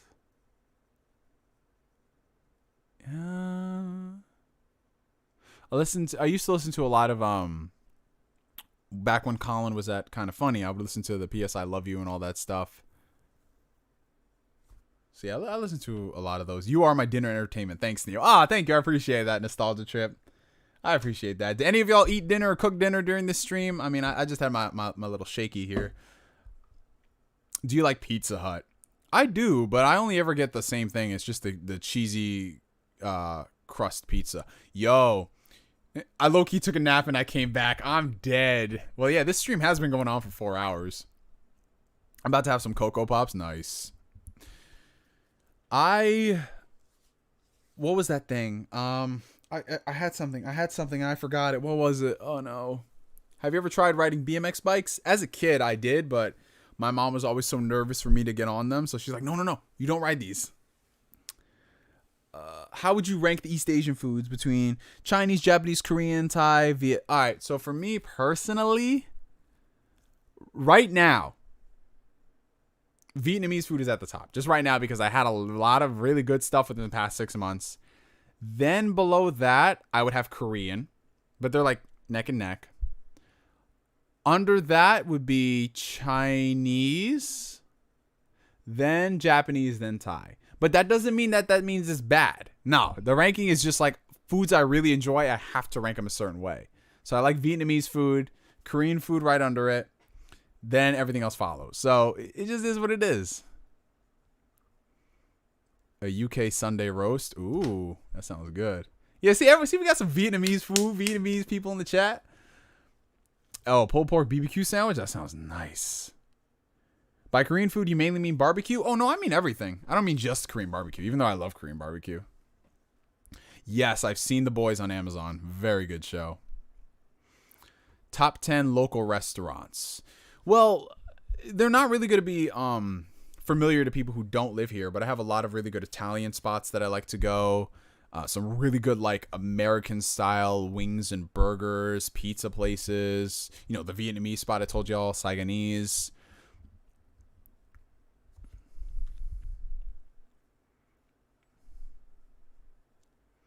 I'm going to buy the Xbox Series X. Which game should I buy? Well, if you're talking about launch titles, we don't know what the launch titles are going to be outside of, you know, the usual sports games, Halo Infinite. So I really can't say. I mean, but the good thing about the Series X is that you have like thousands of games available. Xbox One, 360, original Xbox. You have a lot of good stuff. So you'll be good, to be honest.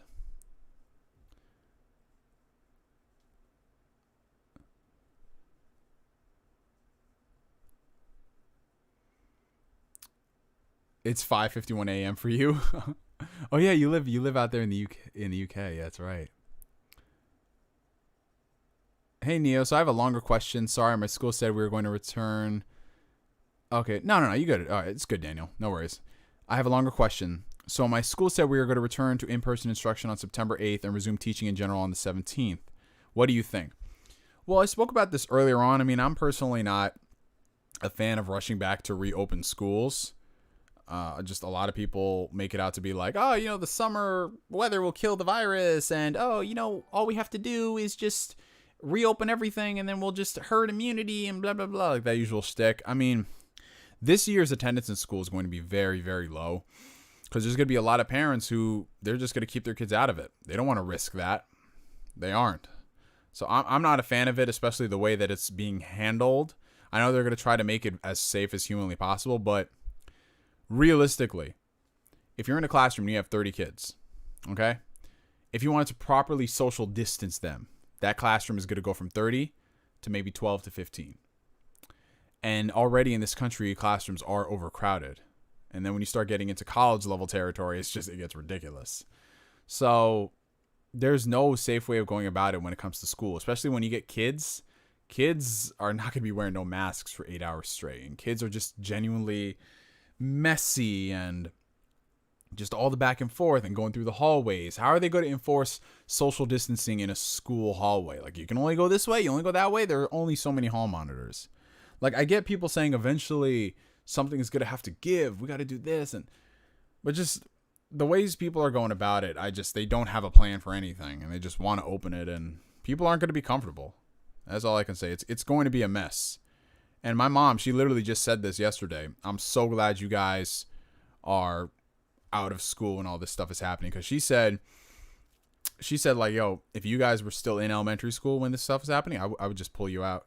I would not have you go to school that year. College kids can't even wear condoms. How can they wear masks? Hey, there you go. There you go. That's it. That's true. That's it. Have you ever had a chicken pizzola sandwich from Subway? Yes, I have. It's so funny because I actually got that sandwich because I was talking to Blackbuster Critic like many, many years ago. And I asked him, yo, what's going on, man? You all right? He's like, no, they just took out the chicken pizzola sandwich. And I was like, what? And I didn't know anything about that sandwich. So I went and mine still had it. And it was so good. It was very good. I wondered why he did a rant video on it, but I understand. But honestly, whenever I go to Subway, I always get whatever sandwich I get. And I haven't been to Subway in a while.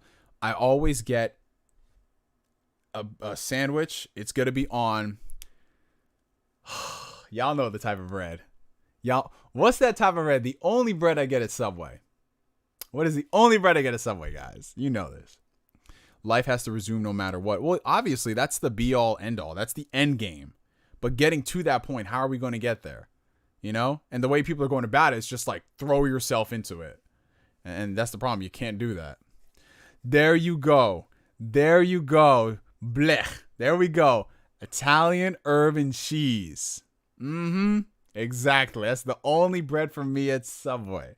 That's the only thing I get because it's so good. And I get like a nice chicken bacon ranch. Oh, God. Yeah.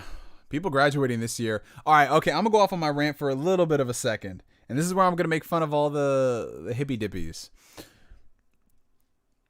I was talking about this with one of my managers. And, you know, she's this older Jamaican woman, right?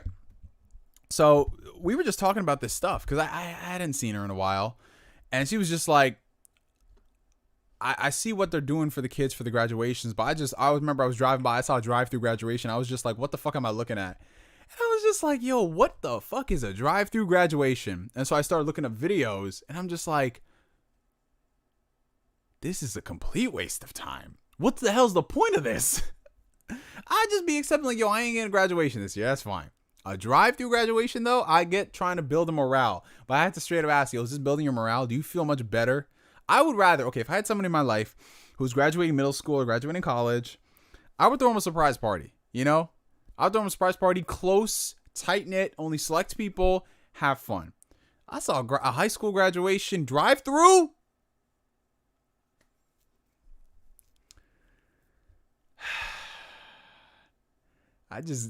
Bro, when I graduated high school, we didn't even get our diplomas. They had to mail them shits.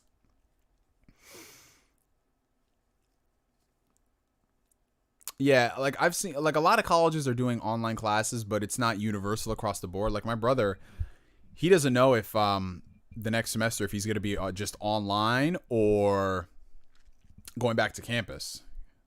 It's going to be a shit show. We did not get a diploma at ours. We did not get a diploma, guys. We had a drive-through graduation. It was so pointless. I am so sorry. Could you imagine that? Okay, here's another one where I'm going to rant at all these hippie dippies. Okay, so when all this shit went down, right?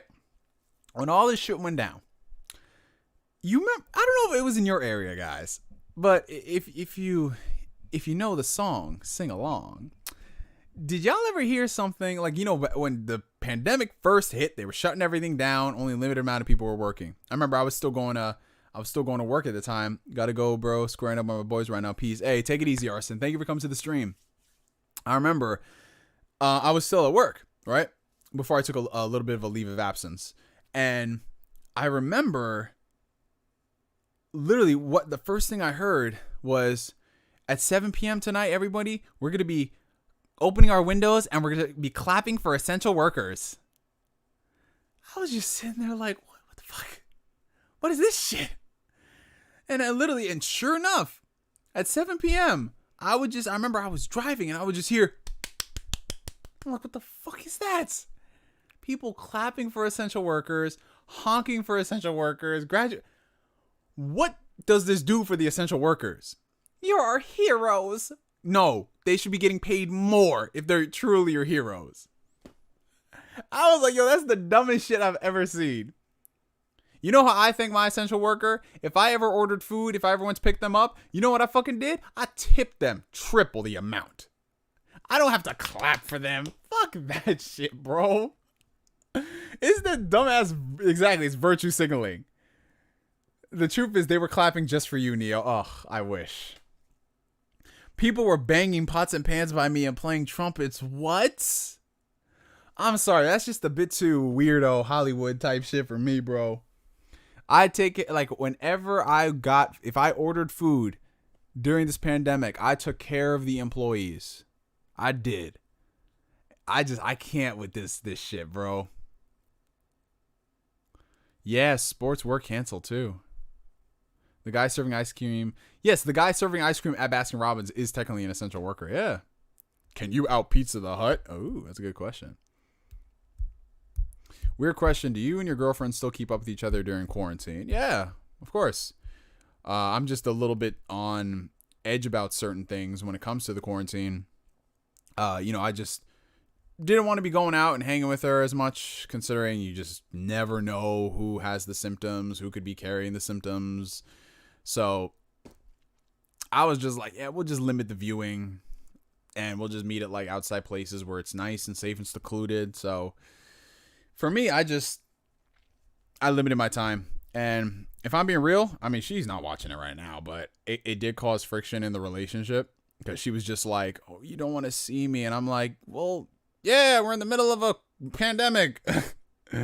So, but I mean, it's one of those things in relationships. And like I always say, women are different beings. Guys, no matter how much you say you know your woman or they are different and they do not think like us. Just like we don't think like them. So if you ever try to attach reason and logic to something, they're still going to bring it back and be like, okay, I get it, but... guys, I'm just telling you, it's just something you will never escape when it comes to women. Even if you click 99% of the time like me and my girl do. It's just that 1%. It's the damn 1%. Yo, oh God, the celebrities singing in their mansions. Oh God, let's rant on the hippy dippy liberals. When I saw that Imagine video come out, I was like, oh. Literally, that was just me, my audible going like, oh. Because it's always the Hollywood people who legit thinking they were all in this together like as High School Musical. But you know what really tipped me over the edge? The Responsibility video. Oh my God. If y'all have not, first off, watching that is the most cringe thing in the world. Cringe thing. And they were just like, I take responsibility. I take responsibility. I was like, yo, what the fuck? Y'all are millionaires. We don't need you to come on here saying, yeah, we're with you in the fight. No. Fucking donate to organizations. Good organizations. I ain't talking about all, because the unfortunate thing in this world is you want to donate to like the well-known names, but then you realize they're just as corrupt as any other organization. So you got to be very selective. But these people just come on here and they're just like, for all the times where I just looked away and said no, I'm like, all you people in Hollywood knew about Harvey Weinstein. Don't you dare try to. I love making fun of the Hollywood elite. It's my favorite pastime. I mean, I love my Hollywood actors and everything and people in their movies I enjoy, but they are some of the most out of touch people I've ever seen in my life. I take responsibility for the police brutality. And I'm like, yeah, okay. Meanwhile, you have private security. Okay. This stream is still going on. I'm not complaining or anything, but the stream has been going on for close to 5 hours. We were supposed to end this stream 8 minutes ago. How the fuck are we still going? How are we still going? Man, we still got 100 and how many people watching? We still got 120 people watching. Shout out to y'all. Oh, God. But yeah, just to finish up, ship her a pack of hot Cheetos. Yeah. But no, I mean, my girl, you know, God bless her. I love her. I love her so much. But like I said, there will be times where it's just such a logical thing where it's like, this is what it is. But to her, she accepts it, understands it, but she doesn't like it. Oh, God. It's just one of those things that you be sitting there as a man like, yep. Because even as a man, when you're right, you're still wrong. No, but I don't play that shit, though, if I'm being honest with you. Whenever my girl tries to do that nonsense, I'm just like, I'm gonna ghost you. Because if she starts doing that shit, I'm straight up like, nah, I ain't with the shits. I'm gonna let you go handle your business. I'm gonna be over here playing Xbox. You sound like you've been married for a long time, man. I've been with her for 2 years, man. Over 2 years now. And it's just one of those things, bro. I mean, it's never gotten to the point where I'm so annoyed about things like, yes, that's it, I'm done. But I just straight up told her, because she doesn't do the traditional shit that you see in the memes that women do. But I straight up told her I don't play the shits. You know what I'm saying? I would just tell her, like, yo, this is what it is. You know, if I'm busy, it's because I'm busy working on stuff. It's not because I don't want to see you. But to women, it's just like, but you don't prioritize me enough. And I'm like, yo, we just hung out 6 times last week. But, because when a woman is infatuated with you, they want to see you at every single junction of the day. It doesn't matter. If they just saw you, they still want to see you. To get rid of racism, you need to get rid of black and white. Things like Black History Month need to go. Implement some of the history naturally in schools, but don't point out skin color ever. And that's the problem. Because long term, you should teach white history, black history, insert whatever race you want here in the curriculum. We shouldn't just be learning about white people if we're learning about America. You know, America's built on more than that. But it's going to take such a long time to get to that point. So I don't think they need to take out Black History Month right now, but they've got to overhaul the entire curriculum to learn all those things and learn all the massacres. And then at that point, it's just like, all right, that can go. But it's got to get to that point. Hey, God invented RPGs and dating sims for a reason. That's true. 130 hours in this RPG, you good. Are you going to react to the Xbox game reveal? Yes, I am. I definitely will. Do you know that it's been rumored the PS5 price is getting revealed today or tomorrow? I thought it was going to be revealed today at like 3:30. That's what they said. And then I was waiting and there was nothing. Who's hyped for that Neo Death Stranding stream? Oh, God, Joey. How dare you? How dare you? How dare you? Oh, God. But I think it's about time, guys. It's about that time. We've been going for almost 5 hours. My God. If you've been watching for any amount of time, beginning 3 hours, 2 hours, let me know down below in the comment section, because I feel like we've all literally been in the same room for 5 hours. It's just been fun. It's been seriously dope. I mean, it's always a good time. I look forward to this every single Monday, because it's like a great way to cap off my night. Just hanging with y'all, having fun. It's great. It seriously is. I've been watching the whole time just chilling. That's dope. And we've had a consistent like 120, 30, 40, 50 people watching. It's amazing. For a few minutes, and then the stream died, and then the rest. Hey, that's what's up, guys. So, last bit of housekeeping. Like I always say, guys, links down below in the video description for the Discord community, for the Patreon. If you're interested in joining the membership site, YouTube Thingy Jigger, as you can tell, I don't care much, but that is available down below if y'all are interested. It helps support the channel, it helps support me, and Yeah, everybody out there, shout out to y'all wherever you're coming from. Chicago, South Africa, the UK, France, Japan, wherever y'all at, man. Just stay you. Keep on grinding your purpose, your passion, all that stuff. You know the vibes, the whole motivational Neo. That's what we do. But yeah, guys, tomorrow we're going to be streaming Death Stranding. Ugh. So we're going to be doing that. And then we'll have a couple more streams throughout the week. As you guys know, I try to stream at least like 2 to 3 times. Yeah, that's it. That's all I got to say for y'all. Everyone have a good night, a good morning, a good evening, good afternoon, whatever you are doing. Have fun, take care, and I'll see y'all on the next stream. Peace.